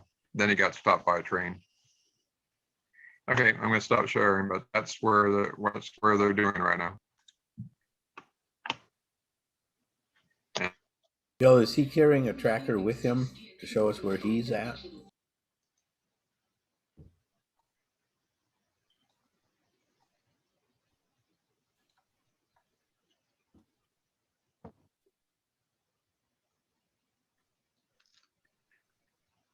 I believe he said he was going in there with a D72 or a D74. So yeah, it should have his track while he's hoofing around. Because he was talking about how he liked it because he could walk right to the payload. Yeah, but what call sign is he using on it? Because apparently it's not the one that was in his car. Who's that? Todd. What's Todd carrying in his hand that's got the call sign on it? It'd be KN4TPG dash, I'm not sure what his handheld is. He may not be able to hit any digipeters from where he's at. Pretty tough coverage there.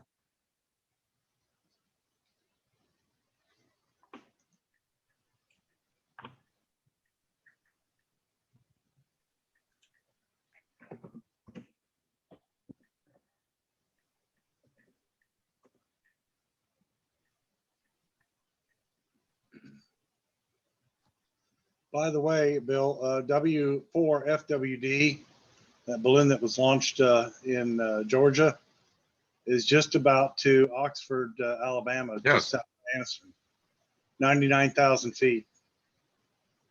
Is it 99,000? Yeah. I was looking at their flight plan. They're aiming for 114,000 feet. Ooh. All right. I know that they're flying a crossband repeater, but that might be all they're flying. Oh, I better listen for that. What was the frequency again?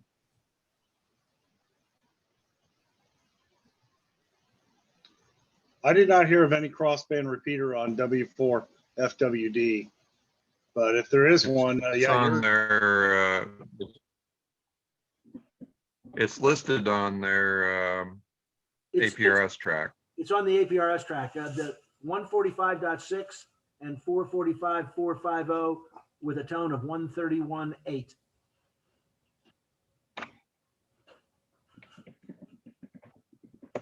Better work them, Bill.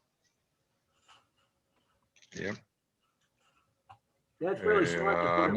I'm not sure what the in and out is, but 145.6, 445.45. Okay, I'll go listen for him.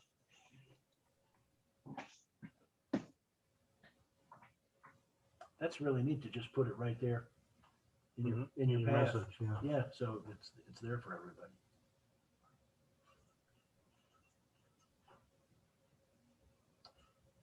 So he's stationary.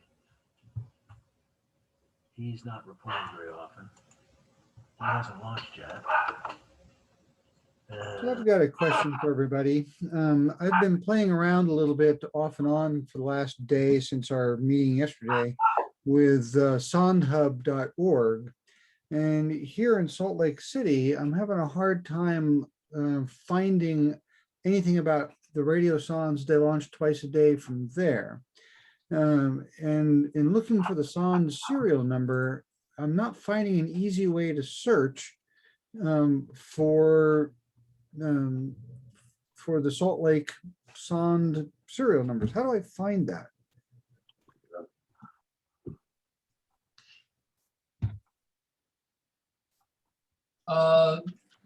If you've gone into Sound Hub, have you set it to like show me like a 24-hour view or a 36-hour view? All I get is 1 day. 1 day. I don't have 36 hours. Okay, or whatever. Yeah, they should- I mean, basically there has to be somebody there with a receive station to get them. And so the question is there anybody receiving them? Apparently not, because I don't see anything from Utah at all, which would only be Salt Lake City. But I'm not seeing any kind of a map from that.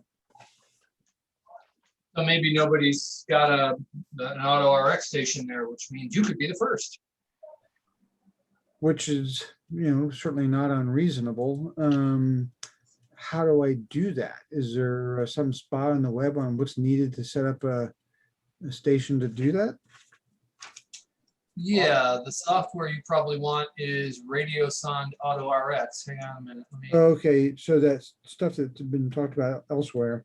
Yep. So basically what I would need is a dedicated computer, which I have some old laptops I could put that on, and a ham radio tower that's got an eye gate of some sort associated with it.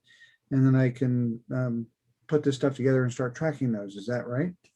Yeah, probably the best thing to do is it uses a software defined radio, and the software is really well packaged for a Raspberry Pi. So if you could pick up a Raspberry Pi, that's 35 bucks or something. It's not a huge investment, and an SDR dongle to run with it. That would probably be your best bet, because they now even package it as a Docker container, so it's as close to a one button install as you're going to get. You have to be a little bit comfortable working with Unix, but not much. Okay.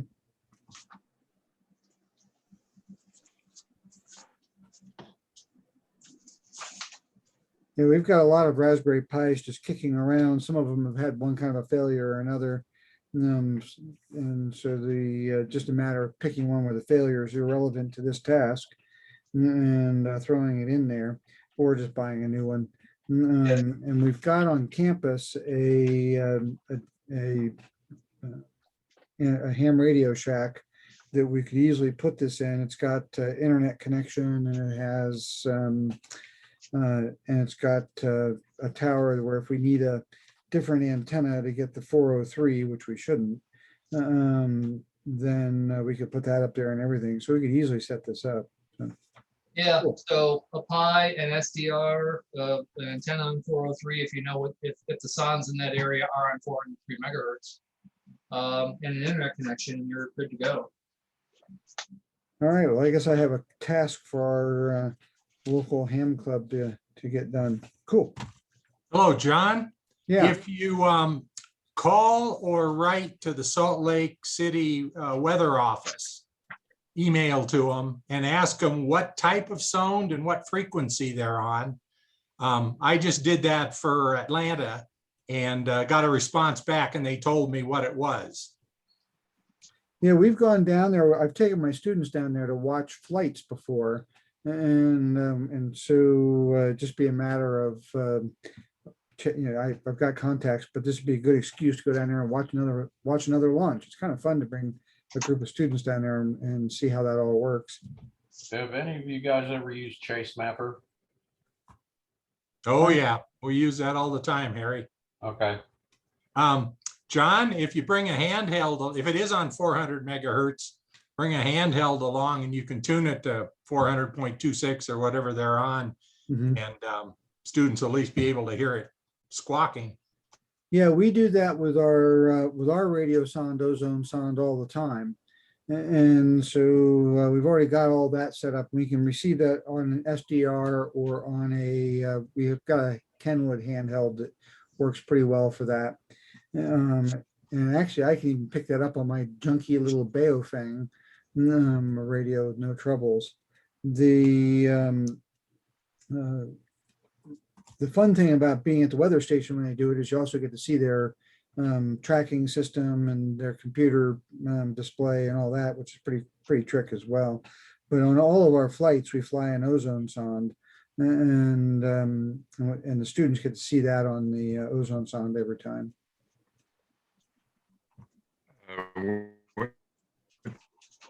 Um, I wanted to interject. I do remember the Salt Lake City ozone radio sondes are 1680 megahertz.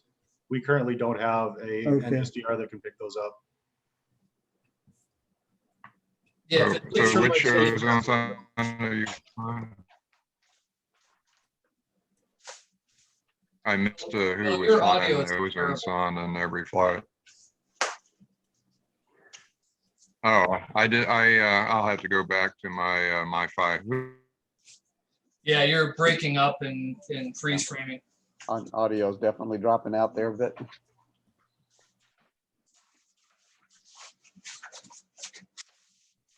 I managed to get the Georgia team to add me to their group text for recovery. And apparently they went through some effort to make it happen. So good on them. Everybody knows how busy recovery is, and they took time out of the middle of it to make that happen. Oh, that was really nice. So yeah, if that's on if Utah is using the 1680s, I would highly recommend getting the correct SDR and the Sawbird preamp. And I can get you links to those if you like. In fact, I think I have a blog post about it because they're really finicky to pick up.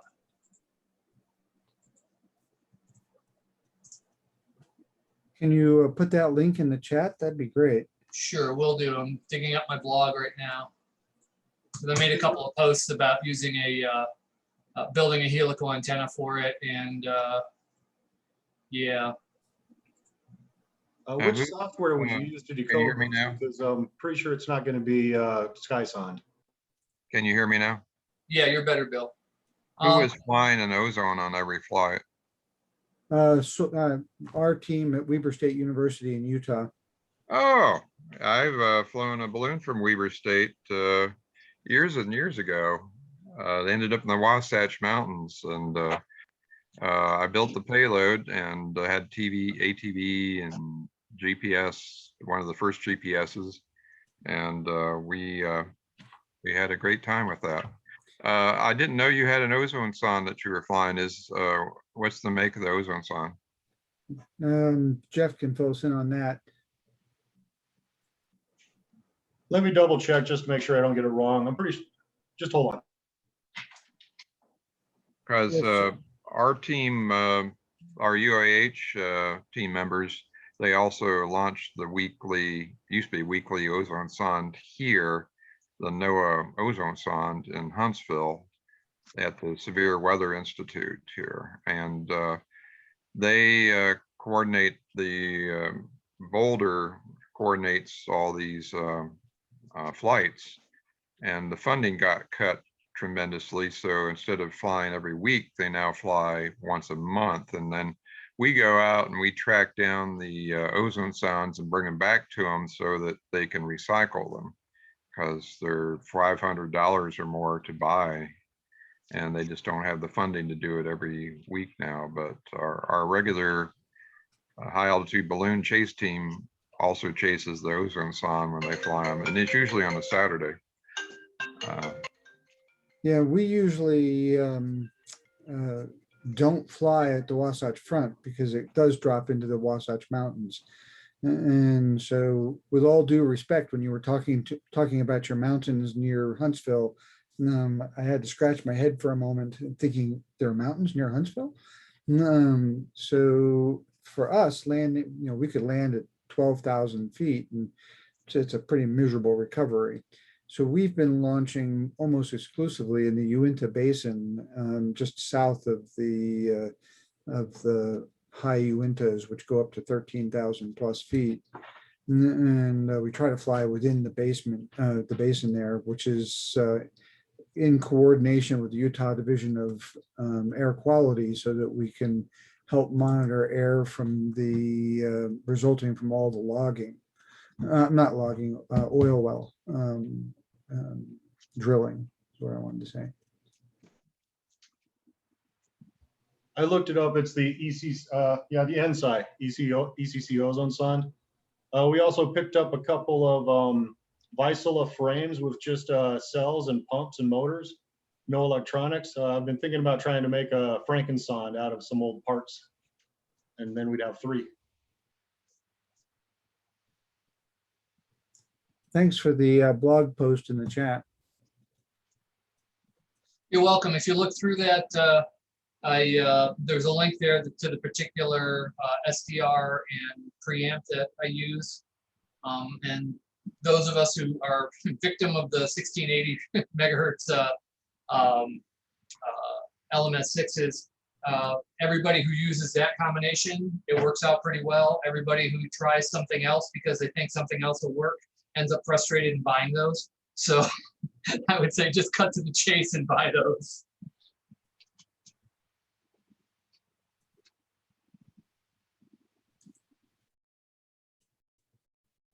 Which software do you use with the on 1680? Radio Sound Auto RX. Auto RX? Yeah, I'll get you a link, hang on. It's a radiosonde _auto_RX. John and Jeff, I had a phone call, so I missed what Jeff was saying, who makes the ozone sonde, and he said mentioned something about Vysela pumps, and I didn't catch any of that. We typically use the NSI ozone sonde. We have 2 of those. We've gone through, I think, 4 of them, including the 2 we have now. But a while back, I purchased a couple of just bare frames with cells and pumps and motors from Vysela, no electronics. And we have enough old ozone sondes. I was thinking of making a Frankensonde and seeing if that actually worked. So the NSI, that's what we use here, and you have to calibrate that about a week in advance. There's a process, so you have to run, you have to make the solution up, and then you have to calibrate the flow rate, and there's a big process involved. So if you had watched our launch earlier, I was touring the ozone sonde lab at UAH. It'll be on the recording when we launched the bedsheet balloon. So I saw that, very impressive facilities. but that's we typically just about once a week change the solutions and run through the paces on the ozonizer. They're basically just in a state of constant readiness. Okay, cool.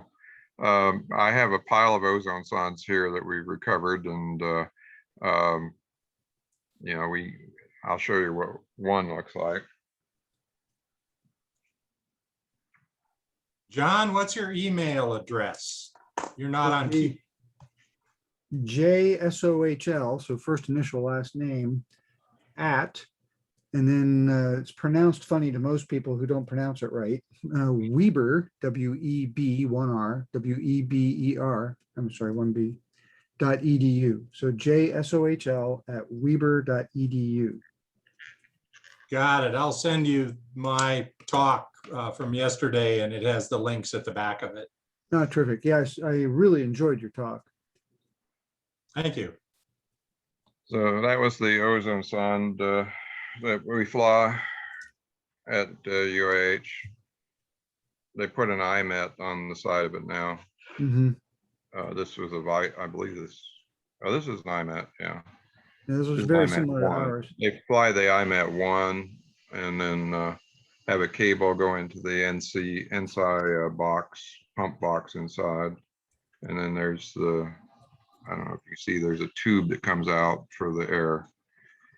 So, but we pick it up on 402 megahertz wideband FM, and then I port the, I use SkySonde to decode it and save the data. And I operate as a backup station for the university because I'm up on a mountain about 20 miles away, and I have a directional antenna, high gain antenna, so on a preamp, so I can pick it up farther than they can because they're down in a valley. And so I supply data if they get any dropouts for their ozone data. And Let me there's show- 2 other guys that also collect data here, and we port it to APRS-FI and have hub through the SkySun. If you click on the NMEA output, it'll send out an NMEA string, GPS string from the SkySun program, and then I feed that into an iGate software. I use APRS IS32. A couple other guys are using UI view, or you can use Direwolf, and you can then send the ozone son data directly to APRS-FI and track it on the map. Let me And share my also- screen for just a minute and I'll show you ours. Let's see. That's our package. Oh. Yep, that looks exactly like the one I was just told me. Yep. So that Except was we've on our got the- on our we've- last flight. We fly out of the Duchesne area of the Uinta Basin in eastern Utah. Mhm. Those MSA gas mask filters work great as zero filters for the field. We have a growing pile of those radiosondes with damaged temperature humidity booms. How many else have a pile? Yeah, we do too. Well, very good. And do you remember Webersat? I do. In fact, I worked pretty closely with Jay Smith for quite a few years. And I'm sure you probably know Jay. He goes by a different name, or I should say she goes by a different name now. But I yeah, worked it when it flew. That was many years ago. yeah, that would have been probably in the 80s. Yeah. And also, let's see, what's your email again, John? JSOHL@weber.edu. All right. Just for fun, let me share my screen again. And this is where we landed last week. Nice. Yeah, it was That a actually bit doesn't rugged. That actually doesn't show. You can kind of see at the top of that screenshot there, there's a cliff band. That's cliff band number 3 between where the road was and us, with each cliff band ranging anywhere from say 12 feet or so to about 25 feet. And so it took a while to pick a way down through ramps because unfortunately some of the people that were with me were not rock climbers. Otherwise we could have gotten to it much faster. But we found a series of broken down ramps to work our way through to get to it, to recover it. Now, I can, I think our student here might want to share ozone sonde data that you collect that might help with their analysis. So would you be willing to share your data with the ozone sonde people here at the University of Alabama, Huntsville? Absolutely. I've been trying to get my students, with not very much success, to upload the data to the World Ozone Sonde Center in Canada, and haven't been able to get them to correctly format it in the iCarrot format for upload for that, and just been pretty frustrating.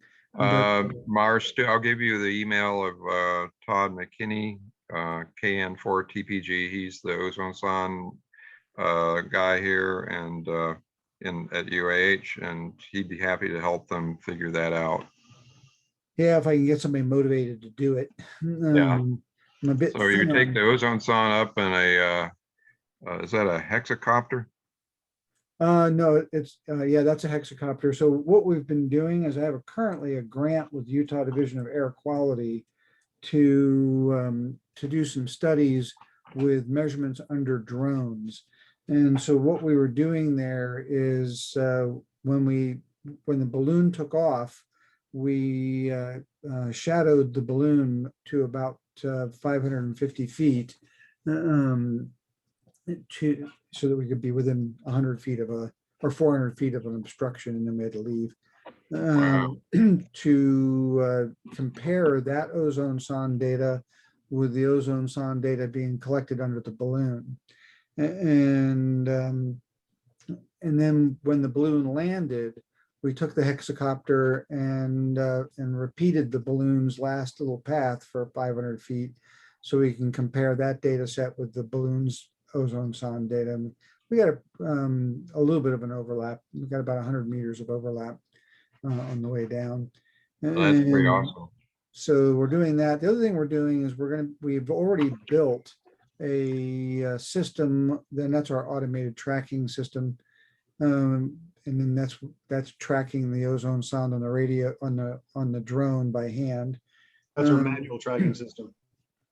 And so anyway, the other thing that we're doing is we're suspending identical ozone sondes underneath the hexacopter and having one of them on a boom that hangs outside of the rotor disc, and then one that's under the rotor disc right centered underneath it. And we're also hanging other sensors on it. So that particular hexacopter has a lift capacity of 18 pounds. So we've got plenty of lift to work with, so we can hang a bunch of junk underneath it.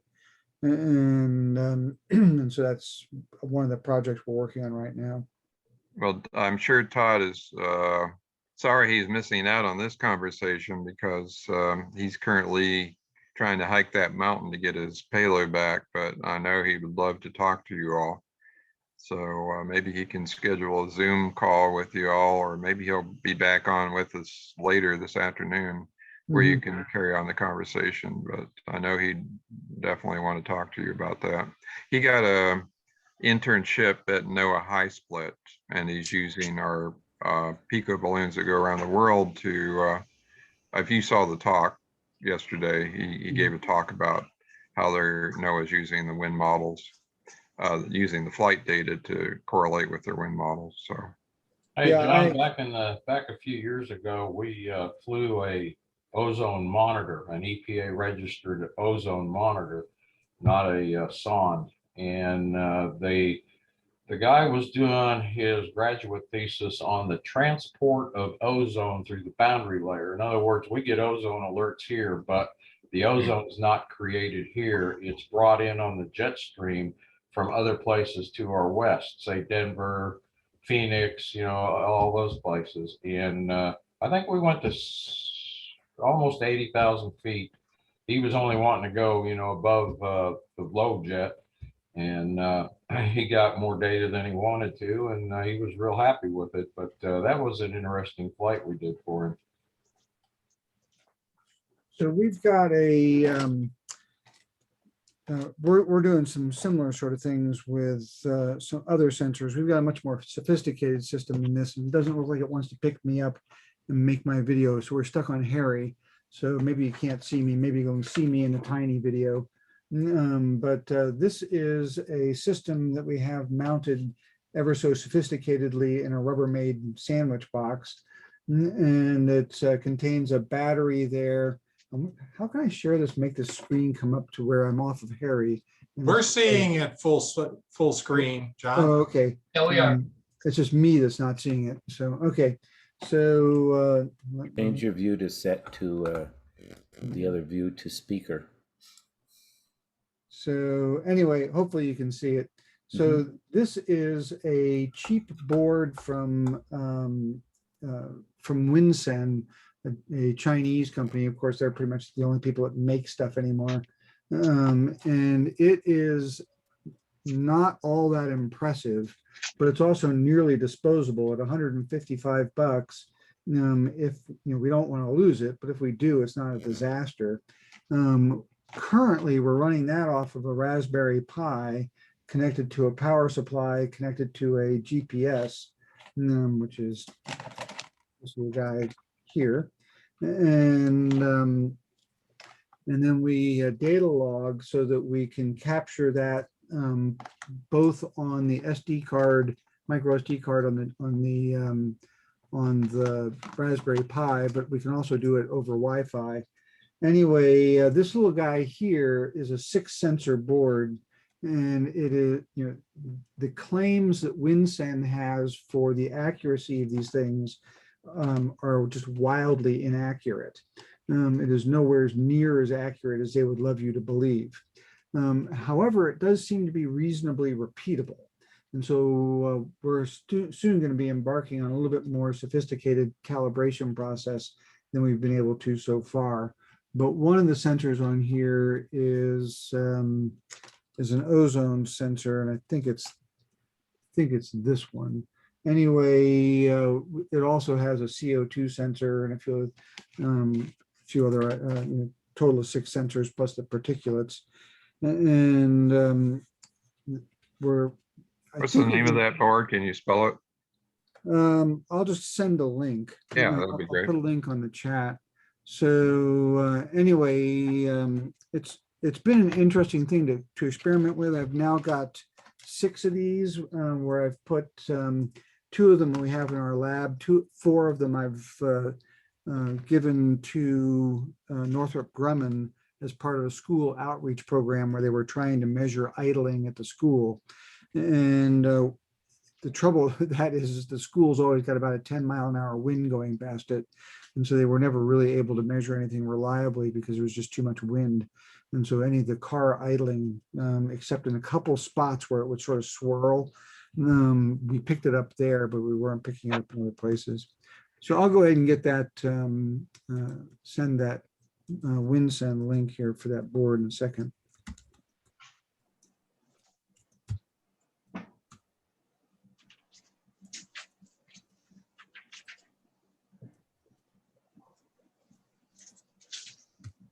By the way, W4 FWD is looks like it's heading for Talladega, Bill. I've been listening on the 2 frequencies they indicate, and I hear nothing. That's a shame. I'm not sure what the up or the down is, but I don't hear them. Okay. Yeah, they're currently at 105,000 feet. All right, I'm going to run back in my ham shack for a second and see if I hear them. Okay. I'm not sure which is up or down. Mike, is it listed on our agenda or our spreadsheet? Any details on that? I put a link in. Am I unmuted? There we go. I put a link in the chat. I'll put it in here again. If you go to that page, it has their radio plan and it's got all the frequencies of their transmitters and stuff. Hold on, I'll put it in again. In the chat, okay.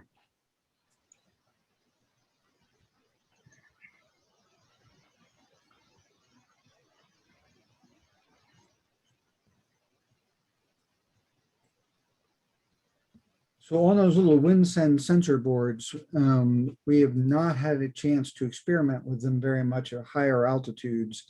We have a test chamber that we can stick stuff in and bring the pressure down in very controlled ways and release and bring the pressure back up. We can also introduce specific gases at known quantities. And we haven't had a chance to do that with this sensor board yet, but at some point in time, I'll hopefully get around to that.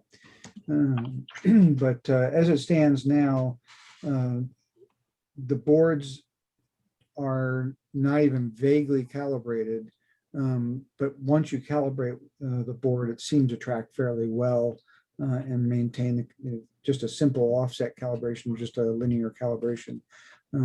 Once we get a chance to do a more sophisticated calibration, it might be a second order fit, but they at least give trends.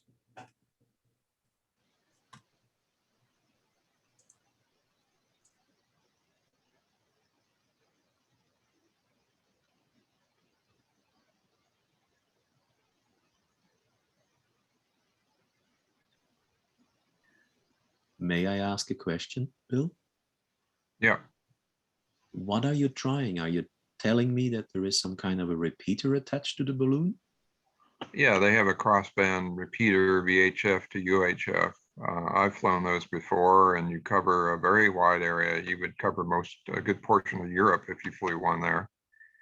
And a simplex repeater where you put a store and forward voice chip in it and a single radio, and you can talk for 20 seconds. It records and plays it back, and you can get hundreds of miles, hundreds of kilometers communications distance with that. I still got my old Radio Shack rabbit repeater. Oh yeah, those are the best, really. I have one of those too. Yeah, I've got I a don't, couple of those.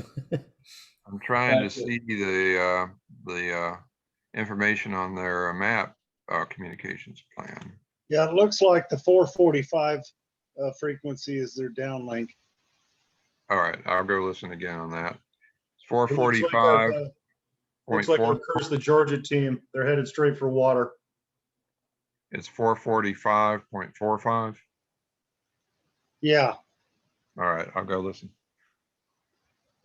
Yeah, Stephen, we did a Earth to balloon to Earth with a crossband repeater.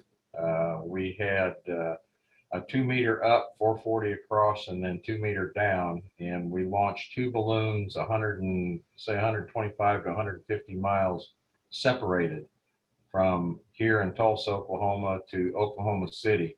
Launched at the same time, and there were several contacts made through it.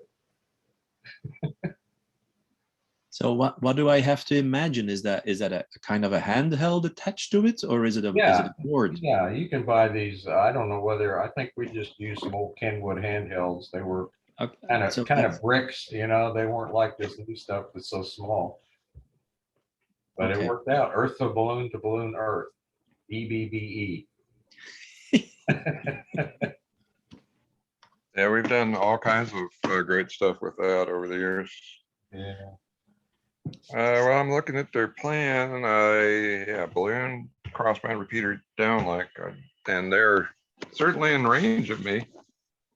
I should be getting a strong signal from them. See if there's any other beacons to listen for. Where are they at?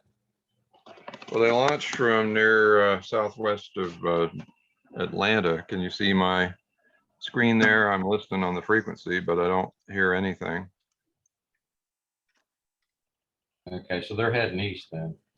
Yeah, they're definitely in my RF range. They're almost to Talladega Speedway. I mean, they're about 100 miles from me, 90 miles. You should be hearing it.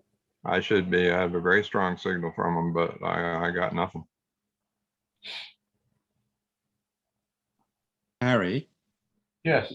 Why am I looking to my screen and that balloon is going from right to left and you're saying they're going east? I'm not sure which one you're looking at because I don't have any of those screens up. He just said that wrong. It is going west. It's going west. It's going west. Okay, all right. Oh, they're going west? Absolutely west, yeah. What altitude are they at? 32,000 meters. 105,000 something feet. Yeah, they're just almost right over the Talladega Speedway. Yeah, they're up in the upper jet. I just heard from the team. They said that the 2 meter side of the repeater is having some issues, so it's not working right. Also, they're worried they have a floater. Hey, Jim, how come your cattail went across the screen there? That was my mustache. That was your mustache. Yeah, right. A cat will be pissed if you have a mustache made out of a cattail. You'd be a stubby cat. As long as you don't bite it.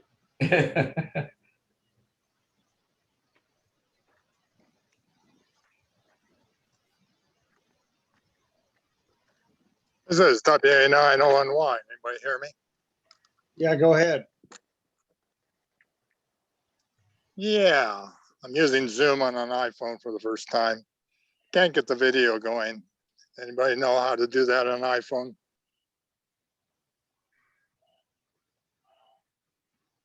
Answer is probably push the button.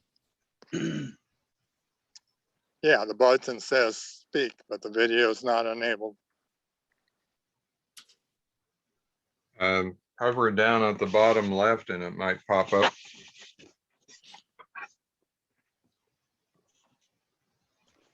I'm watching for the balloon's direct signal here. What was the call on it? W4FWD? There it is. I got it direct. Yeah, 106,114. That was a direct reception. Yeah.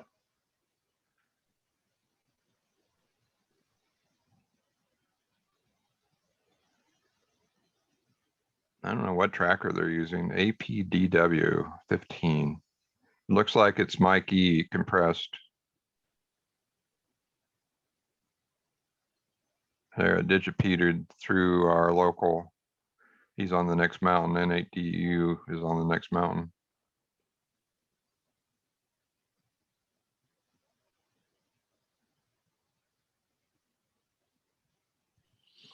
I'll see if I can figure out which signal is his. On my tracker, I usually try and have it also transmit on 144.34. So if I see anything there, I know it's my balloon signal. But with all this traffic, it's hard to tell which is the balloon.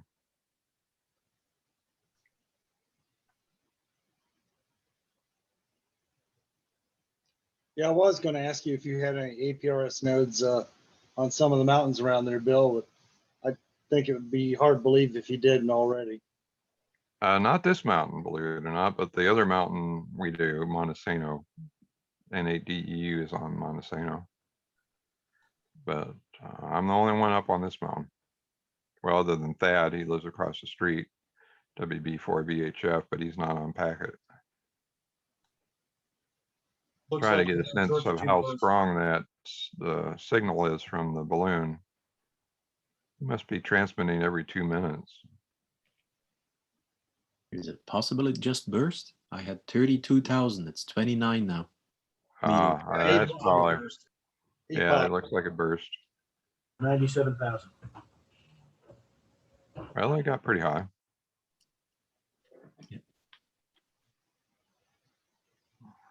I witnessed my first balloon burst. There you go. Do I get a t-shirt now? Remember you the can 100,000 order club. them. You can order them from GPSL. They're about $20 each. What, really? Does it exist? Sorry, no. Dr. Paul, sometimes he has t-shirts made up, actually. Oh, that's a pity it burst. I miss the lab coats he used to wear. Where's the lab coats he used to wear all the time?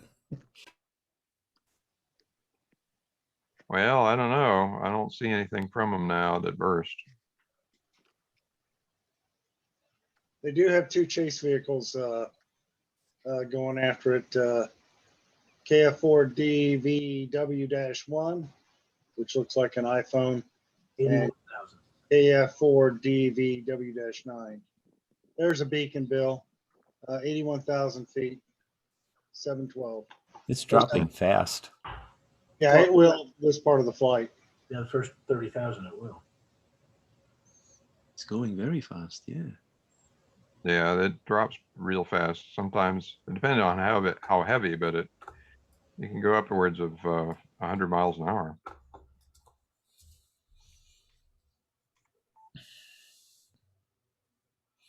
And it looks like they have one of the trackers right underneath of it, pretty much. Well, I'm not seeing it anymore.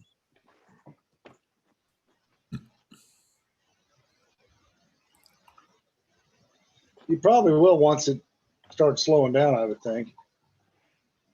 There's your HIFER beacon on my test stand. Oh, You see it? yeah. Going groovy.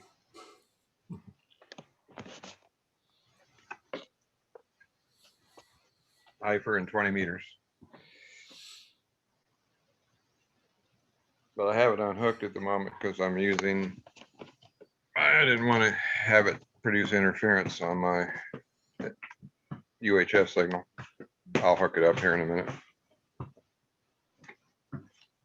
Well, sorry I didn't hear their crossband repeater. That would have been fun to listen for. Yeah, it would. You certainly are in the radio zone. Bill, did you hear my comment earlier, or were you in the other room? The repeater was malfunctioning. Yeah, I heard that. Yeah. We did a repeater here from Huntsville, and I was just standing in the parking lot of the university with my little handheld 2-meter radio, and I was talking through the balloon when it was at 100,000 feet to people in Ohio, 500 miles away. through. And I think the farthest single hop EBE, Earth Balloon Earth, was about 800 miles from Kansas City, Kansas to Erie, Pennsylvania, which is pretty much on the edge of how far you can operate. Hey, camera woman. We had one from Texas to Michigan. One of the Near Space Venture balloons we flew with a EBE. Well, my colleague, the other Belgian ham operator, which is online here, I think we're both going to have to smile a little bit, because 3 weeks ago, 2 colleagues of us accomplished something spectacular, and they did put a portable on a kite, and it went 100 meters high, 300 feet, and they had a QSO over 25 kilometers. So I'm gonna have to disappoint them that I was spending my weekend with a bunch of Americans that do something some little bit more spectacular. Yes. And if you want to know about, WA9ONY -5 SSID. We've got. There's our launch site. Okay, a launch.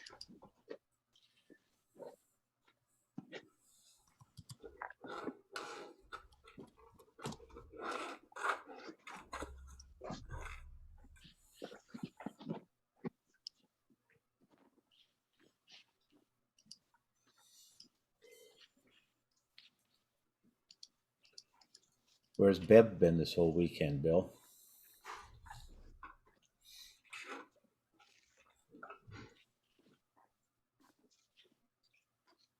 Like Bill stepped away for a moment.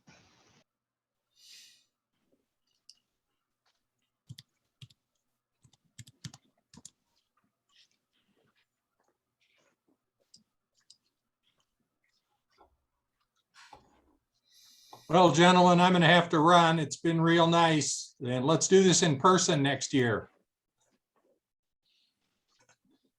Good to see everybody. Yeah, next year we'll do it in person. I agree with that. See you, Jim. All right, take care, Jim. Yeah, Stefan, you got to come over and visit us next year. I was waiting for the invitation. Yeah, Absolutely. we'd love to have you come out and have a good one, Jim. I see your cat wasn't too happy about being on camera. No, I woke her up. She was pissed.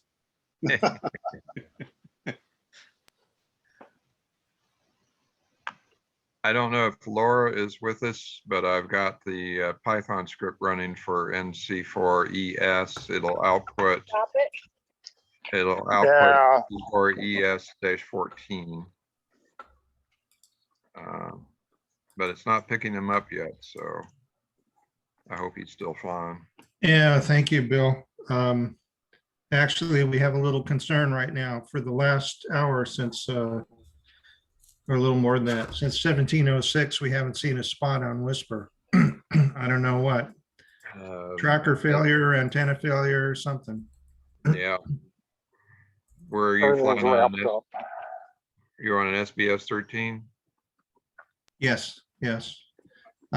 We didn't see it come down, which, you know, we'd see if it was a balloon failure or something like that, but I'll look at the Whisper data. Pedro's program sometimes misses Whisper data. It gets kind of confused when he parses the data. And sometimes the altitude gets confused. So yeah, I'll look at it at your Whisper data and see what's going on. that's happened too, but I'm looking at the Whisper data. We've been looking at it, just waiting for a spot, and there hasn't been anything since 1706. Oh, well, that's not good. Yeah, we were going up nicely, and what altitude were you at? You've seen your balloon. Look at the balloon. For the last report. the last report was right around Looks deflated. 50. It is. Okay. 5,400. No. Or I'm sorry, about 5 to 6 kilometers, something like that. Okay. Well, that should have been way below float altitudes. So. Yeah, so we were about halfway up, I think, and it just quit. Huh. So we're keeping the watch here. We hope it comes back. I appreciate the tracking, but I think it might be for naught. Okay. By the way, David ONY, I just sent the calibration parameters for your telemetry on APRSFI. And so if you refresh APRSFI, it will show you labels on each of the telemetry fields, and they're calibrated to the decimal points now are accurate. But you have to refresh APRSFI or wait for another position data.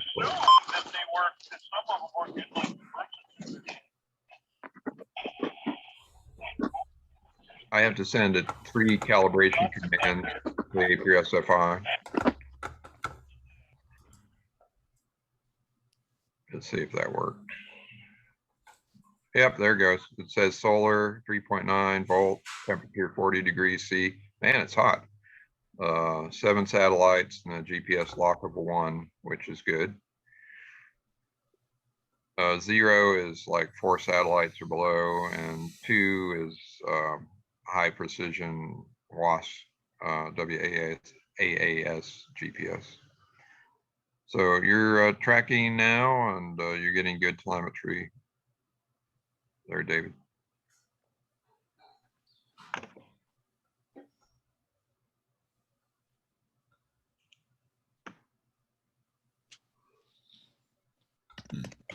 Mike, did you copy the chat for the yesterday's session?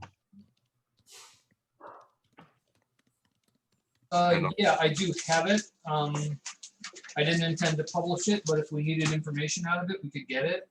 The reason is when you transcribe that chat, it actually has private messages between people too. So I haven't looked at it, but I know that happens. So I have intentionally not looked at it. But if we need something out of there, I can probably find it. Okay, good. I just wanted to make sure that we had it in case.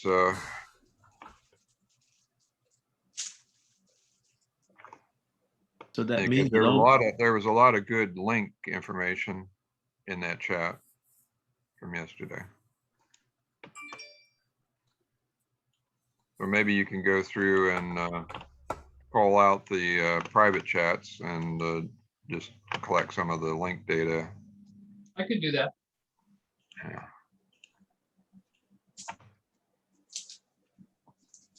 So all my Flemish comments about you guys is not private. Well, as long as you didn't do them in English, you're okay. You're safe for me anyway. No, basically, I'm just texting my colleague, and I just say, what we're seeing is incredible, and he agrees with me. It's just hypnotizing, and we're just watching at this telemetry coming from this balloon. I mean, it's just amazing for us.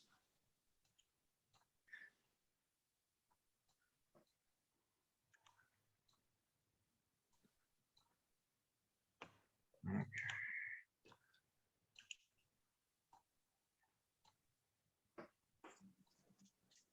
Yeah, I'm just watching the recovery effort for the W4 FWD-11 balloon. They've got 4 trackers out in the field that are reporting on APRS now. They launched one of my Whisper trackers last year from that group. I remember that call sign. All right, let's look up NC4ES, see what's going on.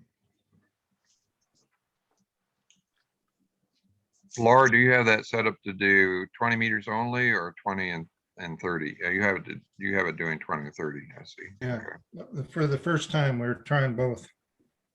All right, let's see.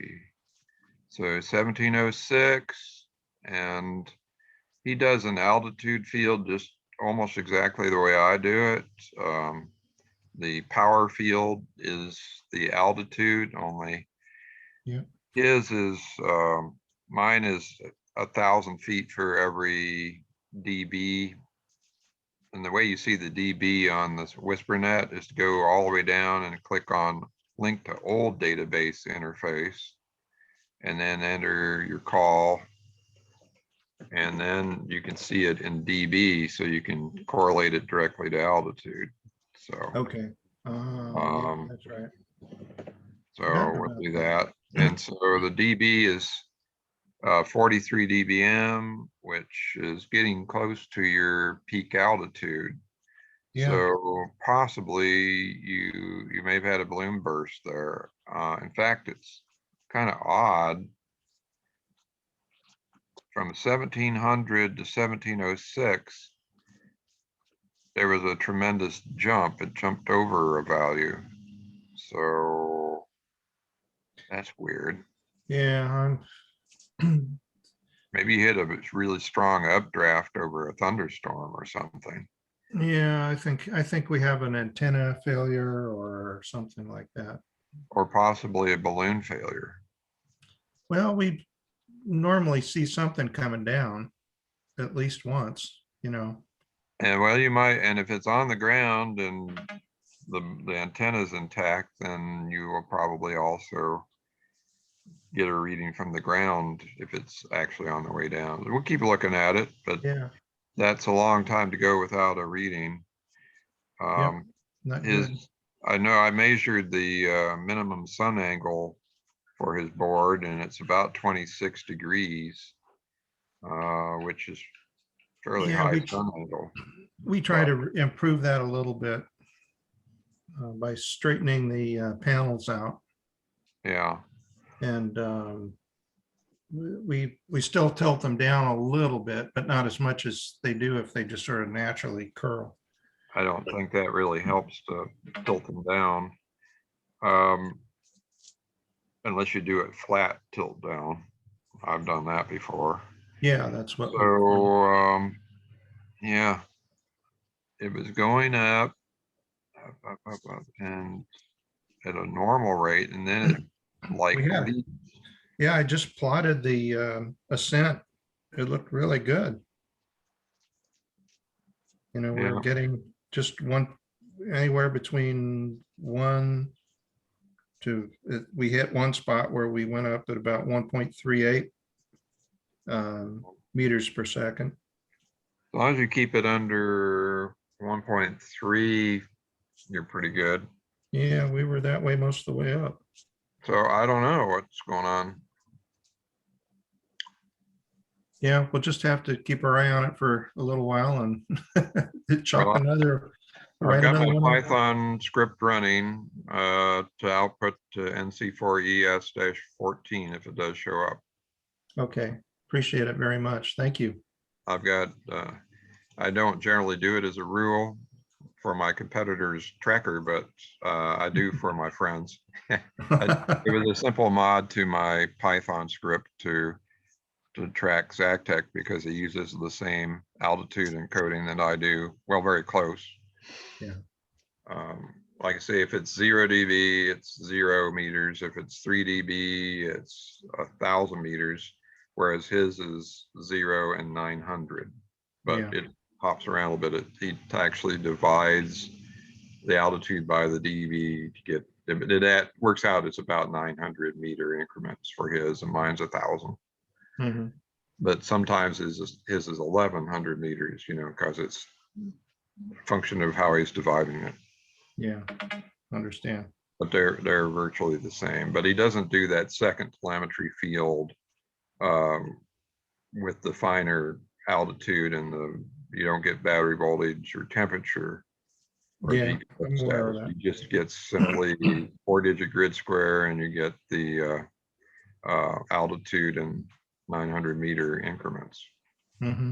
Yeah. So, well, we'll be buying some more of your trackers, that's for sure. We have one more of these to go in the lot we got. And I am working on modifying his code to add my code to it.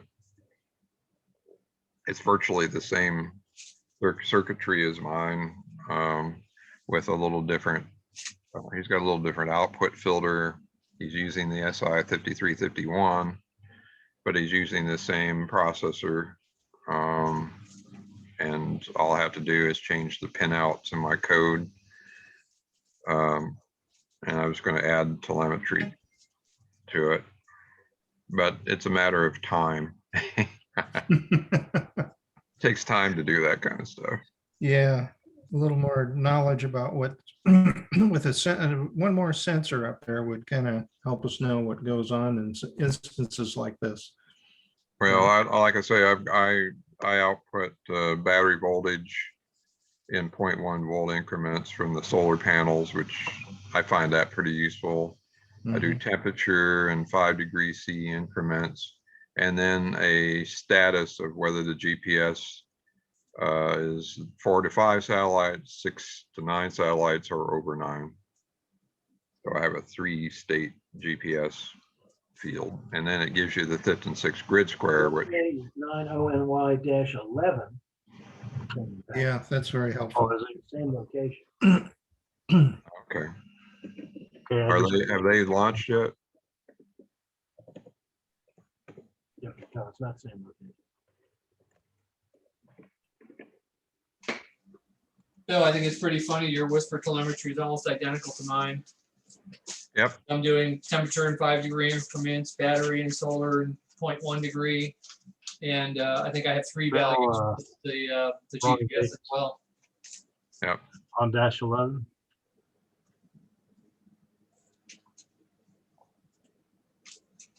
There's only so much you can do with the limited amount of capability on the way Whisper works. Yep. And I didn't want to hack into the grid square, because I like to match the grid squares so that if somebody's using the same channel number and the same time slot, you can prevent conflicts that way. Yep. Yeah. And in fact, I've seen that, especially now there's been a lot of people being not terribly careful about whose flight IDs they're using. I have noticed that, and I've seen some pop up with the channel numbers I use. Yeah, so I've seen a lot of rejects on mine because I'm kicking it out if it doesn't match the primary telemetry, or I've actually got a little bit of I play a little fast and loose if I get one of my 2 packets but not the other, but I've seen the other one within an hour. So if I get the primary packet but not the secondary, or vice versa, I'll merge the data anyway, figuring they're probably relatively close. So I definitely have to mind the grid squares and stuff like that. So it's like, if I've seen it in an hour and it matches the same grid square I expect, and then I'll use it. And so I've seen quite a few rejects of my telemetry call popping up that were just not in the right grid square. I've got a buoy, 2 buoys out there now, and one of them was the same channel number as another balloon flight that went up. So I see a lot of rejected telemetry fields, but it'll find the right one. It just has to search through it. But the buoy is pretty neat. It's basically my Sky Tracker board. He removed the chip antenna and put a little patch antenna above the water. And he's got 26 D-cell batteries and a PVC pipe, and a 9-foot CB whip with a matching network, and a little copper foil in the tube that goes underwater. And there's so much weight, it's like 26 pounds of batteries, and it keeps that antenna above the sea level. And it's like watching grass grow, because it's moving along under 1 knot most of the time. And they've been up one's been operating for 3 months now and has moved about 300 miles. They dumped them in the ocean on a Scripps Institute research vessel about 200-300 miles southwest of San Diego. And it's W6, one's a high school and one is the advisor at the high school. It's KQ6RS-2, I think, and W6SUN- I'll look it up here. I'll put it in the chat. But it's really fun to watch. I actually found a buoy symbol in the APRS code too. Let's see, Just to make it more fun. Okay, it's W6SUN-12. It just reported 1 minute ago on Whisper. And it started out at 4.2 volts a month ago, and now it's at 4.0 volts. And it's 0 meters altitude, curiously enough.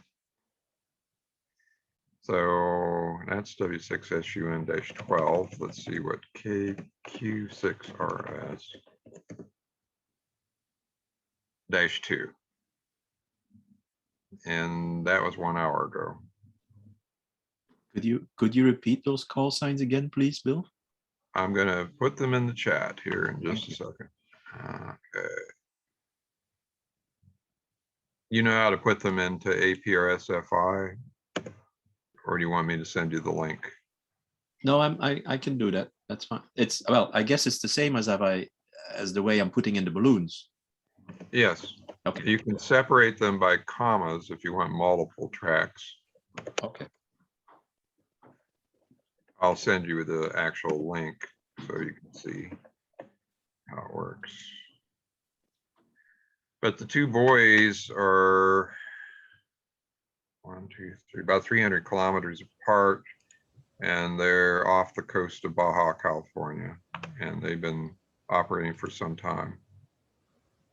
A question on WA9ONY. What is the SSID that we're watching for?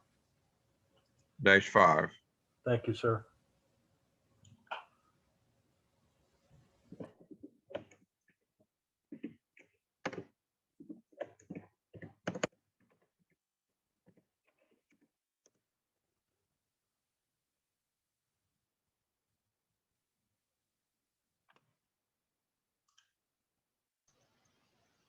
Looks like WA5ONY just reported a little after 2 o'clock here, Central Time, showing it at 1,017 feet. It might be the ground elevation. Well, it's right by the river between. I guess that's where he's gonna launch it from. Yeah. Roger that. Yeah.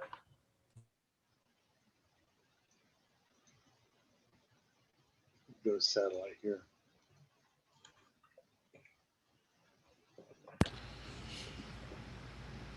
I saw an article where a guy made an autonomous boat that made it to Hawaii. Has anybody followed those? And one that went across the Atlantic too. Well, it's really cool to use Whisper, and you can, if you look on these two Whisper buoys, it's the same board that flies in the Whisper balloons. It's 20 milliwatts on 20-meter Whisper, and they get tremendous coverage. There's nothing like salt water for a good ground plane. And one's down to 3.7 volts, and he's been in the ocean now for over 3 months. The other one's at 4 volts, and he's been out there for about a month.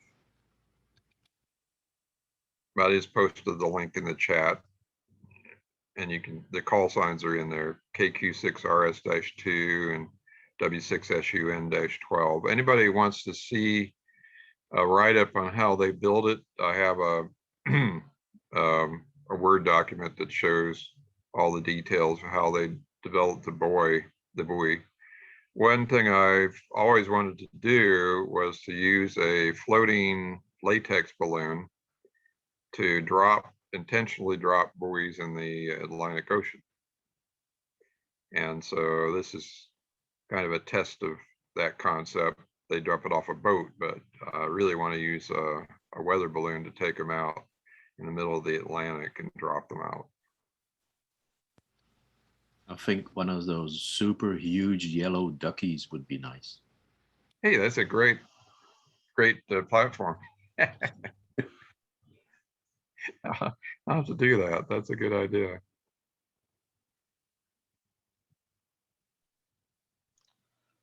Yeah, Bill, I'd be very interested in the information you have about the buoy, because we're in the very early stages of possibly doing a couple of those ourselves here. Yeah, from the Gulf of Mexico. From the Gulf, one from the Gulf of Mexico and one from the, I guess it'd be on the east side of Florida. We're trying to do. Okay.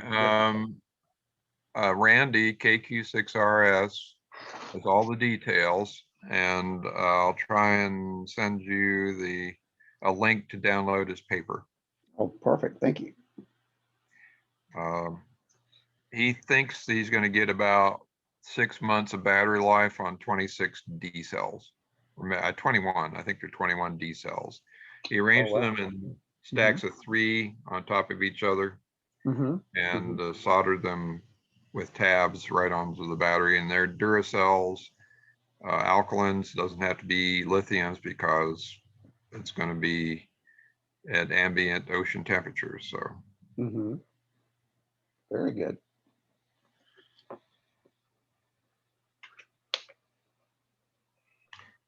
All right, let's see.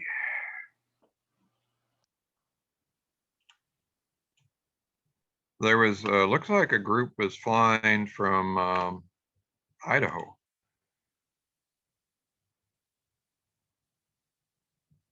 And there's a Pico balloon flying from Kentucky. K4UOJ-11 is one of my APRS sky trackers on a Mylar balloon, but Bill, you missed doesn't it. look good. What's Bill, that? you were busy with something and missed it. The group that's flying in Idaho is BYU Idaho out of Rexburg. That's the HART student team, the high altitude research team.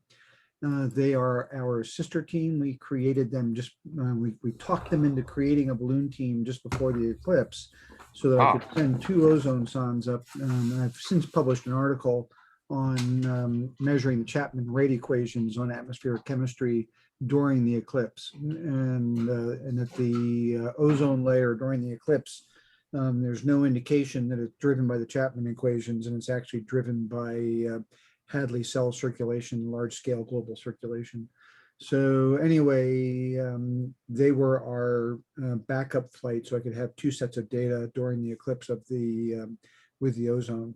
And they get to fly in their backyard. Unlike us, we have to drive 3 hours to get to a place that's not deep in the mountains. But that's the BYU Idaho team. Well, the one I did in the early 90s from, actually it was Utah State, I believe. I don't know if you remember Bob Moore. He was a Thiokol president, and he helped fund this project. He had an eye patch, and we went up there in the mountains in the winter in the Wasatch because it went up, popped, and landed right on the peak of the Wasatch Range. And so we got snowcats and snow buggies and snowmobiles, and we headed out, and we got within 1,000 feet of it, but it was too much of an avalanche danger. It was right as high as you can get, and it was 10-foot deep snow. We could see it hanging from the tree, but they had to wait until the snow had melted off in May before we could get to it. But they did get it. Cool. Yeah, that's okay. It is now 2:00 Central, which is, or a little after, which is when we officially said people, if they wanted to come back and do any kind of flight recap for their launches. I want to interrupt our chit chat just to see if anybody came on board who wanted to do that. So if anybody who did do a launch this morning and wanted to give an update on what happened, this would be a great time to go around the room and do that. I'm going to see. I didn't even know I was on the grid, man. After the year I had, you had some challenges this year, but you persisted.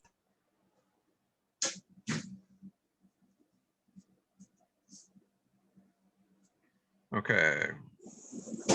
I'm trying to see if I have any pictures on my phone that I can somehow share. So give me a couple minutes. Okay, is there anybody else online who launched today that wanted to give an update? Maybe a brief conversation.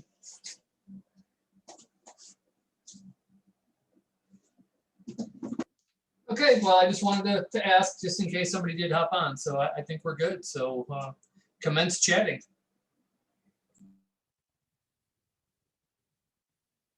All right, it'd take me a minute to transfer this. I don't have Zoom on my phone, so I got to transfer these pictures over from the lot, so it'll be a couple minutes.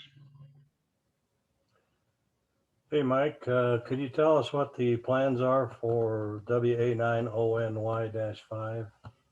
Are they going to launch? I have no idea.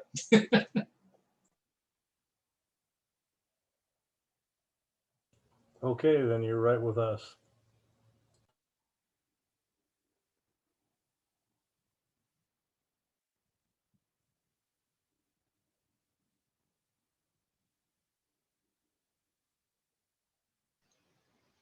Yeah, it does look like ONY did launch, so we'll be watching that one.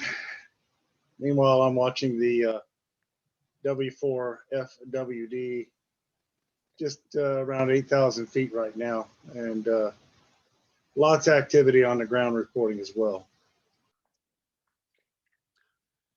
It says WA9ONY.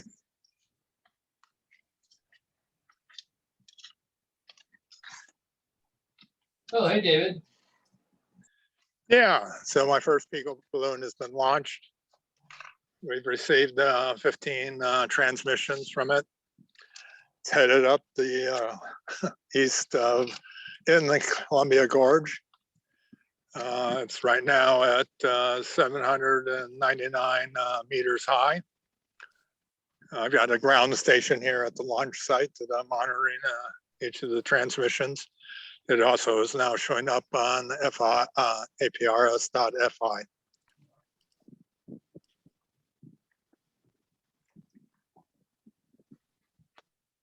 Okay, David, good luck.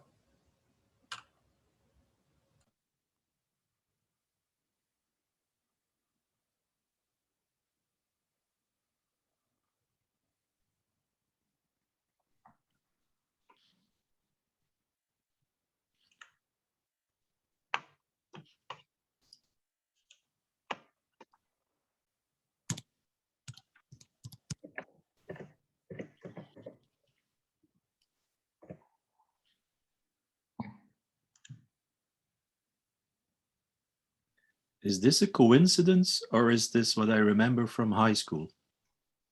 W4 FWD11 is coming down at 32 kilometers an hour. If you make that 33,000 meters, divided by 3,600 seconds, it's coming down at 9.81 meters per second. Isn't that a formula I had to learn at school? You apparently did it well. 32 feet per second. Yeah, is that what it is in feet? 32 feet per second per second? Okay.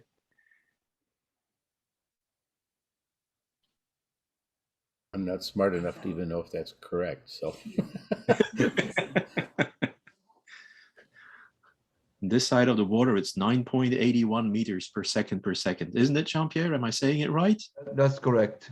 I can't believe I remember that. But there's a terminal velocity, of course. Terminal velocity, that's right. Yes. But that's like for a body, isn't it? That's for without a parachute. That's right, without a parachute. 32 feet per second.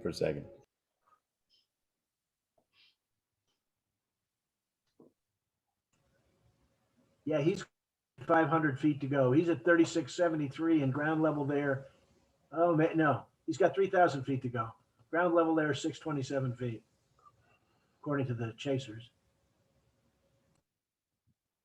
3 minutes to the ground.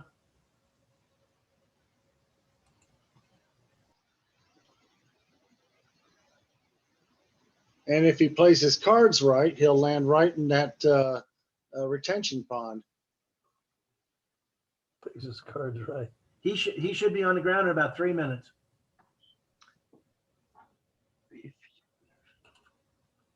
Yeah, this looks Or if like he's falling at that velocity, he may be underground in about 3 minutes and 1 second.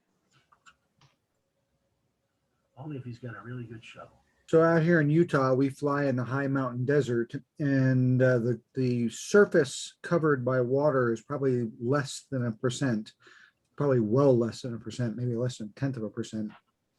And yet we have a 10% chance, if you look at our flights, of landing in the water.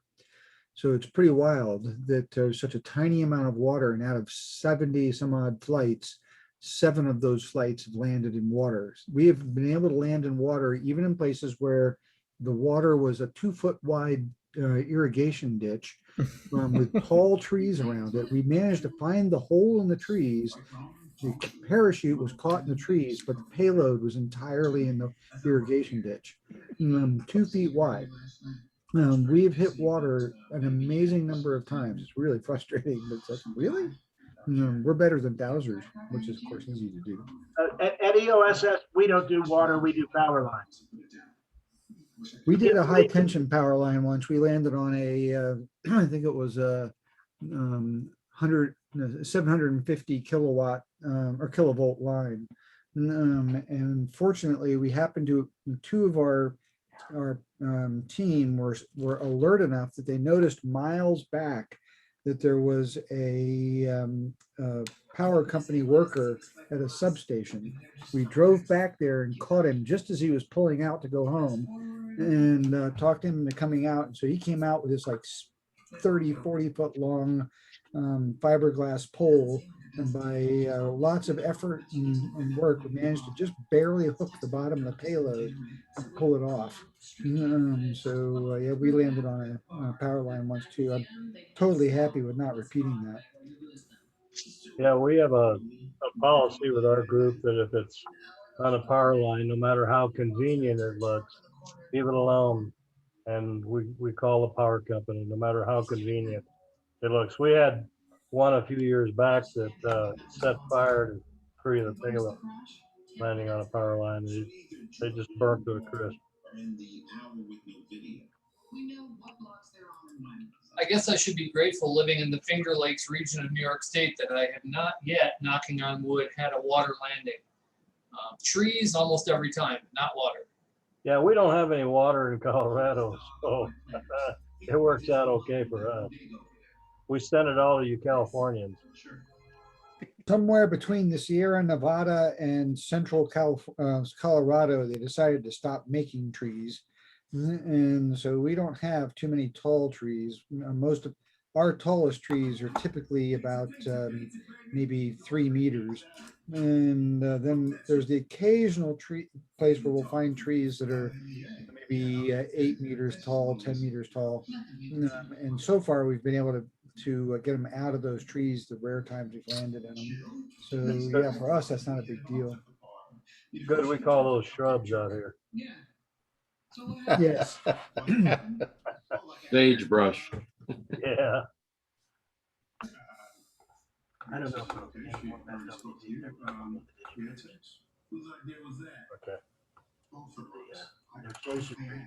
always ask these days. Afterwards, I even walk through a truck. Check the security cameras. Oh, okay. It's a little bit of a police state that we live in these days. That's a good thing, right? At FWD seems to be either stuck there, or it hasn't beaconed again, or nobody's picked it up. Yeah, FWD 11, I think that's the last packet we're going to get. He's gotten down below being able to hit digipeated, and the trackers aren't moving anymore either. So someplace at a cross line between where the trackers were headed and where FWD is, it probably is on the ground, and they're getting close to it. I don't think we'll see any more on APRS.FI. We can still see the ground crew getting close. I guess we're gonna have to wait to hear from them whether or not it ended up in that water.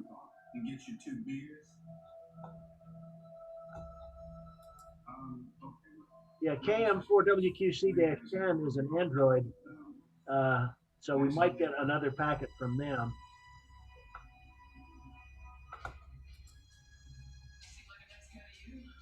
Guys, I'm going to back out of here. It was great seeing y'all again. Sorry I missed yesterday, but it was a busy day around here. And you guys have fun. Take care and have a good year. I'm going to show some pictures here in a minute. I Harry, just uploaded it. I think I can put Facebook up on this somehow. Harry is good seeing Let you. me see if I can share Facebook.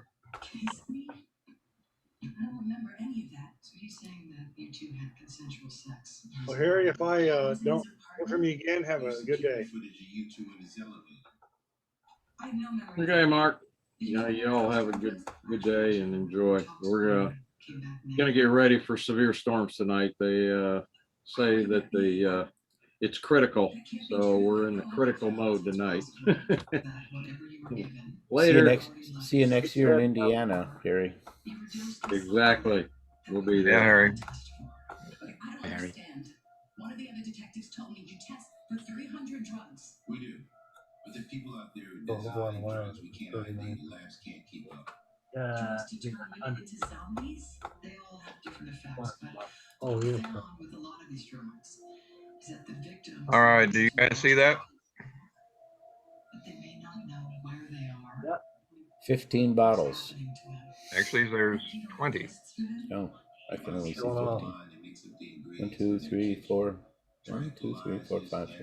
The back row is hidden. Oh. But yeah, it looks like 15. Now you know why there is a worldwide helium shortage. That's because the University of Alabama Huntsville Swirl Severe Weather Institute Radar Lightning Laboratory has it all. These are 300 cubic foot helium tanks. So if you need any, come to Huntsville.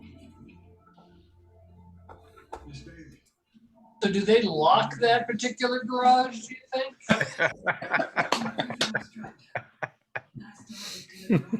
If one ended up missing, they may not notice, but I don't know. Don't need to. They'll all float away. Yeah. So here we are bringing the bed sheet balloon out. It's 200-gram latex balloon with an IMET 1, a 402 megahertz wideband FM radioson, and a star tracker on APRS. And that's Todd McKinney on the left, KN4 TPG, and that's Nick Pilati, KM4YHI. Both are students at the Base Harbor Club. And Todd on the left is the fellow who launches all of our ozone sondes, which is now currently once a month. I didn't put all my pictures up here because of bandwidth issues, but I have a lot of pictures of the ozone sonde lab I showed in the recording if you watched earlier. So we're getting set to launch here. We got the balloon completely covered in a full-size bed sheet held together by zip ties. That's after launch. I was recording. I did a video of the launch, and it take a while to upload it. But that's the inside of the ozone sonde laboratory and the receive station. There's a receiver up there on 402 megahertz. And then we're using SkySonde to decode the data. And it has a number of different plots that you can do, of ascent rate and different parameters that can be displayed, and also a tracking map as part of that program. I was also linking, I have SkySonde running up here at my farmhouse, about 20 miles south of the university. I'm up on a mountain, so I have a directional antenna and both an ASL rotor, so I can point up as well. And so I was recording, I was picking up the SkySonde data and relaying it through APRS ISCE as an iGate to put the data up on APRS-FI and tracker.habhub.org. And that's Todd McKinney, KN4 TPG, who is currently out hiking up a mountain trying to get to his tracker in the woods.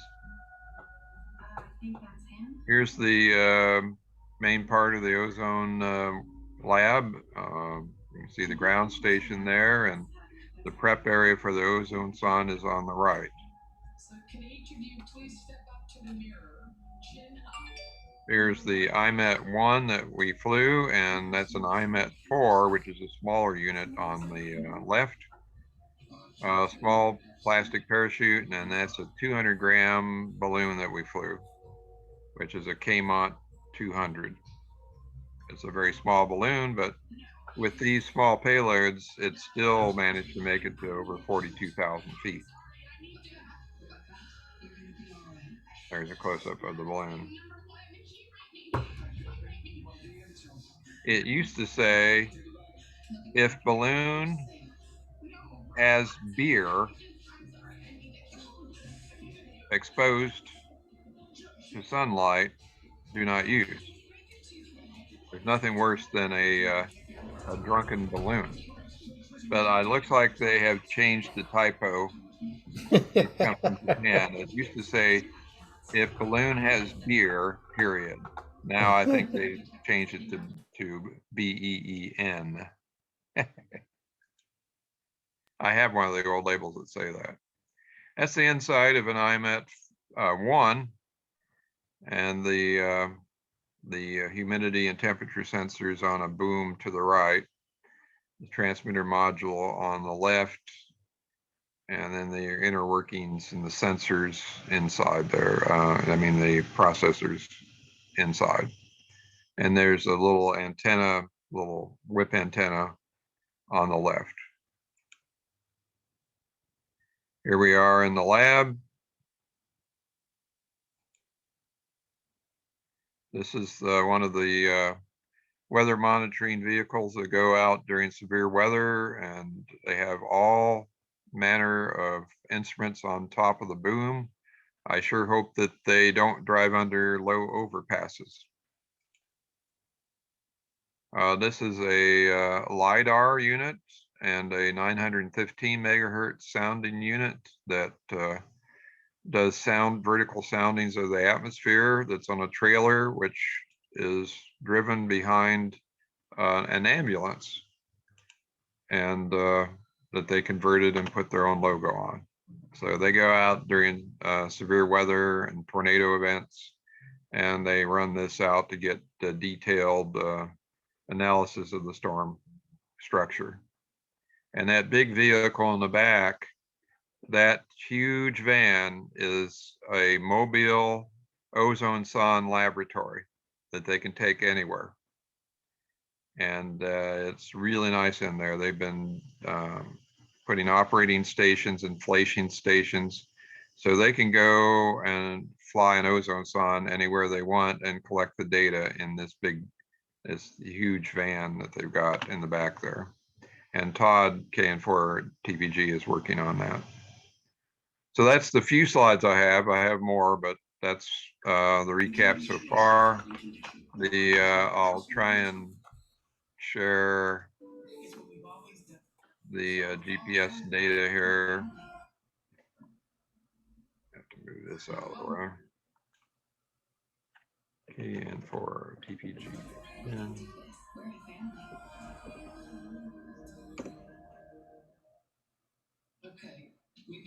So this is the flight track.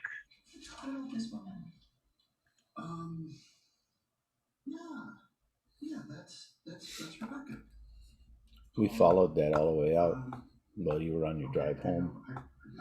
Yeah. It's the same story as Joe. It was a bar with some drinks and then just sex. And I'll do a terrain map so you can see how rugged it is. I don't like to land in this area because there's a lot of places you can go to where people are going to say, "You ain't from around here, are you?" Yeah.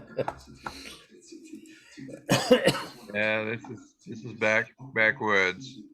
So Todd first came up Highway 8, but then it would have been a half-mile traipse through a river gorge through this steep mountain to get to it.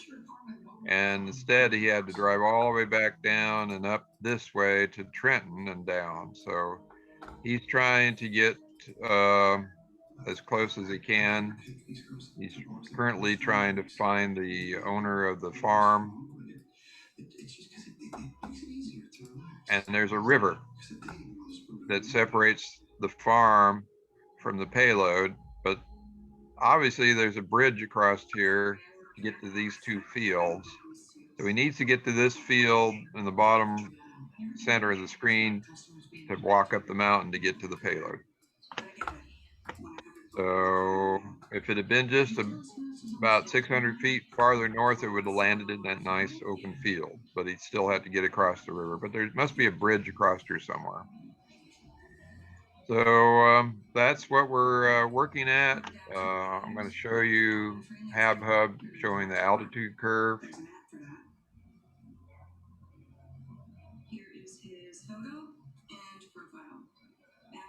Hey, has anybody gotten the Starlink internet?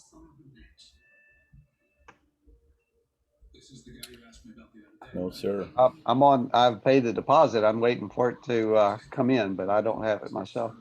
I've had it bill here for about 2 months. You've had it? Yes. What do you think of it? It's absolutely fantastic. It's no complaints to say about it. It's over the 2 months, it has gotten better. And the very first time I plugged it in, I stood 10 feet from the access point with my phone and got 283 megabits down, 19 milliseconds latency, and about 40 megabytes up. Wow. That was a fluke. That was the high end. What I normally average at is right around 200 to 220 today. And used to have a few little dropouts as you kind of slid between satellites that lasted about 5 to 10 to 20 seconds, something like that. Those have totally gone away in the last month. Wow. And I haven't ordered it yet. It's like 500 and some bucks for the equipment, right? Yeah. I couldn't figure out what the monthly fee would be. It's 99 bucks a month. Ah. And it's not a subscription. You can quit at any time. No issue with that. Oh, but, that's good. Yeah, but the who knows? It might go up. It might go down. There are risks involved with it. It's still in beta, but in another 2 months, it should be out of beta. And the good news is it is somewhat portable. You can move it around within your cell. That's about 20 miles across, best I can determine from your address. And but if you move outside of your cell, you can send in and re-register your address to operate in an adjacent cell. But all of that goes away sometime the end of the summer, and you'll be able to operate totally mobile if you need to. Wow. So that's the plan. Nothing bad to say about it at all.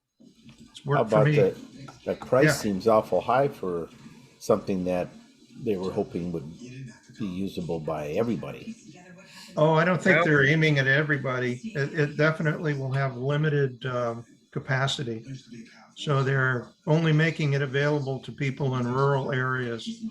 I'm about as out there as you get. And my fastest DSL is 1.5 meg down, 0.2 up. It's just slightly above dial-up speed. You're exactly in my boat. That's and it's a huge improvement for us, Bill. And the only alternative I have is what I'm using now, which is my Verizon hotspot. And it's about 5 meg up and 5 meg down. But if I run out of my 30 gigs, it's called unlimited plan. Yeah, so that's how right. the unlimited plan works. When you hit 30 gigs, they throttle you back to about 600K down and unusable up. It's completely useless. Yeah. But if you can somehow use that slow speed, then it's unlimited. But you can't add any more to the plan. I can't say I want another 10 gig. You're stuck until the end of the month. I Yeah. just ran a speed test. I got 925 MIPS up and 833 MIPS down.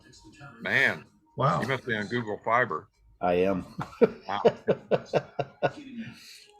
But Well, you're that's a supposed tremendous review. Thanks, Laura, because I was just about ready to buy it, but I couldn't figure out how much the monthly plan. But trust me, $99 a month is worth it to me because you know how much I'm having issues with bandwidth here. Oh, yeah. Yep. How much do you pay for your DSL? $50 a month, 55 bucks, and it's Yeah. almost worthless. I And pay then my 45. Verizon is another 60 for the hotspot. Yeah.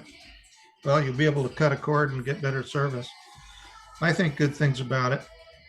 So far, so good, anyway.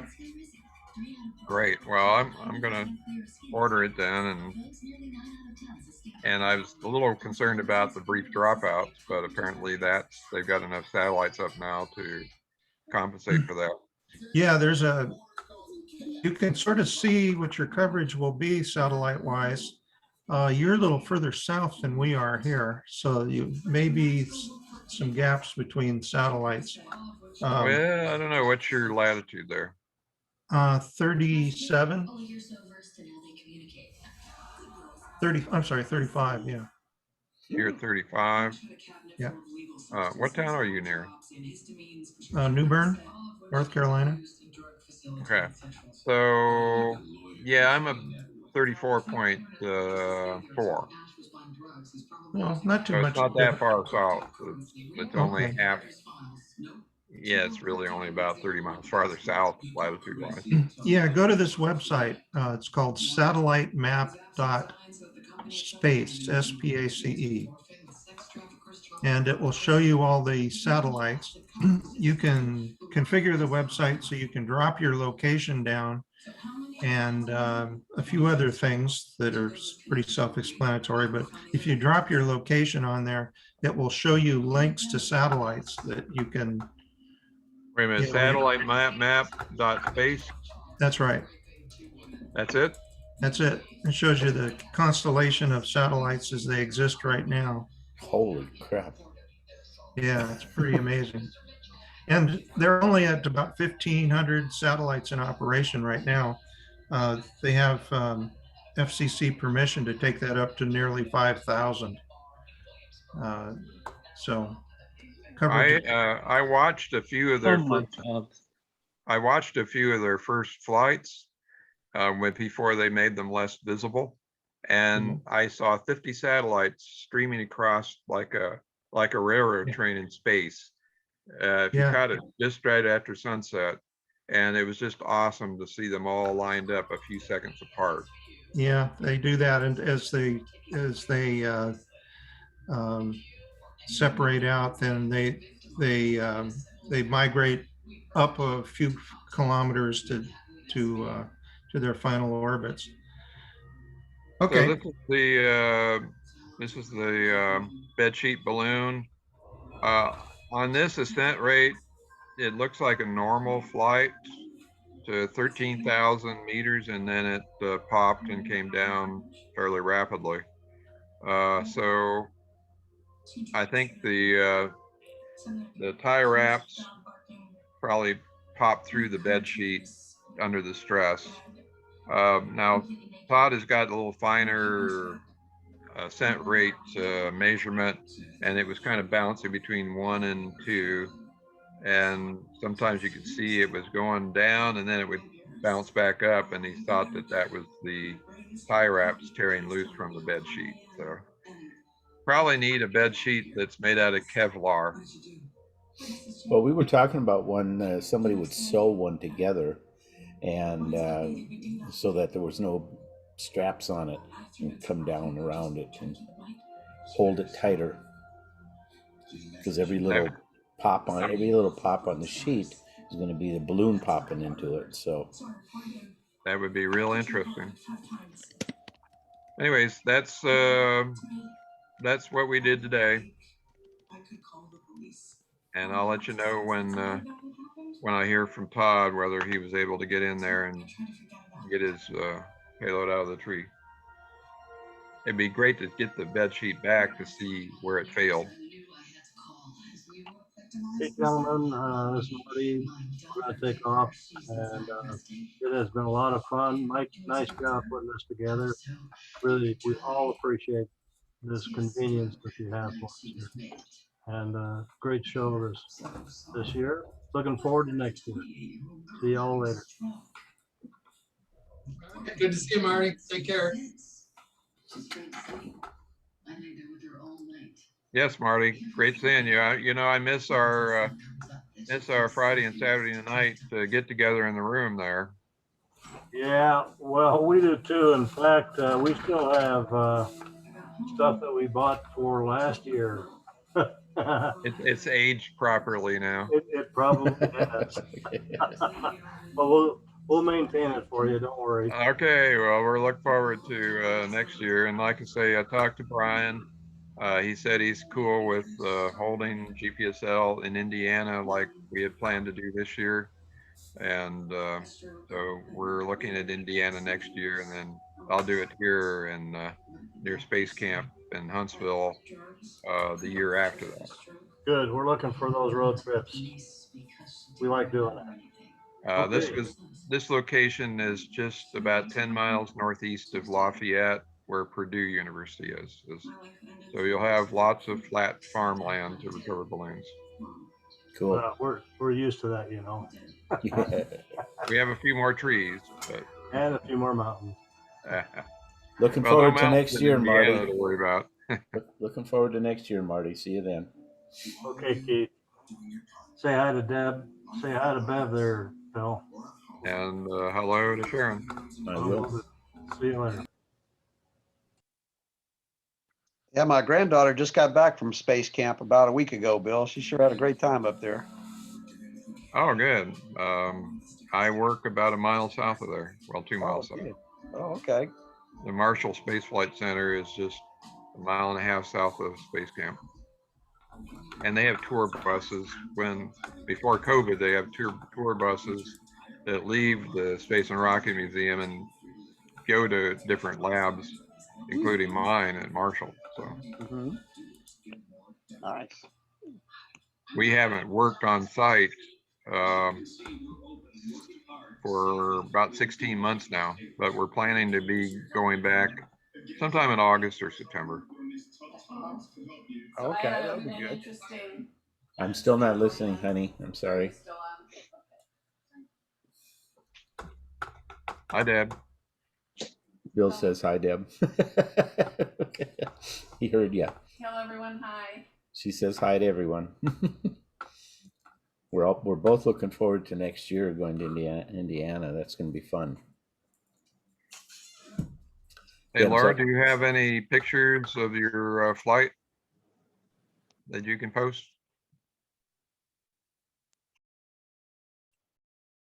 Were you asking me, Bill? Yeah, do you have any flight recap from what you did today? Oh, I can just Or quickly photograph? summarize it. No, we don't have any photographs yet, anyway. We had a great launch. Everything worked super. We had very nice ascent, but it looks like at about, we started out at 1440 UTC, and we're ascending at about just a little over a meter per second over most of the reported intervals. And as we got up to the power 43 dBm, and what does that relate to? That's about 41,000 feet. We got our last report, and we haven't seen anything from the balloon since. So it's a little disappointing. We don't typically, I would think that if we lost the antenna or we lost power or something like that went wrong with the tracker. We've lost other balloons at the same point in flight, but we could usually see a descent of some sort, because the radio hasn't given out. So this time I think we didn't have balloon failure, but we did have radio failure. at least that's what we're looking at. I'm still watching and hoping it's going to report. That's that's about the best we can say at this point.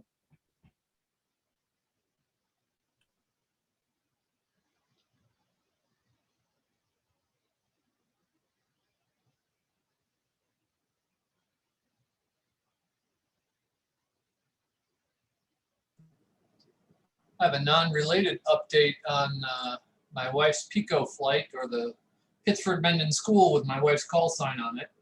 And whoops, I'm going to hijack this screen share here.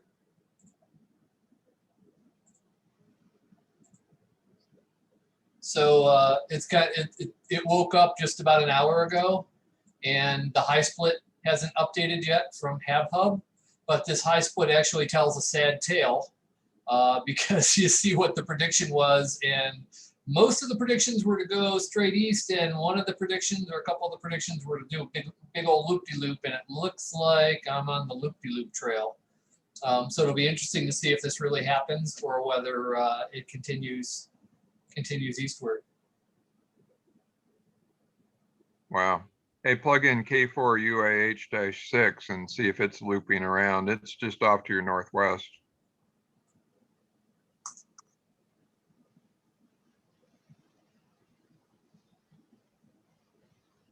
It went to Alaska, and then it went west back into Siberia, and then it did a loop down almost to Japan, and now it came back up to Kamchatka, where it's doing a very tight loop. I see that. I think we're on our 6.5. Yeah, this is our 6.5 lap. But look, it's just swirling right above Russia. Yeah, that's hilarious. Of Kamchatka. That's about as remote as an area as you can get. We went up to almost to the North Pole once. That's great. I think it's on day 110 now. Is that at SBS 13? Yes, that's one of my Whisper Sky trackers on an SBS 13 launch from our same place we did the bedsheet balloon today. Yeah, I saw the launch. Good, good deal. Oh, has anybody mentioned the W4 FWD update? Because it kind of looks like they've recovered it. I just got a text from them with a picture of their payload. It was recovered safely. It landed in some grass. Yeah. Looks like a huge cattle farm or ranch that it landed in. And it looks like they're moving back out away from it. Well, there's some strange names there. Eastabaga. Old Eastabaga. Yeah, it was real close to Talladega. Yeah, not far away at all. And they came in through the back way, down a railroad track.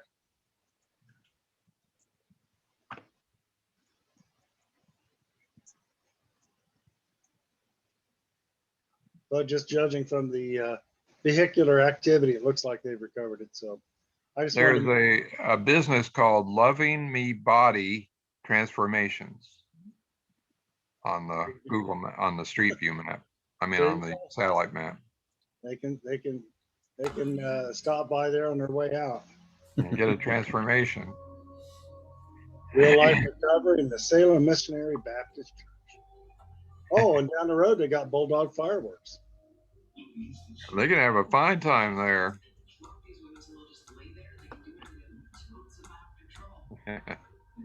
Yeah, I'm sad that I didn't get to work through their crossband repeater. Yeah, it would have been a fun one, Bill. Let's see how David's balloon is doing. WA9ONY. He's at 9,488 feet. Went over some pretty rugged terrain there in Oregon. Looks like good voltage, 4.6 volts.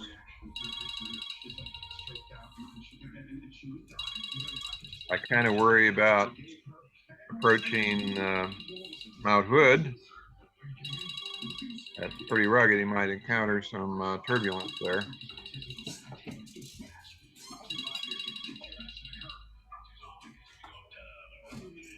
Oh, yeah. Well, I think if he flies around it, he'll be fine. Yeah, I hope so. Anybody else have a flight recap they want to talk about?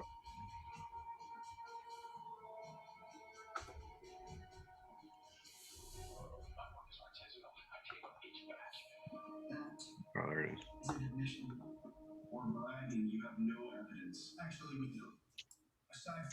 I'll keep an eye on the ascent rate for ONY's balloon here. My client has nothing to do with that. The tox screen, which is the only one taken, universal, found traces of Percocet, which we also found in Mr. Gordon's medicine cabinet. I have a prescription. Which proves that they're your drugs.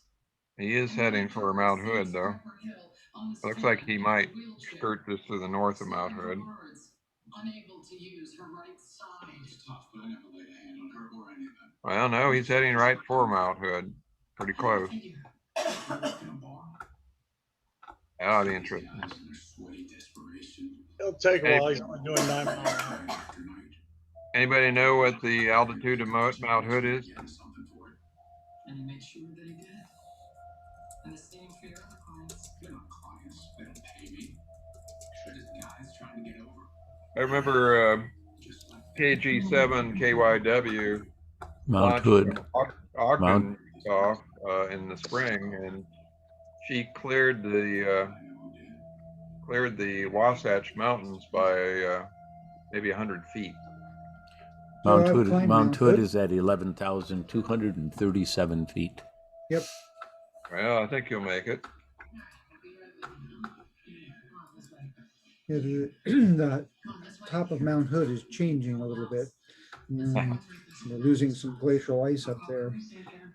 I've climbed it several times. When you go through what used to be called the pearly gates, they're not so pearly anymore. There's no ice up there anymore. Watching them rape the girls that he drugged. The scary part is he worked at a bar and he had no trouble finding 5 guys who were into this. Yeah, I had one group launch from Ogden, Utah, and like I say, it just barely cleared the Wasatch Mountains by 100 feet. And then it went around, it's still flying. It's been up 4 months, but it could have been short flight if it was just 100 feet later when it went over the ridgeline. Is that the one that Amy sent up?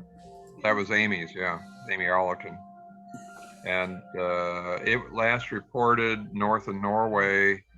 It's been up for 108 days. And she's been around the world. We don't know how many times she's been around the world because that one's an APRS one. And it's been going around the Arctic Circle for months. Every once in a while, they'll loop down to Norway and Iceland and make a report. So, but she's really been, we did an equinox flight with schools from across the country and the world. And hers is the last one flying. It went from the equinox through the solstice. So that's an SBS 13 with a APRS sky tracker. Now we had another one that was a Whisper one. It stayed up 80 days and it went around the world 4.5 times. And so we had data on that one every day. That's the advantage of Whisper over APRS, particularly when you get up in the Arctic. We had a couple go almost to the North Pole and it was still reporting. In fact, W8VPV-1 is a SBS 13X. It was a pre-pressurized SBS 13, which is kind of rare, as was mentioned yesterday at our chat after the end of the meeting. They only do an X to test out a batch of balloons. So, but you can put more free lift in it that way, and they stay up longer. So as a result, if you can put more free lift into it. So that one's flying great. It's up over Greenland right now. And that one's been almost to the North Pole a couple of times too. 10,800 feet, not the Mount Hood yet, so I think we're going to clear it.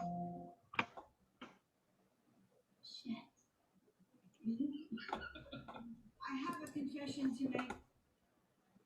I'm really a man.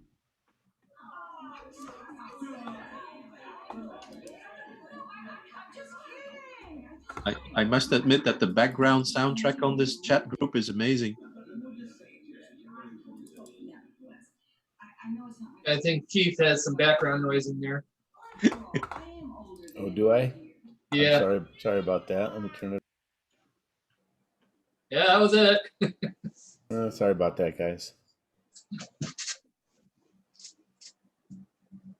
So this is W8 VPV, and I just wanted to show you what in the green, I output the number of satellites, but it's a 3 section. So it's like, if it's a 0, I show 0 sats. If it's a 1, I show 7 sats because it's right in the middle. And if it's a 2, it'll show 12 sats, which is the max. So it's just a relative indication. It's not the absolute number of satellites. This is a whisper balloon.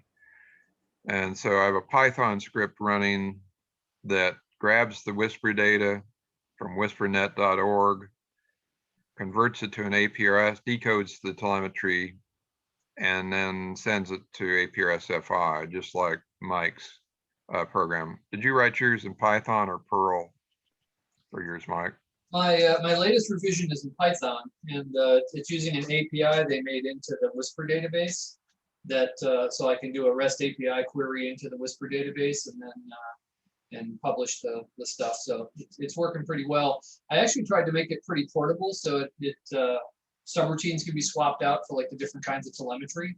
So it might be something other people want as I continue to refine it. I'd like to update mine because I'm just scraping the data off by a URL command, and that API would be highly useful. Yeah, it's working out pretty well. The only issues I've had so far is actually not the API, but the APRS piece. There's a APRS class for Python where you just create a class and it makes a connection. But if that connection times out, the code isn't handling it very well. So I just need to put some try and step logic around that. And I make a new connection every time I send a report to APRS, so it doesn't time out. That's why. Yeah, I've been having trouble with that too, because when I establish a connection, sometimes it takes 2 or 3 tries to get one that actually answers. Because it's if they're busy. Yeah, rotate.aprs or whatever. That's the one I use, rotate. Yeah, and so it's kind of actually frustrating because that's one of the startup problems I want to resolve is that I start the code, and if it hangs on establishing the initial APRS connection, I just Control-C and do it again. And then once it gets running, it'll go for days at a time. But just for example, yesterday or the day before, it crapped out in midday because the APRS connection dropped and the APRS library doesn't have retry logic. So it doesn't? Oh. Yeah, so yeah, the class that they do with APRS just it's not the best. So what I'd like to do is just take a look and see if I can either fix it up or just copy it and I'm not using the APRS class. I'm just making the socket myself. I have commands that I just. Yeah, and then I may end up going that way. I mean, there's a nice. I've had mine running for weeks and months without crashing. Usually what crashes it is a Windows update that resets the computer. Well, I've had that too. Yeah, so once I think the major concern I have at this point is that the APRS class that I'm using just isn't as robust as I'd like it to be for something that's going to be running for a week at a time. So as soon as I sort that out, I think it'll be a pretty nice piece of code. It's actually 2 pieces of code. So one is the scraper that pulls the data out of Whisper, and you just pass it as a parameter, the primary call sign and the flight ID, and it outputs JSON. It's a standard output.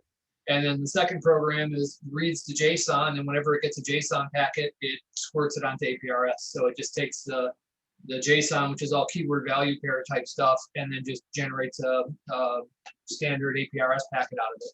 So Okay. yeah, if I don't like that library, I can just replace that second program, and I'll probably be fine.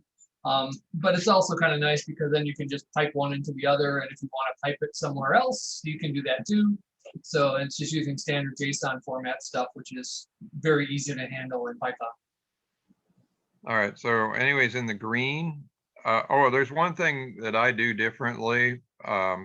You have the course or the speed, right? Course or speed is instead of battery voltage and instead of solar panel voltage in the call sign for the telemetry call.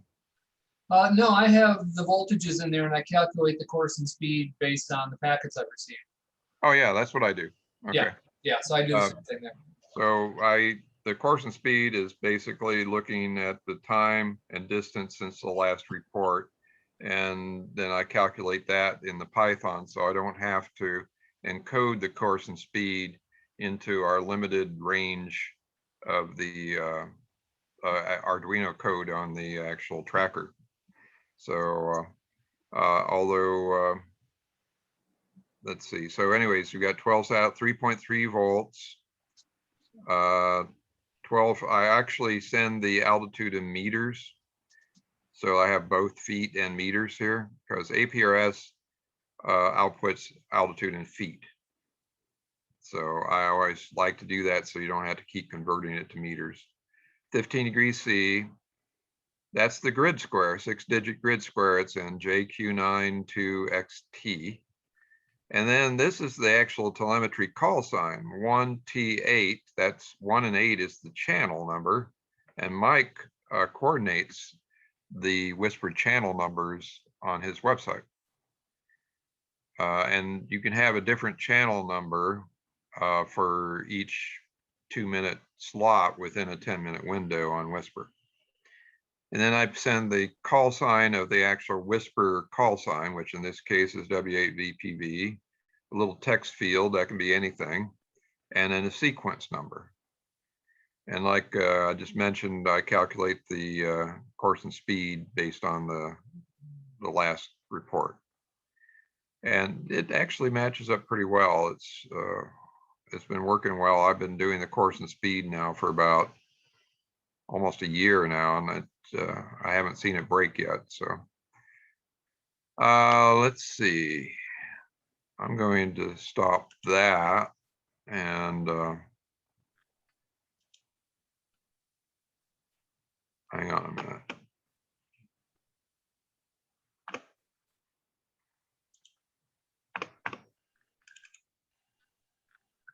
So what I do, I'm going to see if I can share one of my command windows here. And I'll find one that's actually working.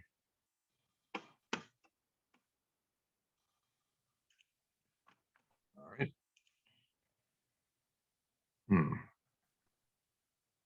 Well, oh, there we go.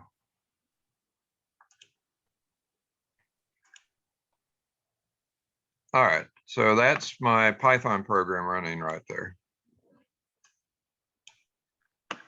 And this is for K4UAH-6, which is over Siberia right now. And I think I just lost my view of the, what are you seeing right now, the map or the Python? The Python. All right, so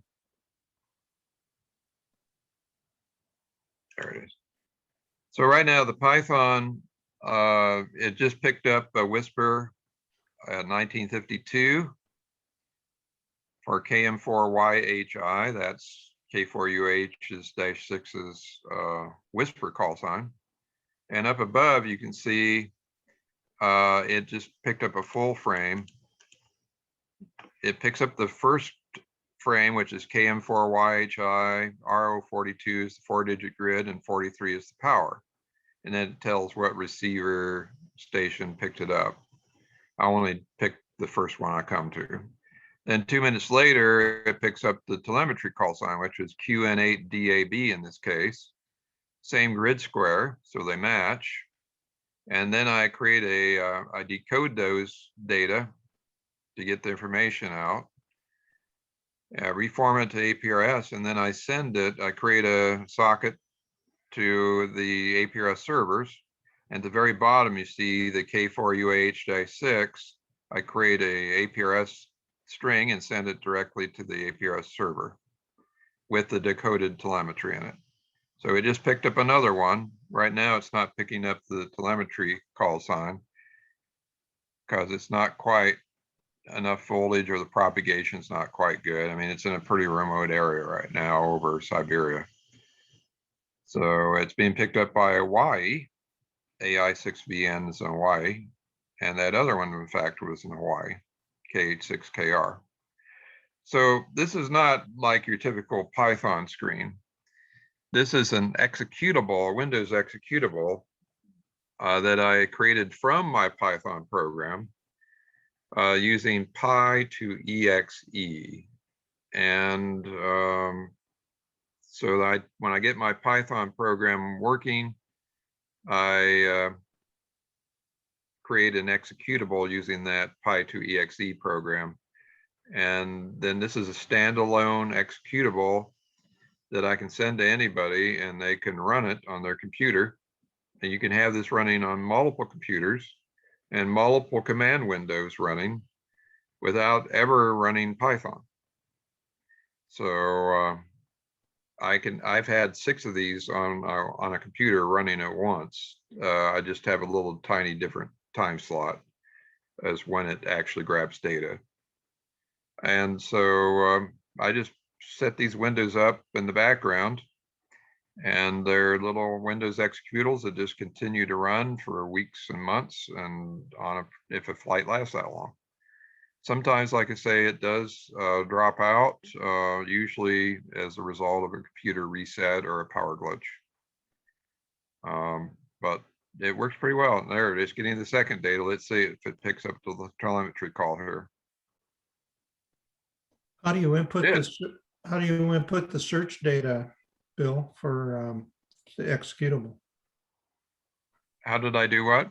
How do you input this the search call sign? Oh, I'm glad you asked. I have a init file, a text file, where you can change the call sign for the Whisper call sign that you want to output on APRS, and your text message of what you want it to say on the APRS message. And I can bring that up here in a second. This is going to, in 1 minute, it's going to send the APRS string to APRS FI, actually to the server, and then it picks it up. And it just updated on the APRS map. And there it goes. It just created the socket. It verifies what server I'm into, and then it sends the command and then logs out. So you just watched a complete Whisper to APRS transmission. Mine looks eerily similar to that. I can show you what's going on mine. I stole some of your formatting because I liked it. Let me. So all my format and code is fully stealable. Yeah. Oh, I did. They call it open source. So mine is spewing to a log file. Here's overnight where nothing was going on. Yeah, so it sort of ended the day. So what it does is it looks for the call sign and the telemetry call sign, and then it goes to sleep for 10 minutes. So I'm only querying data for the last few minutes, just so I'm not beating on the database so much. So you see it's sleeping here for almost 600 seconds between calls. Let me see if I can scroll. I do that too. I wait until that specific minute time frame. I wait 1 minute after the end of the transmission, so it has time to upload to the server, WhisperNet server, and then I just grab it and I'm done. So here's where I launched this one. So it's whisper to APRS.py, and I give it the call sign I'm looking for, The Q5 is my telemetry ID. And I tell it, since we're using slotted telemetry, I tell it which minute that slot to look in. So minute 8 is when the telemetry comes in. And so that's going to pull out my Whisper data and the Q5 telemetry data. And then I tee it into a file. This just puts a copy of whatever comes out of this into a text file if I want to look at it later. But then the output goes to a to aprs.python, and I pass that the call sign I want and 5. I can't remember what the 5 is.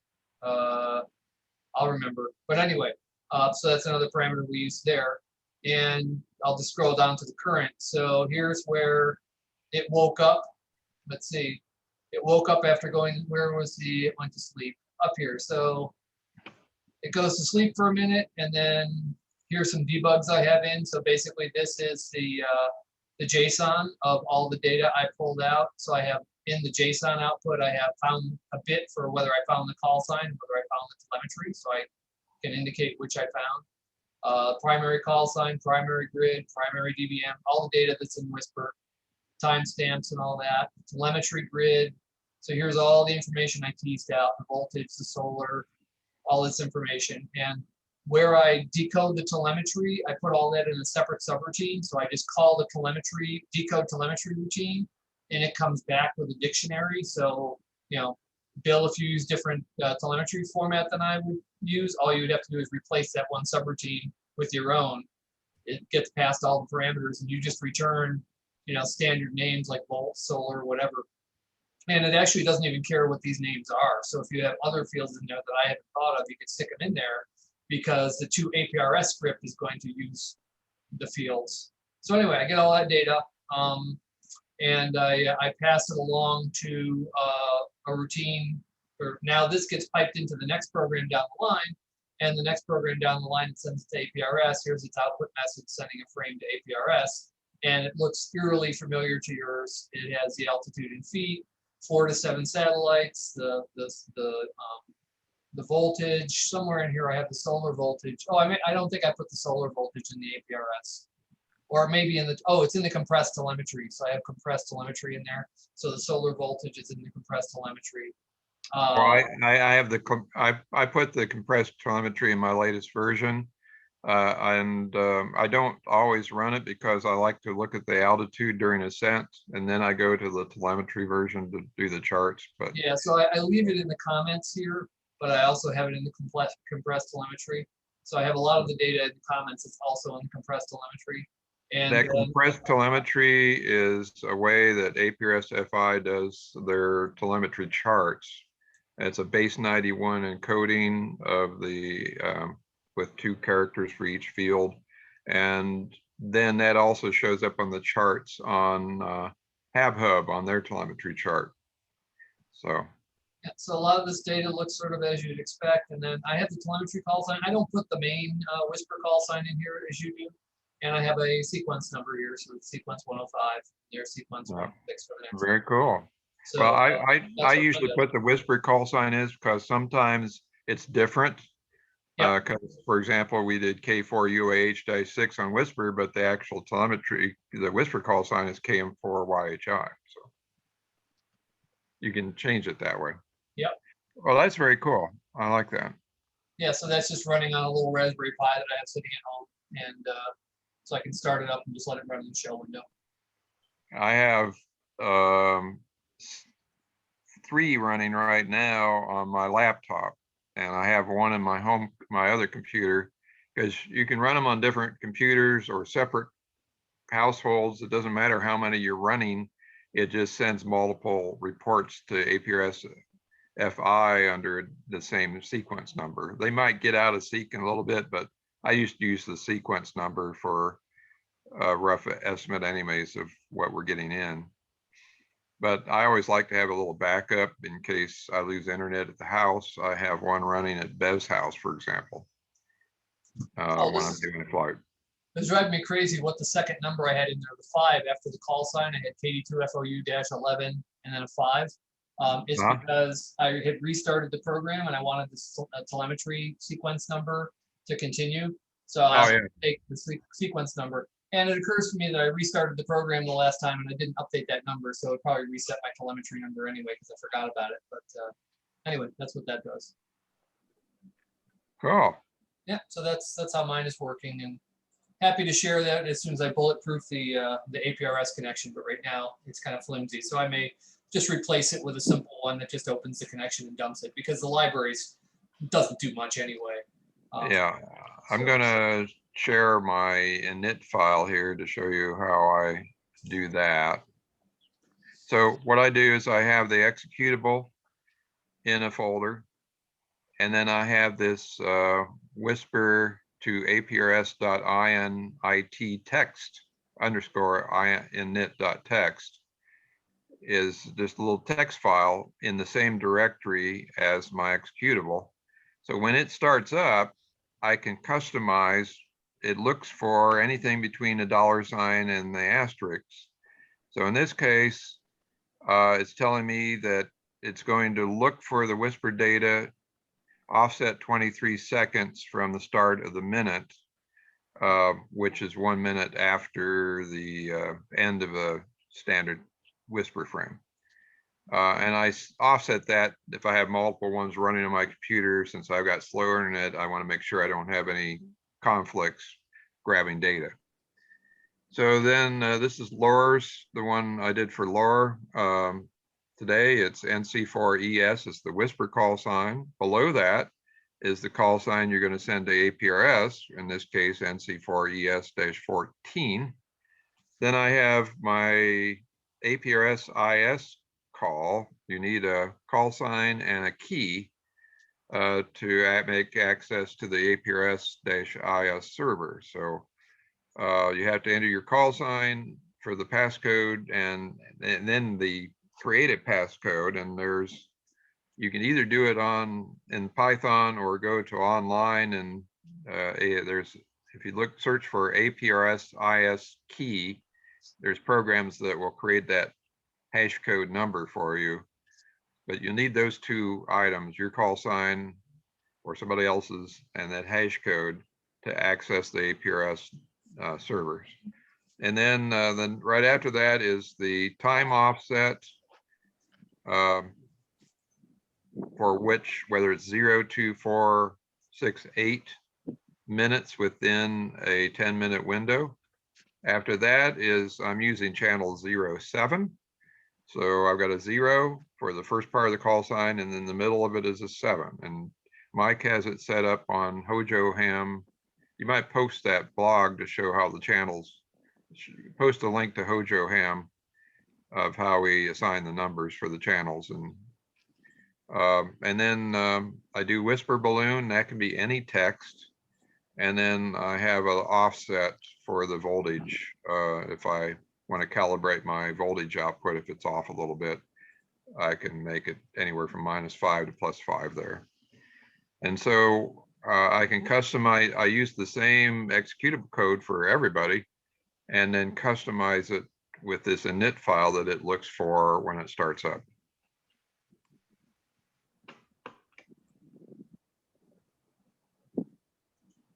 Okay, this is WA901Y. Found the problem with the iPhone. You hear me? Yep. Okay, the problem is I got 2 Zoom connections. My home QTH is doing a video recording of it, and I have a second connection. And the first connection obviously isn't controlled by the iPhone. So I found the second connection buried and got it enabled. So I'm at the launch site right now. I'll show you just about maybe 150 feet from the Columbia River on the north edge. And I'm going to turn the screen away from me and show you where I launched about an hour and a half ago. I'll first go to show you where Mount Hood is off in the distance. You're probably not going to see it very well in the haze. It's to the right of the tank truck out there, right of the near tree. Anyway, the wind's blowing from the west, which is behind me, and the balloon's headed off in the easterly direction, which I'm facing now. The ridge here is part of the Cascade Mountains. We keep going around. There's Larch Mountain. Eventually, we're going to get to Washougal, a small town to the northwest of me. We're at the end of the road here, which is really convenient. There's been only one car during the whole couple hours I've been here. Now we're looking south at the Columbia River. And now we're getting close to being back at Mount Hood. And we'll move up and see the sky.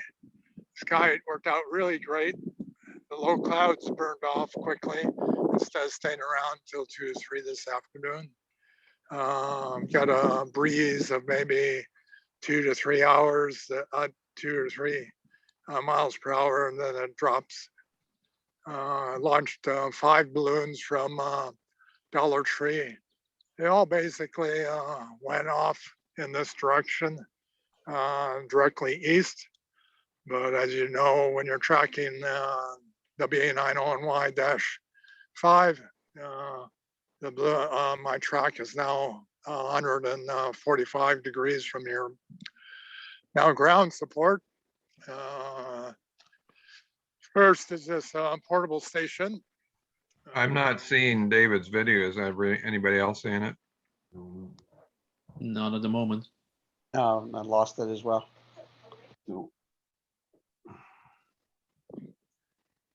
There we go. There we go.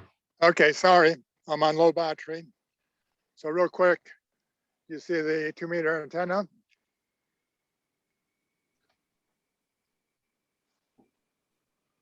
Yeah, that's a great launchless height. Yeah, and then here's the portable, there's a Raspberry Pi 400 with an RTL SDR, and that's recording 144.390. You can There's listen the, on Mag mount. 144.340. I've got a clear channel on it. 144.340 is clear Right, channel. yeah, confused. The first system there is 9030 is here in the car. So I got 2 receivers. Okay, 340. You got it in the car. Okay. Yeah. And the nice thing is that it's logging and tracking. Packet number 50 has been sent.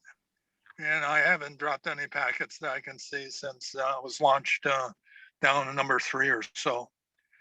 So, and then what I do is here's a Yaesu FT 2D, and it's set for 144.340.